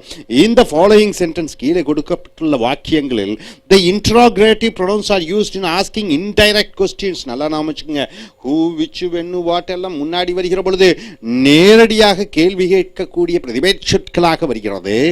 ஆனால் who, வாட்டு, அதுக்கு பக்கத்தில் வினை சொல்லு பாருங்க, இஸ்ஸு, ஹேவு எல்லாம் இருக்கிற பொழுது அது மறைமுக இன்டைரக்ட் கொஸ்டினாக கேட்கப்படுகிறது. ஐ ஆஸ்க்ட் ஹூ வாஸ் ஸ்பீக்கிங். நான் அவன்கிட்ட கேட்டேன், யாரோட பேசி கொண்டிருந்தாய், யார் உன்னுடன் பேசி கொண்டிருந்தார்கள். I don't know who is there, எனக்கு தெரியாது அங்கே யார் இருக்கிறார்கள் என்று. Tell me what you have done, சொல்லு நீ என்ன செய்திருக்கிறாய். இந்த வாட்டு, ஹூ எல்லாம் வாக்கியத்துக்கு நடுவில் வருகிற பொழுது அது மறைமுக கேள்வி வாக்கியமாக வருகிறது. ஆனால் பக்கத்தில் வினைச்சொல் வரணும், வாசு, இஸ், ஹேவ் எல்லாம். அதே போன்று ask what he wants, அவனுக்கு என்ன வேண்டும் என்று கேள், இது மறைமுக கேள்வி. say which you would like the best, சொல்லு உனக்கு ஏது உனக்கு சிறந்ததாக இருக்கும் என்று. இது ஒரு வகையான மறைமுக கேள்வி வாக்கியங்கள். மறுபடியும் இந்த வாக்கியத்தை பாருங்க, who gave you that knife, யார் உனக்கு அந்த கத்தியை கொடுத்தார். அப்ப ஒருவன் ஒருவனுக்கு கத்தியை கொடுத்தார், அந்த ஒருவன் யார் என்று எழுவாயை கேட்கிறாய். ஆக இது நாமினேட்டிவ் என்று சொல்கிறோம், எழுவாய் சப்ஜெக்ட் கேஸ் என்று சொல்கிறோம். இந்த ஹூ சப்ஜெக்டாக வருகிறது. ஹூஸ் இஸ் திஸ் புக், யாருடைய புஸ்தகம் இந்த புஸ்தகம், யாருடைய ஒருவருடைய சொந்தம் கொண்டாடக்கூடிய பொருள். ஆகையால் பொசசிவ் கேஸ் என்று சொல்லக்கூடிய சொந்தம் கொண்டாடக்கூடிய பிரதிபெயர் சொல் கேள்வி வார்த்தையாக வருகிறது. whom did you see, யாரை நீ பார்த்தாய். அப்ப அவன் அவளை பார்த்தான். அவள் என்பது செய்யப்படும் பொருள் ஆப்ஜெக்டாக வருகிறது. அந்த அவளை சொல்கிற பொழுது whom did you see, யாரை நீ பார்த்தாய். who did you see அல்லது யாரை நீ பார்த்தாய், ரெண்டு whom சொல்லலாம், whom சொல்லலாம். to whom were you speaking, யாருடன் நீ பேசிக் கொண்டிருந்தாய். to whom என்பது he is speaking with Rama. அப்ப நீ கேட்கிறாய் யாருடன் நீ பேசிக் கொண்டிருந்தாய், அந்த ராமா செய்யப்படும் பொருளாக வருகிறது. who were you speaking to, accusative என்று சொல்கிற பொழுது அது செய்யப்படும் பொருள் பிரதிபெயர் சொல்லாக வருகிறது. ஸோ இங்க நாமினேட்டிவ் என்று சொல்லக்கூடிய எழுவாயாக, பொசசிவ் என்று சொல்லக்கூடிய சொந்தம் கொண்டாடக்கூடிய பிரதிபெயர் சொல்லாக, ஆக்யூசேட்டிவ் என்று சொல்லக்கூடிய செய்யப்படும் பொருள் ஆப்ஜெக்டாக வருகிறது. வாட் இஸ் தட், அது என்ன, அது ஒரு பேனா, அது என்ன. அப்ப அது என்பது nominative subjective. What do you want, உனக்கு என்ன வேண்டும். I want coffee. What do you want, அப்ப காஃபி, இதுல ரெண்டுல எது வேணும், அந்த ஆப்ஜெக்ட் கேட்கிறாய். அக்யூசேட்டிவாக ஆப்ஜெக்டாக வருகிறது. விச் இஸ் ஹி, அதுல யார் அவன், அதுல யார் அவன் என்று சொல்கிற பொழுது அது nominative subject. which do you prefer, there is coffee and tea. which do you prefer என்றால் அந்த காஃபி அண்ட் டீ ஆப்ஜெக்டை which என்பது ஆக அது அக்யூசேட்டிவ் கேஸ் என்ற ஆப்ஜெக்டிவ் கேஸாக வருகிறது. நாமினேட்டிவ் என்று வருகிற பொழுது எழுவாயாக வருகிற பொழுது சொந்தம் கொண்டாடுகிற பொழுது அந்த பிரதிபெயர் சொல் பொசசிவ், ஹூஸ் யாருடையதோ அவருடையது. அக்யூசேட்டிவ் என்று சொல்கிற பொழுது யாரை, ஹூம் என்று வருகிறது அல்லது ஹூ என்று சொல்லலாம். இந்த ஹூ என்பது மேஸ்குலின் அண்ட் ஃபெமிலின், ஆண்பாலும் இருக்கலாம் பெண்பாலும் இருக்கலாம். இதில் ஹூல சிங்குலர் ஒருமையாகவும் இருக்கலாம் பன்மையாகவும் இருக்கலாம். Today the accusative who is more usual than whom, பொதுவாகவே இன்று செய்யப்படும் பொருளுக்கு ஹூம் தான் பயன்படுத்த வேண்டும், ஆனால் ஹூ அதிகமாக பயன்படுத்துகிறோம். அக்யூசேட்டிவ்னா எழுவாயாக வருகிறது, சப்ஜெக்டாக வருகிறது. What and which do not have different forms for different case. இங்கே பல நாமினேட்டிவ் என்பது எழுவாய், அக்யூசேட்டிவ் என்றால் ஆப்ஜெக்ட், பொசசிவ் என்றால் சொந்தம் கொண்டாடுவது. இதற்கு ஹூ ஹூசு ஹூமுன் போட்டு விடுகிறோம். ஆனால் இந்த வாட்டும் விச்சும் 3 நிலைப்பாட்டுக்கும் ஒரே மாதிரியாக வரும். Who is used of person சொல்லி அந்த ஹூ என்பது ஹூ இஸ் தேர் என்பது அந்த ஹூ என்பது மனிதர்களை மட்டும் குறிக்கிறது, பொருட்களை அல்ல. Who spoke? யார் உன்னுடன் பேசினார்? We expect the answer to be the name of a person. யார்? Who spoke? யார் உன்னுடன் பேசினார்? நீ என்ன சொல்ற? டீச்சர் பேசினார்கள் என்னுடன் என்று சொல்கிறாய். ஆக இந்த who என்பது மனிதர்களை குறிக்கிறது. Who goes there? யார் அங்கே சொல்கிறார்? இந்த who என்பது ஒருவேளை நண்பர்களாக இருக்கலாம். Now who made the top score? யார் சிறந்த மார்க் பெற்றார்கள்? சிறந்த மார்க் ஒரு மனிதரை குறிக்கக்கூடியதாக இருக்கிறது. Who is knocking at the door? யார் கதவை தட்டி கொண்டிருக்கிறார்கள்? அந்த who என்பது ஒரு மனிதராக இருக்கலாம். Who says so? யார் அதை சொல்கிறார்கள்? இந்த who மனிதரை குறிப்பிடக்கூடியதாக இருக்கலாம். Whose is this umbrella? யாருடைய கொடையாக இது இருக்கிறது? இதுவும் மனிதரை பற்றி சொல்லக்கூடியது. whose. whom did you see? யாரை நீ பார்த்தாய்? இந்த whom whose அந்த who ஆண் பாலாகவும் இருக்கலாம், பெண் பாலாகவும் இருக்கலாம். இந்த whom whose who ஒருமையாகவும் இருக்கலாம், பன்மையாகவும் இருக்கலாம். அதே போன்று which is used of both persons and things. which shirt you which do you like என்று சொல்கிற பொழுது அந்த which என்று சொல்லக்கூடியது மனிதர்களையும் குறிக்கும். which boy you like என்று சொல்றோம். which என்பது which shirt you like என்று சொல்கிறோம். மனிதர்களையும் குறிப்பிடக்கூடியதாக, பொருட்களையும் குறிப்பிடக்கூடியதாக இருக்கிறது. it implies selection. இந்த which என்பது தேர்ந்தெடுக்கிறாய், செலக்ஷன் பண்ணுகிறாய். which என்பது கேள்வியை கேட்கக்கூடியதாக, கன்சர்னிங் எ லிமிட்டட் நம்பர், 10ல் 1 10ல் 2, அது தேர்ந்தெடுக்கக்கூடியதாகவும் இருக்கிறது. Which is your friend? அதில் எது உன்னுடைய நண்பன் என்று சொல்கிற பொழுது அந்த விச் என்பது நீ தேர்ந்தெடுக்கிறாய் 10ல். அதில் விச் என்பது ஒரு குறிப்பிட்ட எண், ஒரு 2 3 இருக்கிறார்கள் அல்லது 1 இருக்கிறது. Which are your books? 10 புஸ்தகம் இருக்கு, அதில் எந்த புஸ்தகம் உன்னுடையது? ஆக விச் என்பது மனிதர்களை பற்றியும் குறிக்கிறது, விச் என்பது பொருட்களை பற்றியும் குறிப்பிடக்கூடியதாக இருக்கிறது. Which of the boy saw him? அதில் எந்த பையன் அவனை பார்த்தான்? அதில் எந்த பையன் அவனை பார்த்தான்? விச் என்பது என்ன குறிப்பிடக்கூடிய, தேர்ந்தெடுக்கக்கூடிய. விச் என்பது மனிதர்கள் அல்லது இங்கே மனிதர்களை பற்றி குறிப்பிடுகிறது, பொருட்களையும் குறிப்பிடலாம். Which of you has done this? யார் இதில் யார் அதை செய்தார்கள்? இதில் யார் அதை செய்தார்கள்? Which of you? அப்ப which of these book is yours? இத்தனை புஸ்தகங்கள் இருக்கிறது, இந்த புஸ்தகங்களிலே உன்னுடைய புஸ்தகம் எது? which of the pictures do you like the best? இதுல பல படங்கள் இருக்கிறது, இதில் உனக்கு பிடித்த படம் எது? which of you by taking thought can add 1 cubit into his stature? which will you take? இதுல பலது இருக்கிறது, இதில் நீ எது எடுப்பாய்? அந்த which என்பது ஆண் பால், பெண் பால். which என்பது மனிதர்கள், which என்பது பொருட்கள், விச் என்பது தேர்ந்தெடுப்பது, விச் என்பது ஒரு குறிப்பிட்ட எண் அளவு இருக்கக்கூடிய. What is used of thing only? இந்த வாட் என்பது பொருட்களுக்கு மட்டும் உபயோகப்படுத்தப்படுகிறது, மனிதர்களுக்கு அல்ல. What do you want? இங்க பாருங்க, வாட் என்று கேட்கிற பொழுது அதற்கு பதிலாக வருவது பொருளுடைய விடைதான் வர வேண்டும். What do you like? I like tea என்று சொல்கிறோம். ஆக வாட் என்று கேள்வி கேட்டுவிட்டாலே அதற்கு பதில் பொருள் தான் வர வேண்டும். What do you want? What did you say? What do you want? உனக்கு என்ன வேணும்? What did you say? என்ன நீ சொன்னாய்? What was it all about? அது அனைத்தும் என்ன விஷயம்? What is sweeter than honey? தேனை விட இனிப்பானது எது? What are those marks on your coat? உன்னுடைய கோட்டிலே என்ன அதில் கரைகள் இருக்கிறது? In such expressions, what are you? என்னவாக இருக்கிறாய் நீ? What is he? அவன் என்னவாக இருக்கிறான்? What is the man? அந்த மனிதன் என்ன செய்து கொண்டிருக்கிறான் என்று சொல்கிற பொழுது இந்த what does not refer to the person. அது மனிதரை பற்றி குறிப்பிடாது, ஆனால் but to his profession or employment, அவனுடைய தொழில், அவனுடைய வேலை. What are you doing என்று சொல்கிறோம். What do you do என்று சொல்கிறோம். வாட் இஸ் ஹி என்று சொல்கிறோம். He is a doctor. இந்த வாட் என்பது மனிதரை குறிப்பிடாது, அவன் செய்யக்கூடிய தொழிலை குறிப்பிடுகிறது. Today it is more useful to say what do you do. பொதுவாகவே என்று வாட் டு யூ டூ என்று சொல்கிறார்கள். வாட் ஆர் யூ என்றால் ஐ எம் எ டாக்டர் என்று சொல்கிறோம். வாட் இஸ் ஹி என்று சொல்கிற பொழுது இஸ் என் என்ஜினியர். இந்த வாட் என்பது தொழில் குறிப்பிடக்கூடியதாக இருக்கிறது. ஆனால் who is he என்று சொல்கிற பொழுது, இந்த who is he என்று சொல்கிற பொழுது is Mr. KP Roy என்று சொல்கிற மனிதருடைய பெயர். ஸோ நண்பர்களே, இந்த who, when, which, where, why இதெல்லாம் வாக்கியத்துக்கு நடுவில் வருகிற பொழுது சம்பந்தப்பட்ட பிரதிபெயர் சொல்லாக இருக்கிறது. ஆனால் அதற்கு முன்னாடி பெயர் சொல் இருக்க வேண்டும். இது what, who, which, இது whom இதுடன் ஆரம்பிக்கிற பொழுது அது கேள்வி பிரதிபெயர் சொல்லாக வருகிறது. கொஸ்டின் இன்ட்ராகேட்டிவ் ப்ரொனவுன்ஸ் ஆக வருகிறது. பொதுவாகவே இந்த who, when, which எல்லாம் வாக்கியத்துக்கு நடுவில் வருகிற பொழுது, பக்கத்தில் வினைச்சொல் வருகிற பொழுது இது மறைமுக கேள்வி வாக்கியங்களாக வருகிறது. அடுத்தது இந்த who பொதுவாகவே எழுவாயாக வருகிறது. whose என்பது பொசசிவ், சொந்தம் கொண்டாடக்கூடியதாக வருகிறது. whom என்பது செய்யப்படுபொருள், ஆப்ஜெக்டாக வருகிறது. அதே போன்று இந்த who என்பது மனிதர்களை பற்றி மட்டுமே குறிப்பிடக்கூடியது. whoசும் மனிதர்களை பற்றி மட்டுமே குறிப்பிடக்கூடியதாக இருக்கிறது. who மனிதர்களை பற்றி மட்டுமே குறிப்பிடக்கூடியதாக இருக்கிறது. which என்பது மனிதர்கள் பொருட்கள் ரெண்டையும் குறிப்பிடுகிறது. which என்பது பலது இருக்கிறது, அதில் ஒன்றை தேர்ந்தெடுக்க வேண்டும். which என்பது குறிப்பிட்ட அளவு எண்ணை பற்றி குறிப்பிடக்கூடியதாக இருக்கிறது. அதே போன்று what என்று சொல்கிற பொழுது அது பொருட்களுக்கு மட்டும் உபயோகப்படுத்தக்கூடியதாக இருக்கிறது. ஆனால் what are you, what's he doing என்று சொல்கிற பொழுது இந்த what என்பது ஒருவருடைய தொழிலை பற்றி கேட்கக்கூடியதாக இருக்கிறது. Hope you are able to get it. Are you clear? Thank you very much.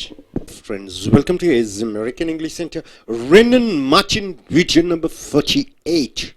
The topic we have come here is pronoun, interrogative pronoun. What are the interrogatives words? What, when, which, where, why? When it comes before the sentence, it is interrogative. Is it true? Yes, in the following sentences, which and what are used as interrogative adjectives? Questioning adjectives. See, which book are you reading? Book is a noun. Which becomes an adjective, qualifying the noun book. Which book? Which way? Way is a noun. Which is a interrogative adjective. That is questioning adjective. Books. What books have you read? Books is a noun. What is an adjective? Interrogative adjective, questioning adjective. What pranks are you playing? Pranks becomes a noun. What becomes an interrogative adjective? What manner of man is this, that even the wind and the sea obey him? So what type of man he is? Even the wind and air is obeying him. So he must be something great. Jesus Christ, like manner is a noun. What is an interrogative adjective? So these interrogative adjectives qualifies the noun which comes next to it. Which book are you reading? Which way shall we go? What books have you read? What pranks are you playing? Pranks means what, the games, fun. What manner of man is this, that even the wind and the sea obey him? So you understood the interrogative adjectives qualifying the nearby noun. And coming here in the following sentence, the underlined words are used as compound interrogative interrogative pronouns. Compound interrogative pronouns. Pronoun stands for some persons. Interrogative is what? The question. What with one other word you are adding, it becomes an interrogative compound. Whoever. Who is an interrogative? Whoever becomes a compound. Whoever stands for some person, so it is whoever is a compound interrogative pronoun. Whoever told you so? Whatever are you doing? What is an interrogative? Ever stands for what? Compound interrogative. Whatever stands for some other noun, so it becomes a compound interrogative pronoun. Whoever and what.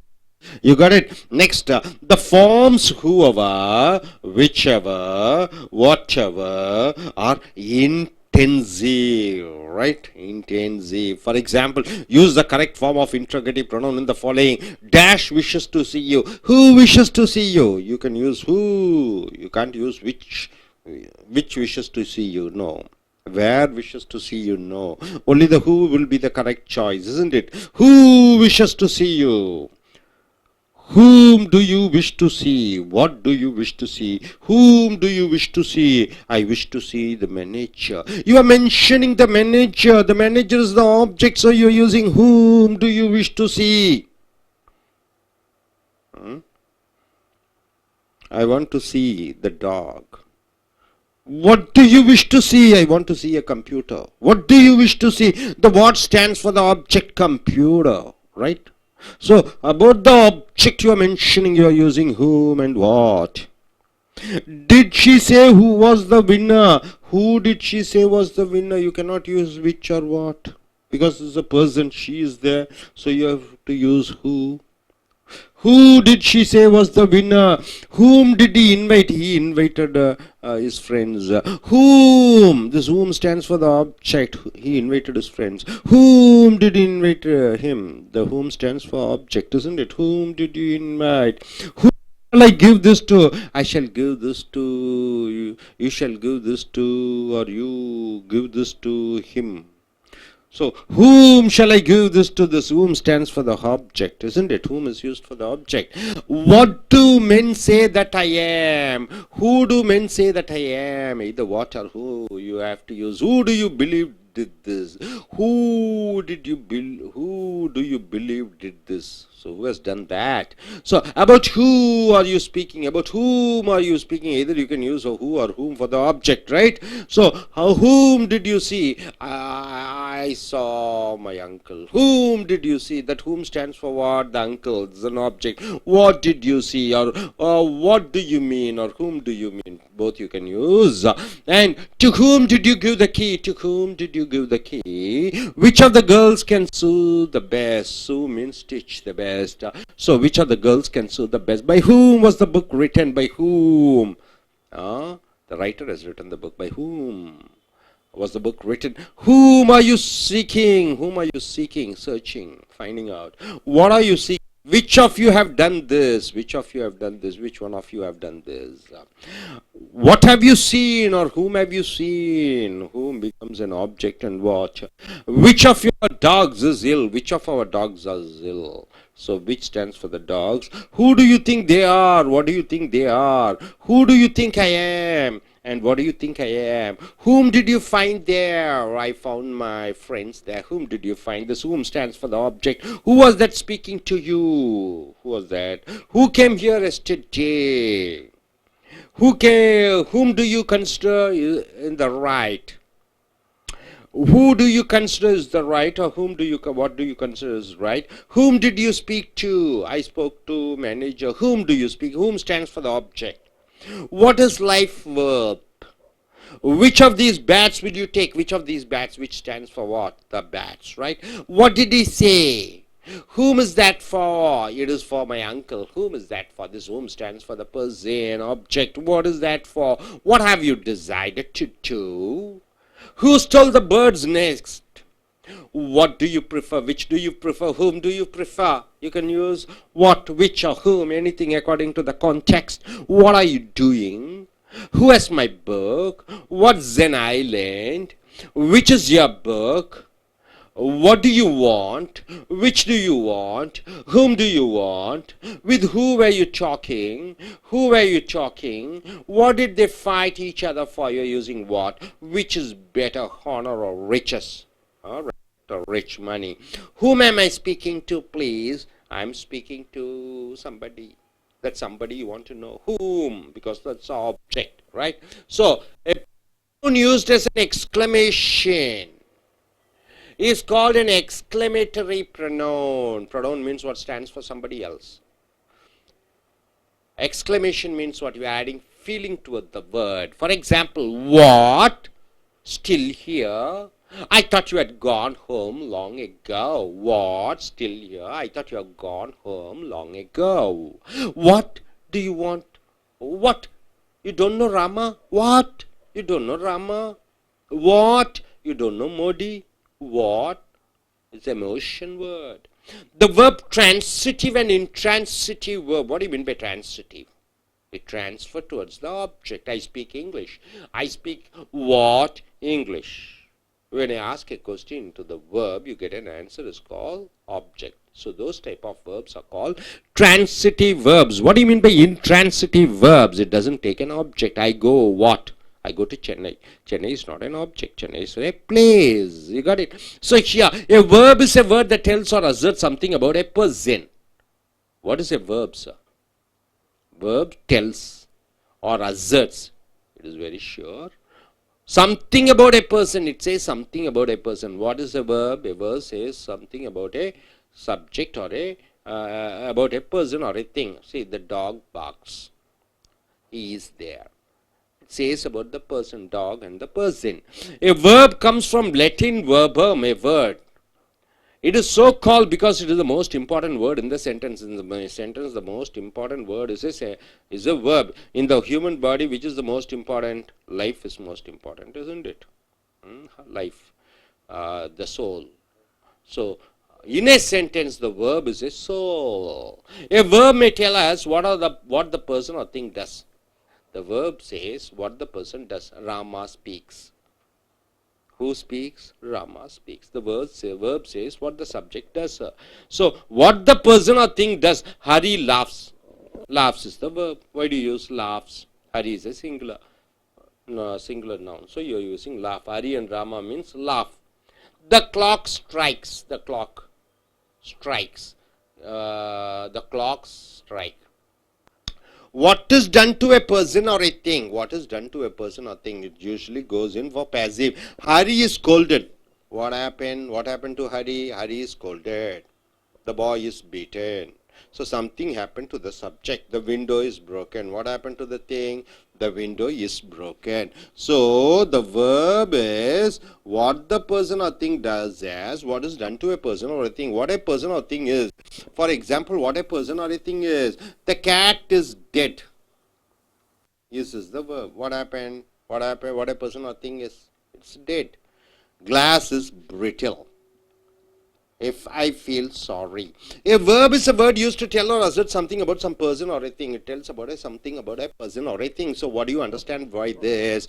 So adjective, interrogative, what, which book? So book, which qualifies the noun book. Then what seen is interrogative compound pronouns. Whoever, whatever, then you have filled the exercise. Able to understand? So, நண்பர்களே Ace அமெரிக்க ஆங்கில வகுப்புகளுக்கு வரவேற்கிறோம். பிரதிபெயர் சொற்கள் என்றால் என்ன? ராமாக்கு பதிலாக ஹீன்னு சொல்கிறோம், சீதாக்கு பதிலாக ஷீன்னு சொல்கிறோம். அதெல்லாம் பிரதிபெயர் சொற்கள். Interrogative pronoun. இன்டராகேட்டிவ்னு என்ன? கேள்வி. ப்ரொனவுன் என்றால் பிரதிபெயர் சொற்கள். ஒரு பெயர் சொல்லுக்கு பதிலாக வருவது. இந்த கேள்வி பிரதிபெயர் சொல். இந்த ஃபாலோயிங் சென்டென்ஸ் விச்னா என்ன? எது விச்னா எதோ ஒரு பொருளை குடிக்குதுன்னு தெரியும் உங்களுக்கு.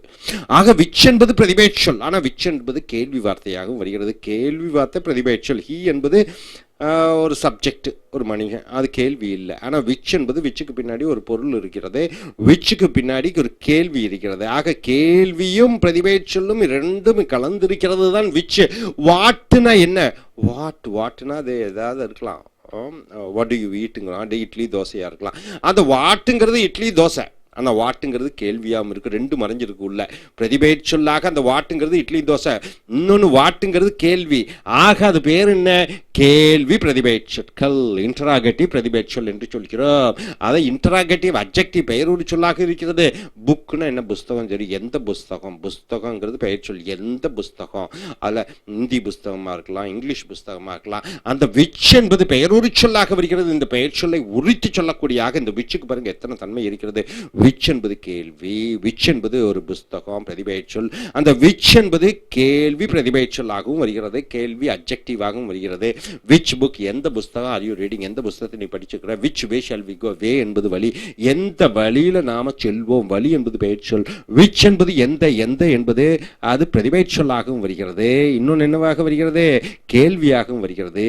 அட்ஜெக்டிவ் பெயரொரு சொல்லாகவும் வருகிறது. What books how you red, என்ன புஸ்தகங்கள் நீ படித்திருக்கிறாய். புஸ்தகங்கிற பெயர் சொல், வாட்டுங்கிறது கேள்வி பிரதிபெயர் சொல் ஆக வருகிறது, பெயர் ஒரு சொல்லாகவும் வருகிறது. Which pranks are you playing, பிராங்க்ஸ்னா விளையாட்டுகள், என்ன விளையாட்டுகள் நீ விளையாட்டு கொண்டு இருக்கிறாய். What manner of man is this, என்ன வகையான மனிதன் அவன். That even the wind and the sea obey him, கடலும் அவனுக்கு கீழ்ப்படுகிறது. இயேசுநாதரை சொல்லலாம். So what manner of man, என்ன வகையான மனிதர். வகை என்பது பெயர் சொல், வாட் என்பது கேள்வி, வாட் என்பது பெயர் ஒரு சொல், வாட் என்பது கேள்வியாகவும் வருகிறது. ஸோ நண்பர்களே, இந்த ஃபாலோயிங் சென்டென்ஸ் கீழே கொடுக்கப்பட்டிருக்கக்கூடிய வாக்கியங்களிலே underline words are used as compound. காம்பவுண்ட்னா என்ன? 2-3 வார்த்தைகள் வருவது காம்பவுண்ட். காம்பவுண்ட் இன்ட்ராகேட்டிவ்னா என்ன? 2-3 வார்த்தைகள். இன்ட்ராகேட்டிவ்னா கேள்வி. ப்ரொனவுன்னா பிரதிபெயர் சொல். பாருங்க, ஹூனா தெரியும் உங்களுக்கு. ஹூ எவர்னா என்ன? யார் வேண்டுமானாலும். அப்போ ஹூ எவர்னா 2 வார்த்தைகள் சேர்கிறது, அது காம்பவுண்டாக வருகிறது. ஹூ எவர் என்பது கேள்வி வார்த்தையாக வருகிறது. ஹூ எவர்ங்கிறது அது ராமாவும் சீதாவும் இருக்கலாம், ராணியாவும் இருக்கலாம், டாகாவும் இருக்கலாம். அதனால் அது பிரதிபெயர் சொல்லாகவும் வருகிறது. ஸோ 3 இலக்கணங்கள் அதுக்குள்ளே இருக்கிறது. Who ever told you, so யாரெல்லாம் உங்கள்கிட்ட சொன்னாங்களோ. What ever are you doing, என்ன நீ செஞ்சு கொண்டிருந்தாலும், என்ன என்பது நீ விளையாடலாம், நீ புஸ்தகம் படிக்கலாம், அதை பிரதிபெயர் சொல்லாக வருகிறது. வாட்டு தனி வார்த்தை, வாட் எவர்னா காம்பவுண்ட் வார்த்தை. So whatever are you doing. இந்த forms whoever, whichever, whatever are intensive. Whoever, whichever, whatever எல்லாம் கூட்டு கேள்வி, இன்டென்சிவ் என்று சொல்லப்படுகிறது. நண்பர்களே, இங்கே டேஷ் போட்டுட்டு wishes to see you, correct form of interrogative pronoun. இங்கே நீங்கள் வந்து என்னன்னு போடணும், ஊ போடணும், விச் போடணும், வாட்டு போடணும், வையு போடணும், வேறு போடணும், எது போடுவீங்க? இங்கே உதாரணத்துக்கு விஷஸ் டு see you ஒரு கேள்வி, அங்கே என்ன போடுவீங்க? விச் விஷஸ் டு see youன்னு போடலாமா? விச்சுங்கிறது என்ன ஆகி விடுகிறது? பொருட்களுக்கு. That which is wishes to see you, தட்டுன்னு சொல்ல முடியாது. அது உங்களை பார்க்க விரும்புகிறதுன்னு சொல்ல மாட்டீங்க. கேள்வி வார்த்தை. அதனால் என்ன யூஸ் பண்ணீங்க? ஹூவை தவிர வேற ஒன்றும் இல்லை. Who wishes to see you, யார் உங்களை பார்க்க விரும்புகிறார்கள். இதே இடத்துல ஹூம் போடுறோம். ஏன் இங்கே ஹூம் போடுறாங்களா? Do you wish to see, கேள்வியாக வருவதில்லை. Whom do you wish to, I wish to see the manager, நான் மேனேஜரை பார்க்க விரும்புகிறேன். அந்த மேனேஜர் என்பது செய்யப்படு பொருளாக வருகிறது. அந்த செய்யப்படு பொருளை கேள்வி கேட்கிற பொழுது ஹூம், எழுவாய கேள்வி கேட்கிற பொழுது ஹூ. யார் உன்னை பார்க்க விரும்புகிறாங்க? மேனேஜர் பார்க்க விரும்புகிறாரு உன்னை. அப்போ மேனேஜருங்கிறது எழுவாயாக இருக்கிற காரணத்தினால ஊ போட்டுற. நான் மேனேஜரை பார்க்க விரும்புகிறேன், I want to see manager. அந்த மேனேஜரை செய்யப்படு பொருளாக்க வருகிறது. Whom do you want to see, அந்த அம்மா கேட்குறாங்க, யாரை நீங்கள் பார்க்க விரும்புகிறீங்க? ஹூம் என்பது செய்யப்படு பொருளாக வருகிறது. செய்யப்படு பொருளை கேள்வி கேட்கிற பொழுது ஹூம், யாரை. வாட் அல்லது என்ன நீங்கள் என்ன, எதை நீங்கள் பார்க்க விரும்புகிறீங்க? வாட். 2 போடலாம். Who did she say was the winner, யார் அந்த ஜெயிச்சாங்கிறத அவங்க சொன்னாங்க. அந்த ஹூ போட்டார. ஹூ மறுபடியும் ஆப்ஜெக்ட். டிட் ஹி இன்வைட், யார் அவன் அழைத்தான்? அவன் நண்பர்களை அழைத்தான். அந்த நண்பர்களை ஆப்ஜெக்டை குறிப்பிடுகிற பொழுது ஹூம் யூஸ் பண்ணிக்கிறாய். Whom did he invite. Whom shall I give this to, I shall give this to my brother. யாருக்கு இதை கொடுக்கலாம்? அந்த ஆப்ஜெக்டை பற்றி சொல்லுகிற பொழுது நீ ஹூம் யூஸ் பண்ணிக்கிறாய். அதே போன்று what to men say that I am, மனிதர்கள் என்ன சொல்கிறார்கள் என்னை பற்றி, மற்றவர்கள் என்ன சொல்கிறார்கள் என்னை பற்றி. what do men say that I am. அடுத்ததாக who do you believe did this, யார் இதை செய்தார்கள் என்று நீ நம்புகிறாய்? who போட்டு விடுகிறாய். about who are you speaking, யாரை பற்றி நீ பேசுகிறாய். about whom are you speaking. whom 2 use பண்ணலாம். நவநாகரிக காலத்திலே who யூஸ் பண்ற, whom அதிகமாக பயன்படுத்துவதில்லை. whom did you see, யாரை நீ பார்த்தாய். what did you see, என்ன நீ பார்த்தாய். what do you mean, என்ன அர்த்தத்தில் சொல்கிறாய். whom do you mean, யாரை நீ அர்த்தத்துடன் சொல்கிறாய். to whom did you give the key, யாருக்கு அந்த சாவியை கொடுத்தாய். which of the girls can sew the best, எந்த பெண் நன்றாக தைக்க முடியும். சூனா தைப்பது. by whom was the book written, யாரால் அந்த புத்தகம் எழுதப்பட்டது. இந்த whom ஏன் யூஸ் பண்ற? the book was written, Arundhati Rai wrote the book, அல்லது this book is written by Arundhati Rai. அப்ப அந்த அருந்ததி ராய் சொல்லும்போது by whom was the book written, யாரால் அந்த புத்தகம் எழுதப்பட்டது. செய்யப்பட்ட வினையில சொல்றேன். whom are you seeking, யாரை தேடுகிறாய். what are you seeking, என்ன தேடுகிறாய். which of you have done this, இதுல யார் செய்தார்கள் இதை. what have you seen, எதை பார்த்தாய். whom have you seen, யாரை நீ பார்த்தாய். இந்த ஆப்ஜெக்டை சொல்லுகிற பொழுது whom யூஸ் பண்ணுகிறாய். which of our dogs is silly, நம்ம இந்த நாய்களில் எந்த நாய் உடம்பு சரியில்லாமல் இருக்கிறது. who do you think they are, யார் அவர்கள் என்று நீ நினைக்கிறாய். what do you think they are, அவர்கள் என்னவாக இருக்கிறார்கள் என்று நீ நினைக்கிறாய். who do you think I am, யார் என்று நீ என்னை நினைக்கிறாய். what do you think I am, நான் என்னவென்று நீ நினைக்கிறாய். whom did you find there, யாரை நீ அங்கே போய் பார்த்தாய். what did you find there, அங்கே என்ன நீ பார்த்தாய். who was that speaking to you, யார் உன்னிடம் பேசிக்கொண்டு இருந்தார்கள். இதெல்லாம் இந்த வார்த்தைகள் தான் போடணும். who, whom, which, where. who came here yesterday, யார் நேற்று வந்தார்கள். do you the right, இது சரி என்று நினைக்கிறாயா. whom do you consider in the right, யார் இதுல சரியானவர்கள் என்று நீ நம்புகிறாய். whom ஆப்ஜெக்ட் சொல்ற. who do you consider is the right, அல்லது what do you consider is the right. whom did you speak to, யாரிடம் நீ பேசினாய். யாரிடம் அந்த ஆப்ஜெக்டை பற்றி சொல்கிறாய். அந்த ஹூம் அது மேனேஜராக இருக்கலாம், அப்பாவாக இருக்கலாம். அந்த ஹூமை பற்றி ஆப்ஜெக்டை பற்றி சொல்லிக்கிற பொழுது ஹூம் யூஸ் பண்ணுற. What is life worth? வாழ்க்கை என்பது என்ன மதிப்பிருக்கிறது? Which of these bats will you take? இந்த பேட்ஸ் 4 பேட் இருக்குது, இந்த பேட்டில் எந்த பேட்டை நீ எடுத்து செல்வாய்? அடுத்து வாட் டிட் ஹி சே? என்ன அவன் சொன்னான்? இந்த வாட் என்பது தகவல், வாட் என்பது பிரதிபலிச்சொல், வாட் என்பது கேள்வியாக வருகிறது. வாட் டிட் ஹி சே? அவன் என்ன சொன்னான்? அவன் சொல்லியிருப்பான், நீச்சலை பற்றி சொல்லியிருப்பான், சினிமாவை பற்றி சொல்லியிருப்பான். ஸோ இந்த வாட் என்பது பிரதிபலிச்சொல்லாக வருகிறது போது மட்டுமல்லாமல் கேள்வியாகவும் வருகிறது. whom is that for? யாருக்காக அது? what is that for? அது என்னவாக இருக்கிறது அவர்களுக்கு? what have you decided to do? என்ன முடிவு செய்திருக்கிறாய் செய்வதற்கு? who stole the bird's nest? பறவையினுடைய அந்த கூண்டை யார் திருடினார்கள்? what do you prefer? என்ன விரும்புகிறாய்? which do you prefer? எதை விரும்புகிறாய்? whom do you prefer? யாரை விரும்புகிறாய்? ப்ரிஃபர்னா என்ன? 2ல் 1 தேர்வு. So what are you doing? என்ன செய்து கொண்டிருக்கிறாய்? Who has my book? யாரிடம் என்னுடைய புஸ்தகம் இருக்கிறது? What is an island? ஒரு தீவு என்றால் என்ன? Which is your book? இந்த புஸ்தகத்தில் எந்த புஸ்தகம் உன்னுடையது? What do you want? என்ன உனக்கு வேண்டும்? Which do you want? எது உனக்கு வேண்டும்? Whom do you want? யாரை உனக்கு வேண்டும்? With who were you talking? யாருடன் நீ பேசிக் கொண்டிருந்தாய்? With who? What did they fight each other for? 2 பேரும் ஒவ்வொருத்துக்குள்ள எதுக்காக சண்டையிட்டுக் கொண்டார்கள்? Which is better? எது சிறந்தது? ஹானர், மதிப்பா, பணமா? விச் 2ல் 1 தேர்வு அளிக்கிற பொழுது விச் போட்டு விடுறேன். whom am I speaking to? யாரிடம் நான் பேசிக் கொண்டிருக்கிறேன்? ப்ளீஸ் தயவு செய்து சொல்லுங்க. ஃபோன் பேசுகிறேன், யாரோ எடுக்கிறாங்க.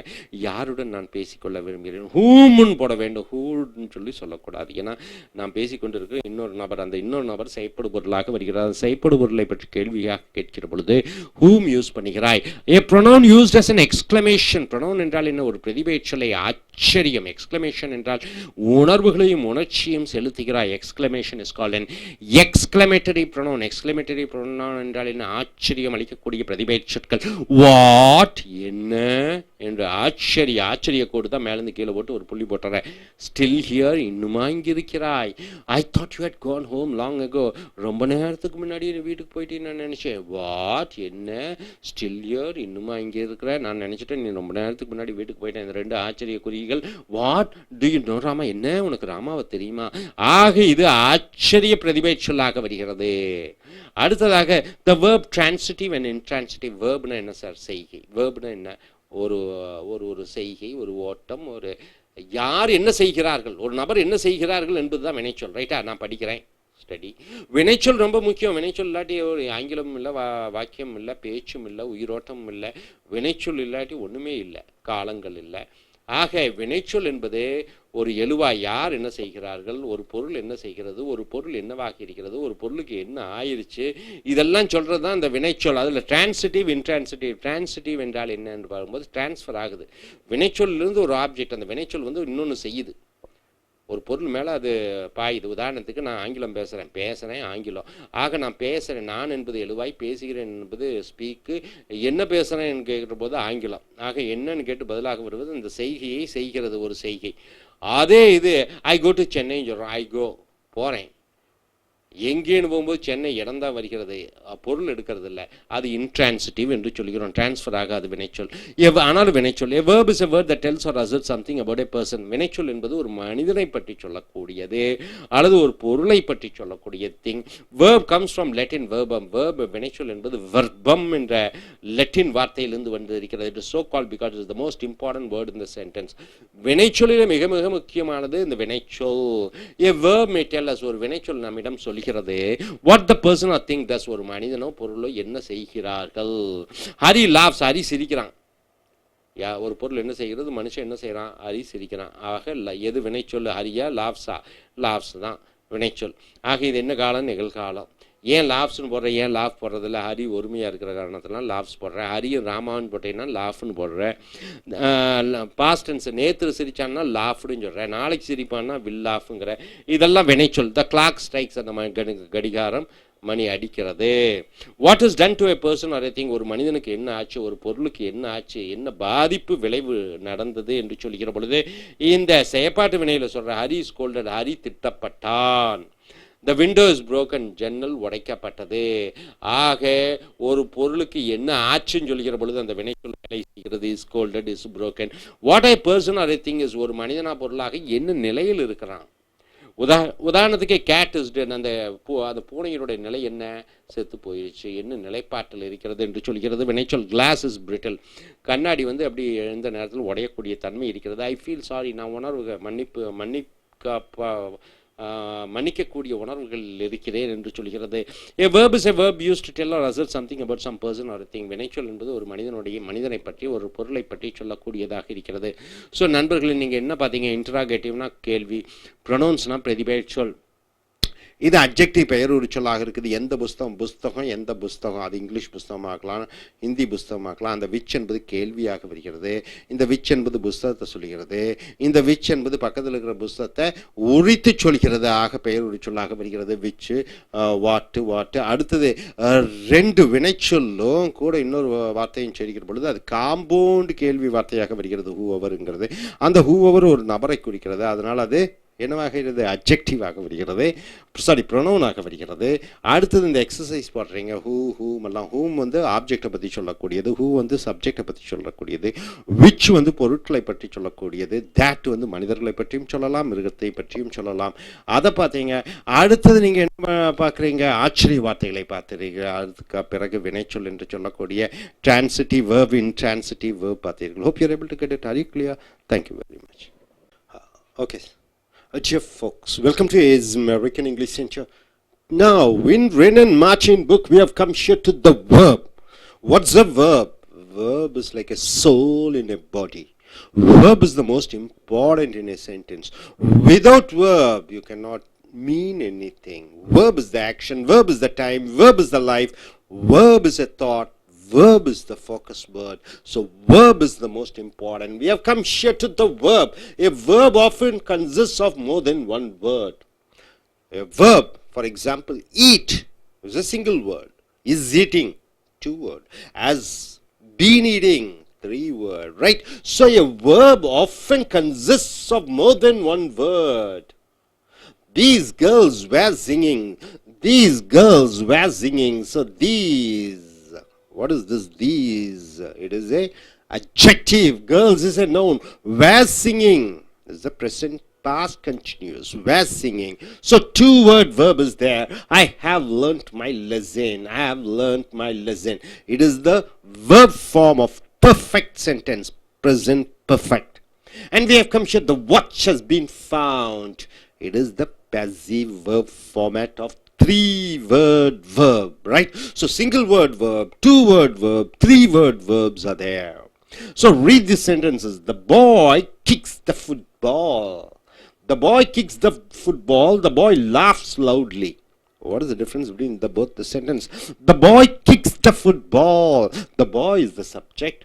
In both the sentence, the boy is the subject. What is the verb? Kicks and laughs. Verbs. 2 verbs are there, right? The first sentence, kicks. Second sentence, laughs. Why do you use yes? Because the subject is in singular. The boy kicks the football. So he kicks on what? Something else, right? So the verb goes in for an object called the football. So this is called a transitive verb because it takes an object. The boy laughs loudly. It is the reflection of how he laughs loudly, but it doesn't take an object. So it is intransitive. In sentence 1, the action denoted by the verb kicks passes over from the doer, that is the subject boy, to some object called football. So football is an object. The verb kicks is therefore called a transitive verb. What do you mean by transitive? It transfers the action towards an object. So it is called a transitive verb. In sentence 2, the boy laughs loudly. The action denoted by the verb laugh stops with the doer. So it stops with the doer, the boy, the subject boy, and doesn't pass over to an object. It doesn't pass over to an object. So the verb laughs is therefore called an intransitive verb, right? The boy laughs loudly. It doesn't take an object. Here the boy kicks the football. The football is an object, so it is called transitive verb. You ask a question to the verb, kicks what? And a football. So a football becomes an object. You ask a question, laughs. What is laughing at? No person is there. Only how we laugh. So how the action has taken place, what the action has done to somebody else is not there. So those verbs which doesn't take an object is called intransitive verb. A transitive verb is a verb that denotes an action which passes over from the doer or subject to an object. The boy to the football. The boy, the action, kicks to the football. So it is called a transitive verb. Intransitive verb is a verb that denotes an action which doesn't pass over to an object. Here there is no object. The boy laughs, that's all. Or which expresses a state of being. A state, that's all. The boy laughs, that's all. State of being. So he ran a long distance. It is an action. He ran a long distance, so it is an intransitive verb. The baby sleeps. It is an intransitive verb. The action, the state and the action. There is a flaw in this diamond. There is some mistake in this diamond. So being. So action, state, being, which doesn't go in for an object is called intransitive verb. Intransitive verb expressing bring, take the same case. Them as before, them being. That is, yes. Coming here, the most transitive verbs takes a single object. Transitive verbs takes a single object. Most of the transitive verb, they take single object. But such transitive verbs as give is a verb. Give is a verb. Isn't? What is the past tense of give? Gave. Give is a verb. Ask is a verb. Offer is a verb. Promise is a verb. Tell is a verb. Take two objects. These verbs take two objects after them. An indirect object which denotes the person to whom something is given or for whom something is done. A direct object which is usually the name of something as. So what do you mean by direct object? He gave. See, the first word is verb. First word is give. Give as a verb. He gave. To whom? He gave me. What? A pen. So me becomes a direct object. You ask a question. To whom? And the answer you get is me. So it is a direct object. What? What did he give? A pen. A pen becomes a indirect object. So these verbs give, ask, offer, promise, tell. It takes two objects. His father. His father is the subject. Gave. Gave to whom? Him. So it is indirect object. What? A watch. So gave takes and two object is called indirect and direct object. He told. Whom? Me. What? A secret. So a secret becomes direct object. Me becomes an indirect object. So these words give, ask, offer, promise, tell takes two object. Most verbs can be used as both transitive and as an intransitive verb. So most of the verb takes an object.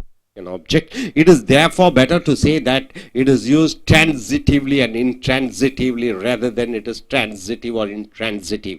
So transitively and intransitively it is used rather than to give a label called transitive or intransitive verb, because these verbs both become transitively and intransitively. Transitive means it takes an object. Intransitive means it doesn't take an object. The ants fought the wasps. What do you mean by wasps?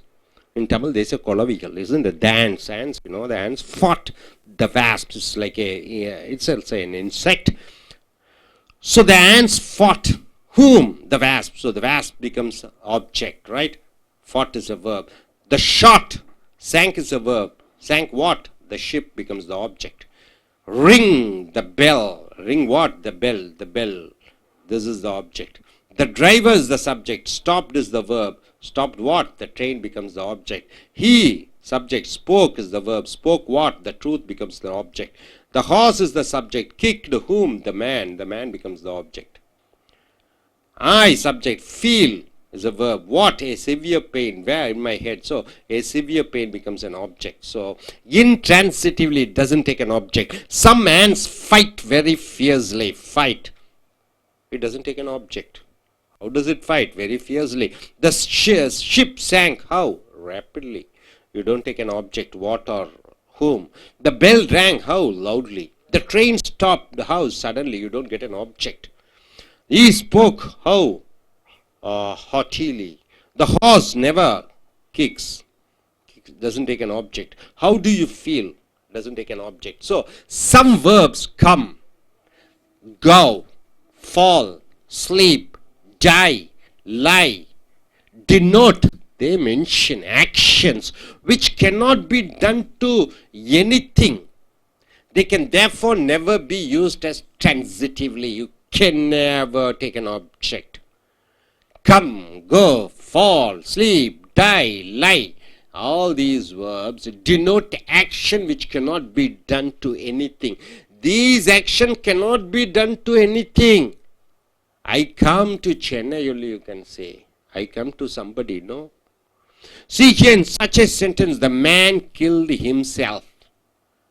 Man killed himself, where the subject and the object both refer to the same person, the man himself. The verb is said to be used reflexively. So these type of verb, they don't take an object, but they can be used as a reflexively, where the subject and the object are the same. Sometimes though the verb is used reflexively, that is himself, ourself, yourself, himself, themself, the object is not expressed. The object is not expressed. In the following examples, the reflexive pronoun is understood, put in the brackets. The bubble burst. Itself is hidden. The guests made merry. The guests made themselves merry. Please keep quiet. Please keep yourself quiet. So these reflective pronouns are hidden. With these words, he turned to the dough. He turned himself to the dough. The Japanese feed themselves chiefly on rice. So the Japanese eat most of their, their diet is based on rice items. These words may, however, be regarded as pure intransitive verbs without any reflexive force whatever. So these verbs, they don't take an object. Come, go, fall, sleep, die, lie. But sometimes reflective pronouns are there where the subject and the object both the same, like the man killed himself. It doesn't take an object separately. Sometimes these reflexive pronouns are understood, but it is not mentioned. Hope you are able to understand, my dear. What we have seen is some verbs take a single word, some verbs take 2 and 3 verbs, and there is transitive verb and intransitive verb. Transitive verb, you ask a question to the verb, what? To whom? To whom? The answer you get is, what is the object? Indirect object. He gave me. To whom? He gave me a pen. To whom? Me. Indirect object. What? A pen becomes a direct object. What and to whom? Some verbs which doesn't take an object is called intransitive verb. And sometimes this intransitive verb takes the reflexive pronouns after the verb. You got it? Hope you're able to get it. So let us start with, so why don't you come forward, introduce yourself and tell what you are able to understand from this lesson. Could you just look at the camera and speak? Yes, welcome. Yes. You can let us start. He can give a short introduction about himself and let us start. Hi, my name is Ejaz Hussain. I am from Chennai. And I just listened to Manikam sir's speech, and it is really, it's really good to listen and as well as to understand. And it really helps me, I hope so, I just joined now. So it will definitely help me to achieve what I want, to get accent into American standards of speaking. So I don't know how well I'm good at speaking. So I feel like, I may improve a lot with his teaching. I hope so. And thanks a lot. What you are able to understand in short? Actually, Manikam sir has just thought about verbs, like in short.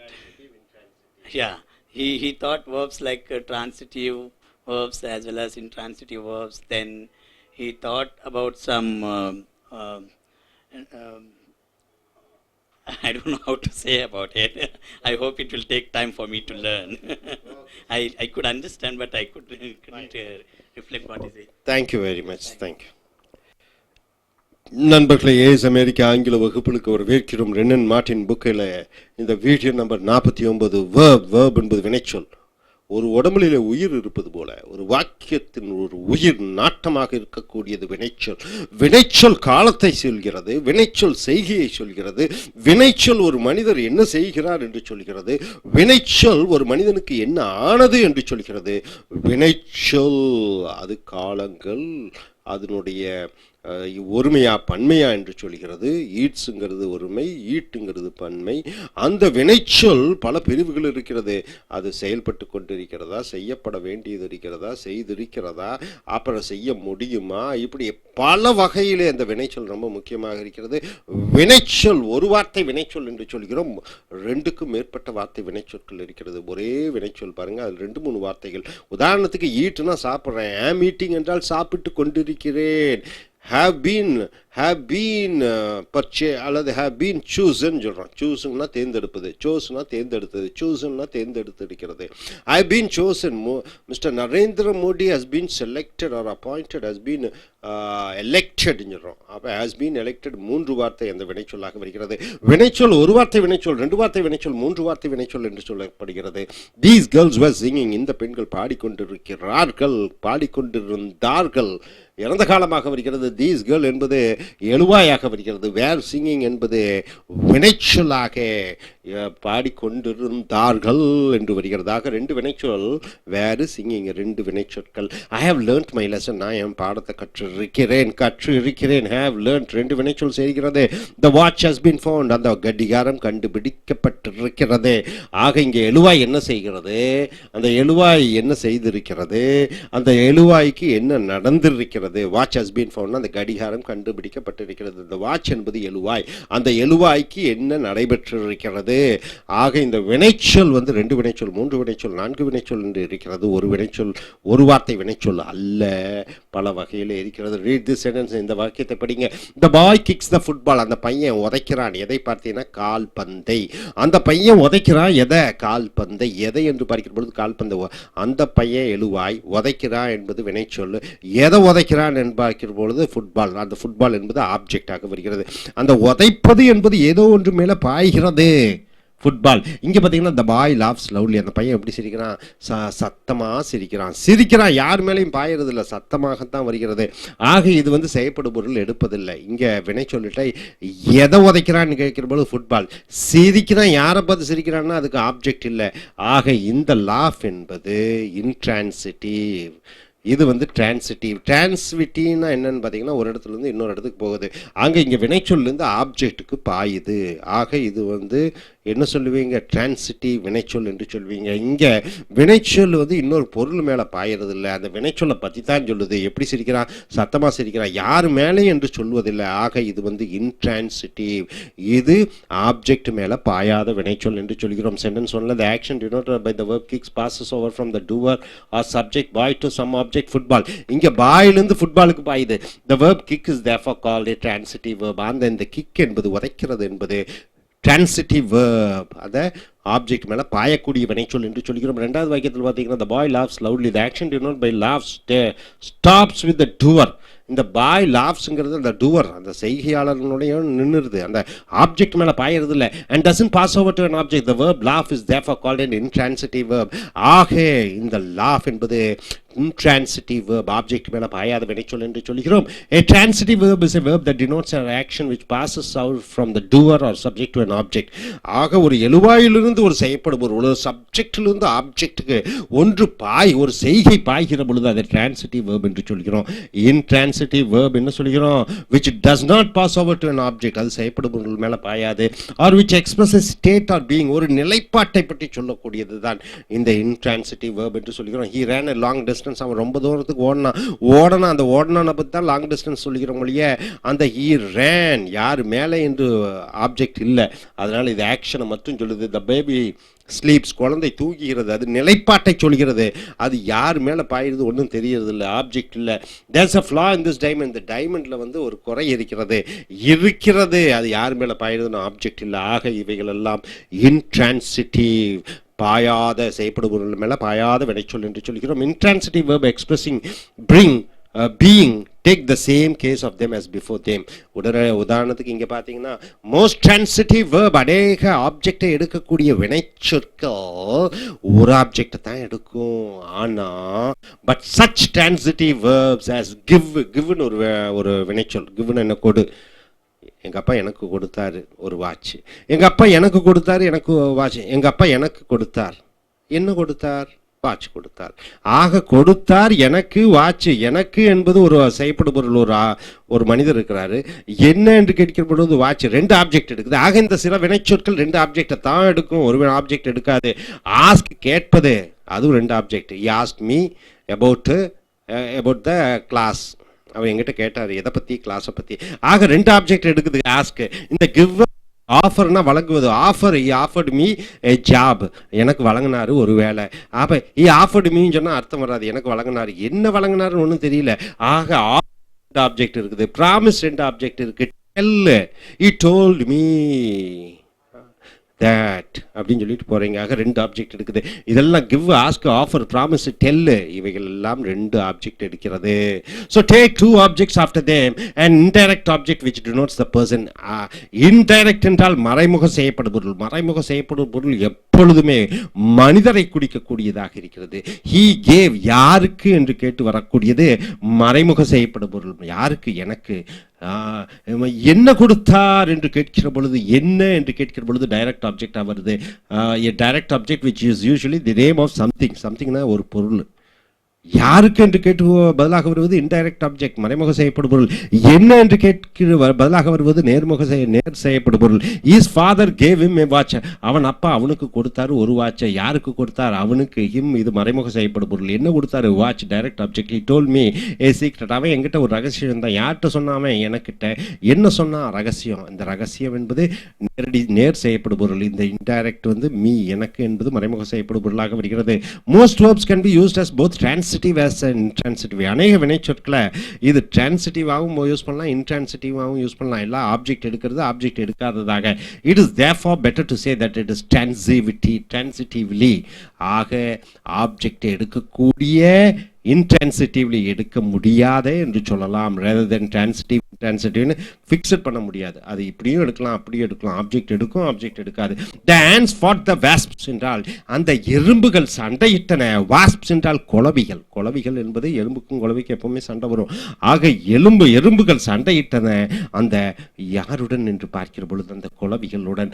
ஆக இந்த சண்டையிட்டது யாரிடம் என்று பார்க்கிற பொழுது குளவிகள் என்பது இந்த ஆப்ஜெக்டாக வருகிறது. இந்த ஆப்ஜெக்ட் என்பது டைரக்ட் ஆப்ஜெக்டாக வருகிறது. the shot sank the ship, அந்த ஒரு குண்டு, துப்பாக்கியில விட்ட குண்டு அந்த கப்பலை மூழ்கடித்தது. sank அந்த கப்பலை என்பது ஆப்ஜெக்டாக வருகிறது. ring the bell, Rama, bell அடி, ராமா, ரிங் அடி, எதை, பெல் ஆப்ஜெக்டாக வருது. Driver stop the train, driver நிறுத்தினார் எதை, ட்ரெயின் ஆப்ஜெக்டாக வருகிறது. he spoke the truth, அவன் பேசினான் எதை, the truth வந்து செய்யப்படும் பொருளாக வருகிறது. has kicked, யார, அந்த மனிதன், the man என்பது ஆப்ஜெக்டாக வருகிறது. I feel, நான் உணர்கிறேன் என்ன, கடுமையான வலி, கடுமையான வலி, இந்த கடுமையான வலி என்பது செய்யப்படும் பொருளாக வருகிறது. ஆக இந்த ஆப்ஜெக்டை எடுக்கக்கூடிய என்ன, யாருக்கு என்று கேட்டு பதிலாக வருவது இந்த டிரான்சிட்டிவ் வேர்ப் என்று சொல்லக்கூடிய ஆப்ஜெக்ட் மேலே பாயக்கூடிய வினைச்சொல். இன்ட்ரான்சிட்டிவ்லியா பாருங்க, அதே வார்த்தை இன்ட்ரான்சிட்டிவா வருது, டிரான்சிட்டிவா வருது, இன்ட்ரான்சிட்டிவா வருது. இன்ட்ரான்சிட்டிவ்னா ஆப்ஜெக்ட் எடுக்காது. அதே அந்த ஃபைட்டு, அதே அந்த சாங்கு, அதே அந்த ரிங்கோட பாஸ்டன்ஸ் ரேங்கு, அந்த ஸ்டாப்பு, ஸ்போக்கு, கிக்கு, இதெல்லாம் பார்த்தீங்கன்னா ஆப்ஜெக்ட் எடுக்காதது மாதிரி வருகிறது. Some men's fight very fiercely, சில எறும்புகள் கடுமையாக சண்டையிடுகின்றன. ஆக எறும்புகள் யாரை, என்ன என்று பதில் வருவதில்லை, ஆப்ஜெக்ட் வருவதில்லை. ஸோ இது வந்து இன்ட்ரான்சிட்டிவாக பயன்படுத்துகிறோம். ஷிப் sank rapidly, அந்த கப்பல் வேகமாக மூழ்கிகிறது. யார் மேலே இல்லை, அதுதான் வேகமாக மூழ்கி விடுகிறது. ஆக இன்ட்ரான்சிட்டிவ். த பெல் rang loudly, அந்த மணி சத்தமாக அடித்தது யார் மேலேயும் பாயில்லை. அடுத்தது த ட்ரெயின் ஸ்டாப் சடன்லி, அந்த ட்ரெயின் வந்து திடீரென்று நின்று விட்டது, ஆப்ஜெக்ட் இல்லை. அடுத்தது he spoke haughtily, அவன் ரொம்ப ஹாட்டிலியாக பேசினான். this horse never kicks, இந்த குதிரை எப்பொழுதும் உதைக்காது. ஆக how do you feel, எப்படி உணர்கிறாய், இதெல்லாம் ஆப்ஜெக்ட் எடுக்கல. அதே வினைச்சொல் டிரான்சிட்டிவாகவும் வரும், இன்ட்ரான்சிட்டிவாகவும் வரும். சில வினைச்சொல் கம்முனா வா, கோனா போ, ஃபால்னா விழு, ஸ்லீப்னா தூங்கு, டையினா சாகு, லையினா பொய் சொல்லு அல்லது படுத்து உறங்கு. Denote action which cannot be done to anything. இந்த செய்கைகள் யார் மேலேயும் பாய முடியாது. ஐ கம் ராமான்னு சொல்ல முடியாது. ஐ கம் ஏதோ ஒன்று ஒரு மனிதர் மேலே போட முடியாது. ஐ கம் டு சென்னைன்னு சொல்லலாம். சென்னைக்கு வந்தேன், சென்னைக்கு ஆப்ஜெக்டாக வராது. So in such a sentence man killed himself. உதாரணத்துக்கு ஒரு மனிதன் தன்னைத்தானே கொண்டு கொண்டான். இந்த ஹிம்செல்ஃப் கில்டு யாரை? ஹிம்செல்ஃப். அந்த ஹிம்செல்ஃப் என்பது இந்த எழுவாயை குறிக்கக்கூடியதாக இருக்கிறது, வேறொரு மனிதன் வருவதில்லை. ஆக இது ரிஃப்ளெக்சிவ் ப்ரொனவுன் என்று சொல்கிறான். இந்த மாதிரி எடுத்துக்குவாங்க. whether subject and object both refer to the same person. எழுவாயும் செய்யப்படுபவர்களும் சப்ஜெக்டும் ஆப்ஜெக்டும் ஒரே மனிதராக இருக்கிறார்கள். the verb is used to be reflexively. himself, ourself, yourself என்பது பிரதிபலிக்கக்கூடிய பிரதிபலிக்க சொல்லாக இருக்கிறது. இது ஆப்ஜெக்ட், அந்த சப்ஜெக்டும் ஆப்ஜெக்டும் ஒன்றாக இருக்கிறது. சம்டைம்ஸ் சில நேரங்களில் though the verb is used reflexively, அது பிரதிபலிக்க கூடியதாக உபயோகப்படுத்தினாலும் கூட the object is not expressed, அந்த object வெளிப்படுத்துவதில்லை. In the following example, the reflective pronoun is understood to put in the bracket. இங்கே reflexive himselfங்கிற அது ஆப்ஜெக்ட், ஆனால் சில வாக்கியங்கள் அது போடுறதில்லை, ஆனால் அறியாமல் புரிந்து கொள்கிறோம். the bubble burst, அந்த மொட்டு வெடித்தது, அதுவே வெடித்தது. இந்த அதுவே நம்ம சொல்றதில்லை, அந்த பொட்டு வெடித்தது என்று சொல்கிறோம், அதுவே வெடித்தது என்று சொல்வதில்லை, அதுவே மறைச்சு விட்டுறோம். த கஸ்ட் மேட் மெரி, அந்த விருந்தாளிகள் சந்தோஷப்பட்டு கொண்டார்கள், அவர்களுக்குள்ளேயே சந்தோஷமாக இருந்தார்கள். அவர்களுக்குள்ளே என்பது மறைமுகமாக வைக்கப்பட்டிருக்கிறது. ப்ளீஸ் கீப் குவைட், தயவு செய்து உங்களுக்குள்ள அமைதியா இருங்க. ப்ளீஸ் கீப் யோர் செல்ஃப், உங்களுக்குள்ள அதை மறைச்சோம், அமைதியா இருங்கன்னு சொல்றோம். உங்களுக்குள்ள அமைதியா இருங்கிறது அதை மறைத்து சொல்கிறோம். இந்த ஆப்ஜெக்ட் இருக்கிறது, object மறைக்கப்படுகிறது. With these words he turned to the, இந்த வார்த்தைகளை சொல்லிட்டு அவன் கதவு கிட்ட போயிட்டான். ஹிம்செல், அவனே கதவு கிட்ட போயிட்டான். இந்த அவனே என்பதை நாம சொல்றதில்லை. Japanese feed themselves chiefly on rice. ஜப்பான்காரர்கள் அதிகமாக அவங்களுக்குள்ளேயே அந்த அரிசியை சாப்பிட்டு கொள்கிறார்கள். சீஃப்லினா அவங்க உணவு அநேகமாக அரிசியாக இருக்கிறது. அவர்களே சாப்பிடுகிறார், அவர்களே மறைக்கப்பட்டிருக்கிறது. These words may however be regarded as a pure intransitive without any reflexive force whatever. So நண்பர்களே, இந்த வினைச்சொல் ஒரு வார்த்தை வினைச்சொல், ரெண்டு வார்த்தை வினைச்சொல், மூன்று வார்த்தை வினைச்சொல், செய்யப்படுபொருள்களை எடுக்கக்கூடிய வினைச்சொல், செய்யப்படுபொருளை எடுக்காத வினைச்சொல், டிரான்சிட்டிவ் இன்ட்ரான்சிட்டிவ் என்று பார்க்கிறீர்கள். அதே போன்று ஒரே வினைச்சொல் டிரான்சிட்டிவ் ஆகும், ஒரு இன்ட்ரான்சிட்டிவ் ஆகும். ஆப்ஜெக்ட் எடுக்காது. சில வினைச்சொல் கம், கோ, ஃபால், ஸ்லீப், டை, லை, இதெல்லாம் செய்யப்படும் பொருளை எடுக்காது. சிலது ரிஃப்ளெக்சிவாக வரும், அந்த ரிஃப்ளெக்சிவ் மறைக்கப்பட்டிருக்கிறது. ஒரு சில ஆப்ஜெக்ட் எடுக்கும், அந்த ஆப்ஜெக்ட் சப்ஜெக்டும் ஆப்ஜெக்டும் ரெண்டும் ஒன்றாக இருக்கும். அந்த மேன் கில்ட் ஹிம்செல்ஃப்னு பார்த்தீர்கள். Hope you are able to get it. இந்த வினைச்சொற்களுடைய தன்மையை அறிந்திருப்பீர்கள் என்று நினைக்கிறேன். நீ அடுத்து வரக்கூடிய வீடியோக்கள் மற்றவர்களை பார்ப்போம். Thank you very much. Dear friends, welcome to AS American English Center. We have come here to Renan Martin's video number 50. Transitive verb and intransitive verb. What is the function of a verb? It does an action. Subject does an action. The verb, when it goes to an object, when it carries on to an object, it is called transitive verb. Transitive means transferring. The action to some other object is called transitive verb. Some verb doesn't transfer to the object. See, for example, I go to Chennai. It stops with go. It doesn't take an object. Chennai is gone by me. No, it doesn't come. I speak English. English is spoken by me. So speak takes an object called English. So transitive and intransitive verbs. Certain verbs can be used reflexively. Reflexively means it is reflexing. And also as an ordinary transitive verb. For example, don't forget. Don't forget. Forget is name. Don't forget. Forget is a verb. It takes an object, his name. I forget.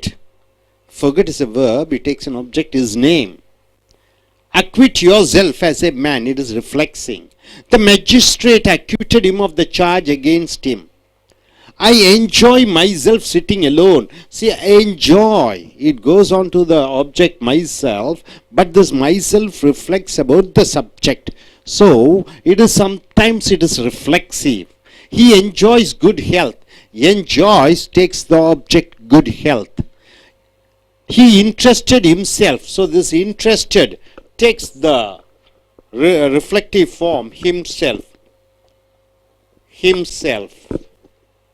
Interested verb takes the it reflects itself, himself in his friend's welfare. His talk doesn't interest me. His talk doesn't interest me. This interest me. He tells about the talk.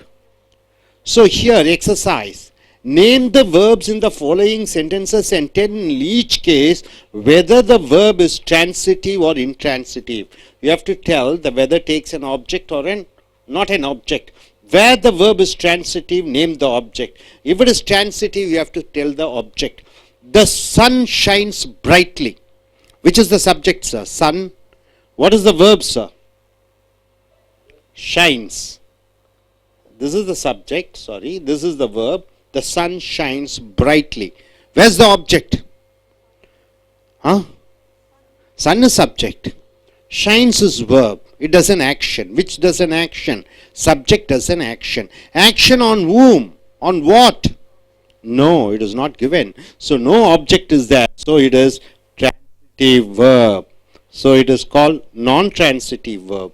Transitive or intransitive verb. It is called intransitive verb. It doesn't take an object, right, sir? It doesn't take an object, so it is called intransitive verb. The boy cut his hand with a knife. Which is the subject? Boy. What is the verb? Cut. What is the object? Cut what? His hands. He cut his hand. His hand is an object. With a knife. His hand with a knife. So everything comes under object, hand and knife. So it is transitive because it transfers into a object, transitive verb. And what is the object? Hand and knife, right, sir? Okay. The clock stopped this morning. Which is, it is a transitive or intransitive verb? Which is the verb here? Stopped is the verb. What is the subject? Clock is the subject. Where's the object? No object, right? So no object, so it is intransitive verb. IV we shall have it, intransitive verb. It doesn't take an object. This morning is not an object. What is this morning is called? It's called adverb of time. It doesn't carry to an object. The policeman blew his whistle. The policeman blew his whistle. So which is the subject here? Policeman. What is the verb? Blow. What's the object? Is whistle. So it becomes object. So it is transitive verb, right? So what is the object here? Whistle is the object, right, sir? Next. The sun rises in the east. Which is the subject here? Sun. What is the verb? What is the object? No object. So it is intransitive verb, IV. An old beggar stood by the gate. An old beggar stood by the gate. Which is the subject? Old beggar is the subject. What is the verb? Stood. What is the object? No. It is adverb of place. By the gate. You are standing by the gate. It doesn't go on with an object. You have to ask what? You have to ask whom to the verb. The answer you get is called object. You ask the question, you don't get. When you ask a question, where was he standing? By the gate. So by the gate is an adverb of place. It is not an object. So it is intransitive verb. The clock ticks all day long. The clock ticks all day long. Which is the subject? Clock. What's the verb? What's the object? No object. So it is intransitive verb, IV. Now coming here, I looked down from my window. Which is the subject? I looked is the verb. What is the object? No object. Intransitive verb. You ask a question. Looked. What? Looked. What? Looked at whom? You don't get an answer. Where you ask a question, you get from my window. So it is adverb of place. It is not an object. So looked is an what verb? It is intransitive verb. So the verbs which carries on to the object is called transitive verb. The verbs which doesn't carry on an object, it is called intransitive verb. Put away your books. Which is the verb? Put. What is the object? Yes, your book. Object. So it is transitive verb and the object, yes, it is books, right, sir? Okay. So it is what type of sentences it is? It is ordering sentence, isn't it? Imperative sentence. The moon rose early. The moon is the subject. Verb is rose. What is the object? No object, so intransitive verb. The cat sleeps on the rug. The cat is the subject, sleeps is the verb. What's the object? No object. On the rug, sleeps where? So it is adverb of place, so it is intransitive verb. Sleep is an intransitive verb. Rose is an intransitive verb. Put is a transitive verb. So the verbs are divided into transitive and intransitive. Cocks, subject. Crow. Crow means it is crowing. Crowing means what? Sure, it gives that sound. Cocks crowing. Yes, it is the verb. And what is the object? No object. Intransitive verb. Cocks crow when. You ask a question when and you get the answer. So only what and whom. When you ask a question to the verb, it becomes an object. So this is adverb of place. Your book, subject. Lies. It is the verb. Is it a direct? Is it object or no object is there? So it is intransitive verb. On lies where on the table. So on the table becomes adverb of place. The fire, subject. Burns where verb. And what's the object here? The fire burns dimly. So burns, is it a transitive verb or intransitive verb? It is intransitive verb. It doesn't take an object. How it burns? Dimly. So it is adverb of manner. Time changes all things. Subject changes is verb. What is the object? All things is the object. Time changes. Changes what? All things. So it is changes is a transitive verb. So transitive verb and object is all things. Right? So all things. Now coming here, we eat 3 times a day. We is subject. Eat is a verb. What is the object? No object. Why? We eat how many times? It is a frequency adverb. So it is intransitive verb. Eat, intransitive verb. Tell the truth, which is the no subject. What is the verb? Of course, the subject is there. Tell the truth. What is the subject? You. Okay, when you are ordering, it indirectly means you tell the truth. So you are just it is understood that you is the subject, tell is the verb, and what is the object? The truth is the object. So it is a transitive verb, and truth is the object. Okay, now the birds sing in the green tree. Which is the subject here? Birds. What is the verb? Sing. And what is the object? No object. So it is sing is an intransitive verb. IV. So where do the birds sing? In the green tree. So in the green tree becomes adverb of place. There is no object. The little bird is the subject. Hopped. Hopped. It is the verb. About sang. What is the subject here? Little bird. Hopped. So what is the object here? Object. Little bird hopped. What? About the sang. So about the sang becomes an object. So it is transitive verb. So about the sang, it becomes object. My new watch is the subject. Doesn't keep is the verb. What? Doesn't keep what? Good time. So good time becomes the object. So it is transitive verb. So good time is the object. Next, the beggar, subject. Sat down.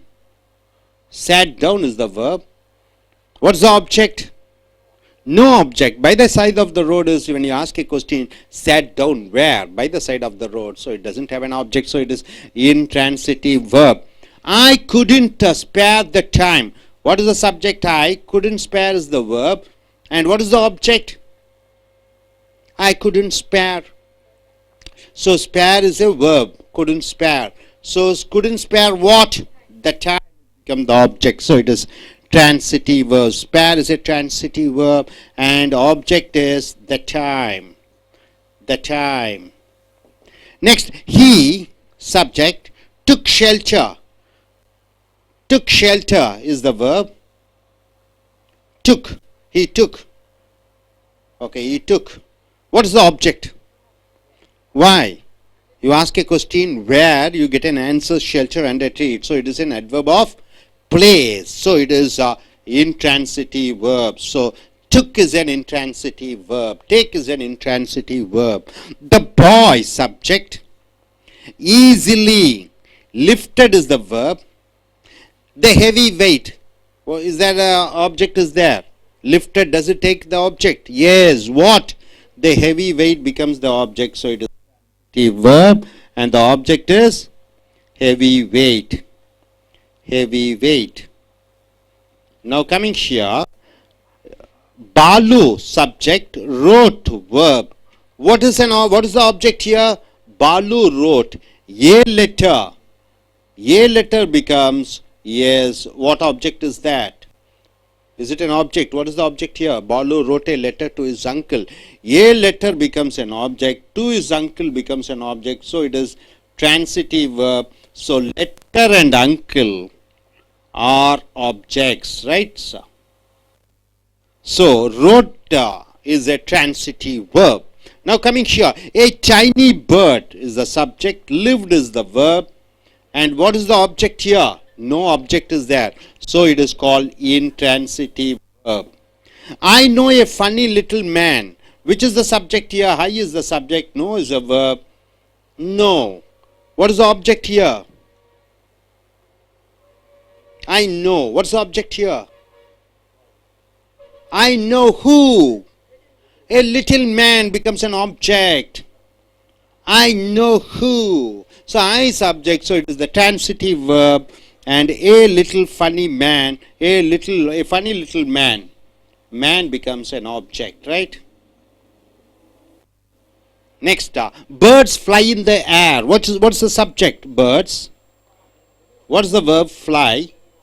And what's the object? No object, intransitive verb. So fly is an intransitive verb, sir. A light rain fell last night. What is the subject here? A light rain subject. Fell is a verb. What's the object? No object. You ask a question when? Last night. So it is adverb of time. So it is an intransitive verb. I shall bring my camera with me. I shall bring. I is a subject. Shall bring is the verb. What is the object? My camera is the object, first object. Second object, me is the second object, right? Object. So, it is the transitive verb, and me too becomes objects, right? So, me is, camera is direct object, me is indirect object, right? Now coming here, you speak too loudly. What is the subject? You speak. Verb. What's the object? No object.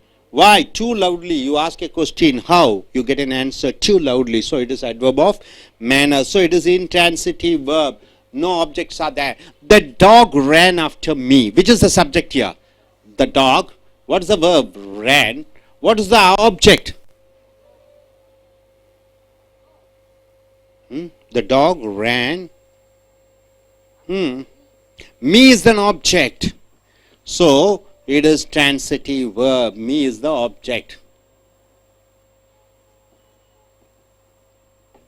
So, exercise in composition. Write 5 sentences containing transitive verbs and 5 containing intransitive verbs. Can you write? For example, I eat a mango. Eat becomes a transitive verb because you go in for mango. Okay. I go in a bus. So, go becomes what? Intransitive verb. Like that you have to write 5 sentences. Intransitive verbs used as transitive sometimes. Intransitive verbs sometimes used as a causative sent, it becomes transitive. Cause means what? Intransitive verb sometimes used as a cause for some result. For example, the horse walks, subject verb. The girl ran down the street. So subject, ran down is the verb. Where the street, no object is there. Birds fly, subject and verb. So all these are called intransitive verb. It doesn't take an object. Transitive verbs. He walks, he is subject, walks is the verbs. He walks, same walks takes as a transitive and intransitive. He walks the horse. walks the horse means what? The horse becomes the object. The girl is the subject. See, ran. After ran, you don't get an object, so it is intransitive. Here, the girl ran is the verb. Ran what? A needle into her finger becomes an object. So it is a transitive verb. The boy fly their kites. See, birds fly. It doesn't take an object. Here, the boy, subject, fly is the verb. What? Their kites becomes the object. So, this is the cause their kites to fly. So, next is a few verbs in common use are distinguished as transitive or intransitive by their spelling. The transitive being cause forms of the corresponding intransitive verbs. See, many trees fall in the monsoon. Which is the subject here? Many trees, subject. Fall is the verb. In the monsoon becomes, it is not an object. Lie still. Lie still means what? You lie still means don't move your body. Rise early with the lark. Rise early with whom? With the lark becomes an object. So, intransitive, sometimes transitive becomes intransitive, intransitive becomes transitive. Hope you are able to understand. Transitive verbs takes an object, intransitive verb doesn't take an object. Transitive verb transfers its action to the object. Intransitive verb doesn't transforms its action to the object. So this is what you have learned, right, sir? Thank you very much. So, நண்பர்களே, as America ஆங்கில வகுப்புகளுக்கு வரவேற்கிறோம். இங்கே Wren and Martin இதில் verb வினைச்சொற்கள் ரொம்ப முக்கியம். ஈட்டு, ஸ்லீப்பு, டாக்கு இவைகள் எல்லாம் ஆக்ஷன் வெர்ப் என்று சொல்கிறோம். இந்த வெர்பு ஆப்ஜெக்டை எடுக்கிற பொழுது அது டிரான்சிட்டிவ் வேர்ப்ஸ் என்று சொல்கிறோம். ஆப்ஜெக்டை எடுக்காத வேர்பு அது இன்ட்ரான்சிட்டிவ் வேர்ப்ஸ் என்று சொல்கிறோம். உதாரணத்துக்கு don't forget his name, I forget his name, acquit yourself as a man, இதெல்லாம் பார்த்தீங்கன்னா ரிஃப்ளெக்ட் பண்ணுது. இந்த சப்ஜெக்டை ரிஃப்ளெக்ட் பண்ணுவது இது ரிஃப்ளெக்சிவ் வேர்ப்ஸ் என்று சொல்கிறோம். I enjoy myself sitting alone, நான் தனியாக உட்கார்ந்து என்னை நானே அனுபவித்துக் கொண்டிருக்கிறேன். ஹி என்ஜாய்ஸ் குட் ஹெல்த், அவன் நல்ல ஆரோக்கியத்தை அனுபவித்துக் கொண்டிருக்கிறான். He interested himself in his friends welfare, அவனுடைய அவனுடைய நன்றாக இருக்க வேண்டும் என்பதற்கு இவன் தன்னைத்தானே அர்ப்பணித்துக் கொண்டான். Is talk doesn't interest me, அவனுடைய பேச்சு என்னை ஆர்வம் தூண்டி விடுவதாக இல்லை. ஸோ இதெல்லாம் பார்த்தீங்கன்னா ரிஃப்ளெக்டிவாக வருகிறது. சன் ஷைன்ஸ் பிரைட்லி, சூரியன் பிரகாசமாக ஒளிக்கிறது என்று பார்க்கிற பொழுது இது இன்ட்ரான்சிட்டிவ் வேர்ப். ஒலிக்கிறது பிரகாசமாக, இது ஆப்ஜெக்டை எடுப்பதில்லை, செய்யப்படுபொருளை எடுப்பதில்லை, ஆகையால் இது இன்ட்ரான்சிட்டிவ் வேர்ப் என்று சொல்கிறோம். The boys cut his hand with a knife, அந்த பையன் தன்னுடைய கையை கத்தியால் வெட்டி கொண்டான். அந்த பையன் என்பது சப்ஜெக்ட், கட் என்றால் வெட்டி கொண்டான். எதை வெட்டி கொண்டான்? அவனுடைய கைகள். ஸோ அவனுடைய கையும் கத்தியும் ரெண்டும் ஆப்ஜெக்டாக வருகிறது, செய்யப்படுபொருளாக வருகிறது. த கிளாக் ஸ்டாப் திஸ் மார்னிங், அந்த கடிகாரம் இன்று காலையிலே நின்று விட்டது. கடிகாரம் சப்ஜெக்ட், ஸ்டாப்ட் என்றால் நின்று விட்டது. இன்று காலை ஆப்ஜெக்ட் அல்ல, எப்பொழுது என்று கேட்டு பதிலாக வருவது செய்யப்படுபொருள் அல்ல. ஸோ இது இன்ட்ரான்சிட்டிவ் வேர்ப் என்று சொல்கிறோம். த போலீஸ்மேன் ப்ளூ ஹிஸ் விசில், அந்த போலீஸ்காரர் தன்னுடைய விசிலை ஊதினார். போலீஸ்காரர் சப்ஜெக்ட், ப்ளூ ஊதினார் வேர்ப். யார் என்ன ஊதினார்? அவருடைய விசிலை, அது ஆப்ஜெக்டாக வருகிறது. ஸோ இது டிரான்சிட்டிவ் வேர்ப் என்று சொல்கிறோம். Sun rises in the east, சூரியன் கிழக்கே உதிக்கிறான். சூரியன் சப்ஜெக்ட், ரைசஸ் உதிக்கிறான். எங்கே? இந்த ஈஸ்ட், எங்கே என்று கேட்டு பதிலாகத்தான் வருகிறது. யாரை, என்ன என்று வினைச்சொல்லிடம் கேட்டு பதிலாக வருவது ஆப்ஜெக்ட். ஸோ இது அட்வர்ப் of place என்று வருகிறதாக intransitive verb. An old beggar stood by the gate, ஒரு வயதான பிச்சைக்காரர் கேட் பக்கத்திலே நின்று கொண்டிருந்தார். ஆக stood என்றால் நின்று கொண்டிருந்தார். வயதான பிச்சைக்காரன் சப்ஜெக்டாக வருகிறது, செய்யப்படுபொருள் இல்லை. எங்கே நின்றார் என்று கேட்டு பதிலாக வருகிறது by the gate. ஆக அது intransitive verb, அது ஆப்ஜெக்டை எடுப்பதில்லை.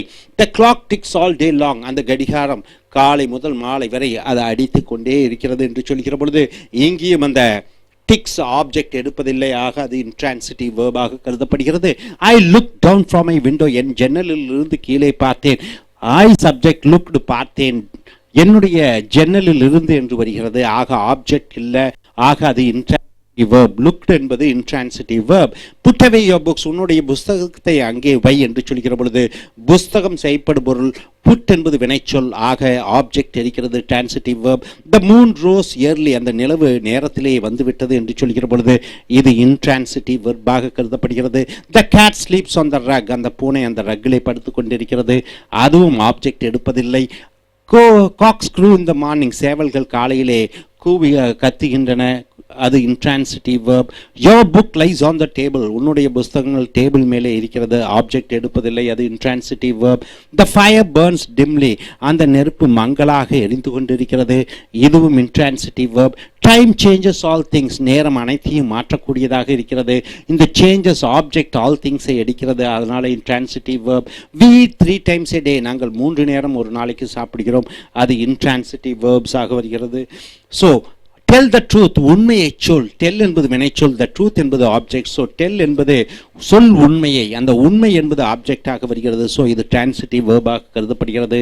the birds sing in the green tree. அந்த பறவைகள் பாடுகிறது எங்கே என்றால் அந்த பச்சை மரத்திலே.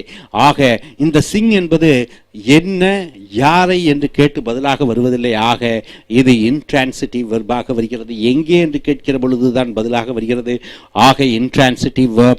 The little bird hopped about the sand. அதுவும் transitive verb. என about the sand என்பது ஆப்ஜெக்ட் ஆக வருகிறது. My new watch doesn't keep good time. என்னுடைய புதிய கடிகாரம் சரியான நேரத்தை காண்பிப்பதில்லை என்று சொல்கிற பொழுது இங்கே new watch என்பது எழுவாயாக வருகிறது. doesn't keep என்பது வினைச்சொல்லாக வருகிறது. என்ன என்று பார்க்கிற பொழுது குட் டைம் என்று வருகிறது. ஆக குட் டைம் நல்ல நேரம் என்பது இது ஆப்ஜெக்டாக செயற்படுபொருளாக வருகிறது. ஆக transitive verb. good time என்பது ஆப்ஜெக்டாக வருகிறது. The beggars sat down by the side of the road. பிச்சைக்காரர்கள் உட்கார்ந்தார்கள் அந்த ரோட்டினுடைய ஓரத்திலே. ஆக பிச்சைக்காரர்கள் உட்கார்ந்தார்கள் எங்கே என்று கேட்டு பதிலாகத்தான் வருகிறது. என்ன யாரை என்று கேட்டு பதிலாக வருவதில்லை. என்ன யாரை என்று கேட்டு பதிலாக வருவதுதான் செய்யப்படும் பொருள். ஆக இது வந்து intransitive verb என்று சொல்கிற பொழுது அது செய்யப்படும் பொருளுக்கு மாற்றுவதில்லை மாறுவதில்லை. I couldn't spare the time. என்னால் நேரத்தை ஒதுக்க முடியாது. I என்பது சப்ஜெக்ட். could not spare என்பது வினைச்சொல்லாக வருகிறது. என்ன என்று கேட்டு பதிலாக வருகிறது டைம் நேரம். ஆக இது transitive verb. ஆப்ஜெக்ட் வந்து டைம் ஆக வருகிறது. He took shelter under a tree. அவன் ஒரு மரத்துக்கு கீழே ஓய்வெடுத்தான். எழுவாய். took verb. எங்கே under a tree மரத்துக்கு அடியிலே. அது செய்யப்படும் பொருள் எடுப்பதில்லை. ஆக அது intransitive verb. The boy easily lifted the heavy weight. பையன் சுலபமாக அந்த கனமான அந்த வெயிட்டை தூக்கி விட்டான். சப்ஜெக்ட் வந்து பாய். lifted என்பது வினைச்சொல். என்ன the heavy weight என்று வருகிறது அந்த கனமான வெயிட்டை. ஆக இது transitive verb. இது ஆப்ஜெக்ட் வந்து heavy weight ஆக வருகிறது. Balu wrote a letter to his uncle. Balu தன்னுடைய மாமாவுக்கு ஒரு கடிதம் எழுதினான். பாலு என்பது சப்ஜெக்ட். wrote எழுதினான். யாருக்கு? அவனுடைய மாமாவுக்கு. இது ஒரு ஆப்ஜெக்ட் ஆக வருகிறது. என்ன எழுதினான்? ஒரு கடிதம். ஆக இது transitive verb ஆக வருகிறது. வினைச்சொல்லாக வருகிறது. ஆப்ஜெக்ட்டுக்கு மேலே செலுத்தக்கூடிய வினைச்சொல். A tiny bird lived under the caves. ஒரு சிறு பறவை அந்த குகைகளுக்கு கீழே வாழ்ந்து கொண்டிருந்தது.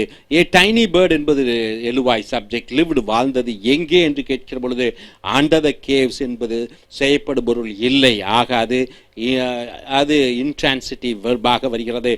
I know a funny little man. எனக்கு தெரியும் ஒரு தமாசான சிறிய மனிதன். I என்பது எழுவாய். no என்பது தெரியும் வினைச்சொல். யாரை? a funny little man ஆப்ஜெக்டை எடுக்கிறது. ஆக இது transitive verb. man வந்து ஆப்ஜெக்ட் ஆக வருகிறது. birds fly in the air.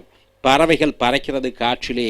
ஆக பறவைகள் என்பது எழுவாய். fly பறக்கிறது எங்கே என்று வருகிறது. ஆக அது ஆப்ஜெக்ட் எடுப்பதில்லை. intransitive verb ஆக கருதப்படுகிறது. A light rain fell last night. ஒரு சன்னமான மழை நேற்று இரவு பெய்தது என்று சொல்கிற பொழுது லைட் ரெயின் என்பது சப்ஜெக்ட். ஃபெல் விழுந்தது எங்கே? Last night. எப்பொழுது? லாஸ்ட் நைட் நேற்று இரவு. ஆப்ஜெக்ட் இல்லை. ஆக அது intransitive verb ஆக கருதப்படுகிறது. I shall bring my camera with me. நான் என்னுடைய கேமராவை என்னுடன் கொண்டு வருகிறேன். I என்பது சப்ஜெக்ட். shall bring என்பது வினைச்சொல். என்ன? என்னுடைய கேமரா. யாருடன்? என்னுடன் என்று வருகிற பொழுது இந்த என்னுடைய கேமரா என்னுடன் என்பது ஆப்ஜெக்ட் ஆக வருகிறது.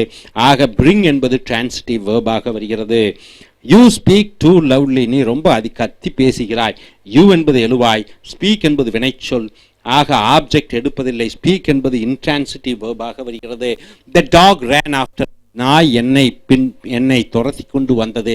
த டாக் என்பது எழுவாய், ரேன் என்பது வினைச்சொல், மீ என்பது ஆப்ஜெக்டாக வருகிறது. So right 5 sentences containing transitive verbs and 5 containing intransitive verbs. ஒரு 5 வாக்கியங்கள் செய்யப்படுபொருள் எடுக்கக்கூடிய வினைச்சொல்லும் intransitive verbs செய்யப்படுபொருள் எடுக்காத வினைச்சொல்லும். உதாரணத்துக்கு ஐ ஸ்பீக் இங்கிலீஷுங்கிறோம். ஐ ஸ்பீக் வாட் இங்கிலீஷ், நான் ஆங்கிலம் பேசுகிறேன். செய்யப்படுபொருள் இங்கிலீஷ். ஆக ஸ்பீக் வந்து transitive verb. I go to Delhi என்று சொல்கிறோம். கோ என்பது ஆப்ஜெக்டை எடுப்பதில்லை, எங்கே என்று கேட்டு பதிலாகத்தான் டெல்லி வருகிறது. ஆக அது intransitive verb. When an intransitive verb is used as a causative sense, it becomes transitive. ஒரு intransitive verbனா ஆப்ஜெக்ட் எடுக்காதது, அது ஒரு காரணகர்த்தா தன்மையில் எடுக்கிற பொழுது அது டிரான்சிட்டிவாக வருகிறது. இங்கே பாருங்க, ஹார்ஸ் வாக்ஸ், அந்த குதிரை நடக்கிறது. The girl ran down the street, அந்த பெண் அந்த தெருவின் ஓரமாக ஓடினால். பேர்ட்ஸ் ஃப்ளை, பறவைகள் பறக்கிறது. இவைகள் எல்லாம் ஆப்ஜெக்ட் எடுப்பதில்லை. ஆக இவைகள் எல்லாம் இன்ட்ரான்சிட்டிவ் என்று சொல்கிறோம். இங்கே அதே டிரான்சிட்டிவாக வருகிறது. ஹீ வாக்ஸ் த ஹார்ஸ், அப்படி என்றால் அவன் குதிரையை நடக்க வைக்கிறான். ஆக இந்த ஹார்ஸ் என்பது ஆப்ஜெக்டாக வருகிறது. The girl ran a needle into her finger, அந்த பெண் ஒரு ஊசியை தன்னுடைய கையிலே குத்தி கொண்டால் என்று சொல்லுகிற பொழுது ரேன் ஏ நீடில் என்றால் ஒரு காரணகர்த்தாவாக மாறிவிடுகிறது. ஸோ அது ஆப்ஜெக்டாக வருகிறது. The boys fly their kites, பையன்கள் அந்த பட்டங்களை அவர்கள் விடுகிறார்கள். ஆக தேர் கைட்ஸ் என்பது ஆப்ஜெக்டாக வருகிறது. A few verbs in common use are distinguished as transitive or intransitive by their spelling. சில வினைச்சொற்கள் அதனுடைய ஸ்பெல்லிங் எழுத்துக்களை வைத்து அது டிரான்சிட்டிவா இன்ட்ரான்சிட்டிவா என்று கருதப்படுகிறது. த டிரான்சிட்டிவ் பீயிங் காசட்டிவ், டிரான்சிட்டிவ் என்றால் ஆப்ஜெக்ட் எடுக்கக்கூடியது காரணகாரியமாக இருக்கிறது. Corresponding intransitive verbs. Many trees fall in the monsoon, நிறைய மரங்கள் அந்த கடுமையான புயல் மழை நேரங்களிலே கீழே விழுகிறது. ஸோ many trees என்பது subject, fall in the monsoon. Lie still என்றால் என்ன? அமைதியாக அசையாமல் இரு. Rise early with the lark, நேரத்திலே லார்க்குடன் எழுந்திரு. ஸோ நண்பர்களே, இந்த டிரான்சிட்டிவ் வேர்ப் என்றால் ஆப்ஜெக்ட் எடுக்கிறது, இன்ட்ரான்சிட்டிவ் என்றால் செய்யப்படும் பொருளை எடுக்காததாக வருகிறது. ஸோ வினைச்சொல்லில் இது ரொம்ப முக்கியம். டிரான்சிட்டிவ் வேர்ப் ஆப்ஜெக்டை எடுக்கக்கூடிய அந்த வினைச்சொல்லு மூலமாகத்தான் நீங்கள் செயற்பாட்டு வினை பேசிவ் வாய்ஸுக்கு செல்ல முடியும். Thank you very much.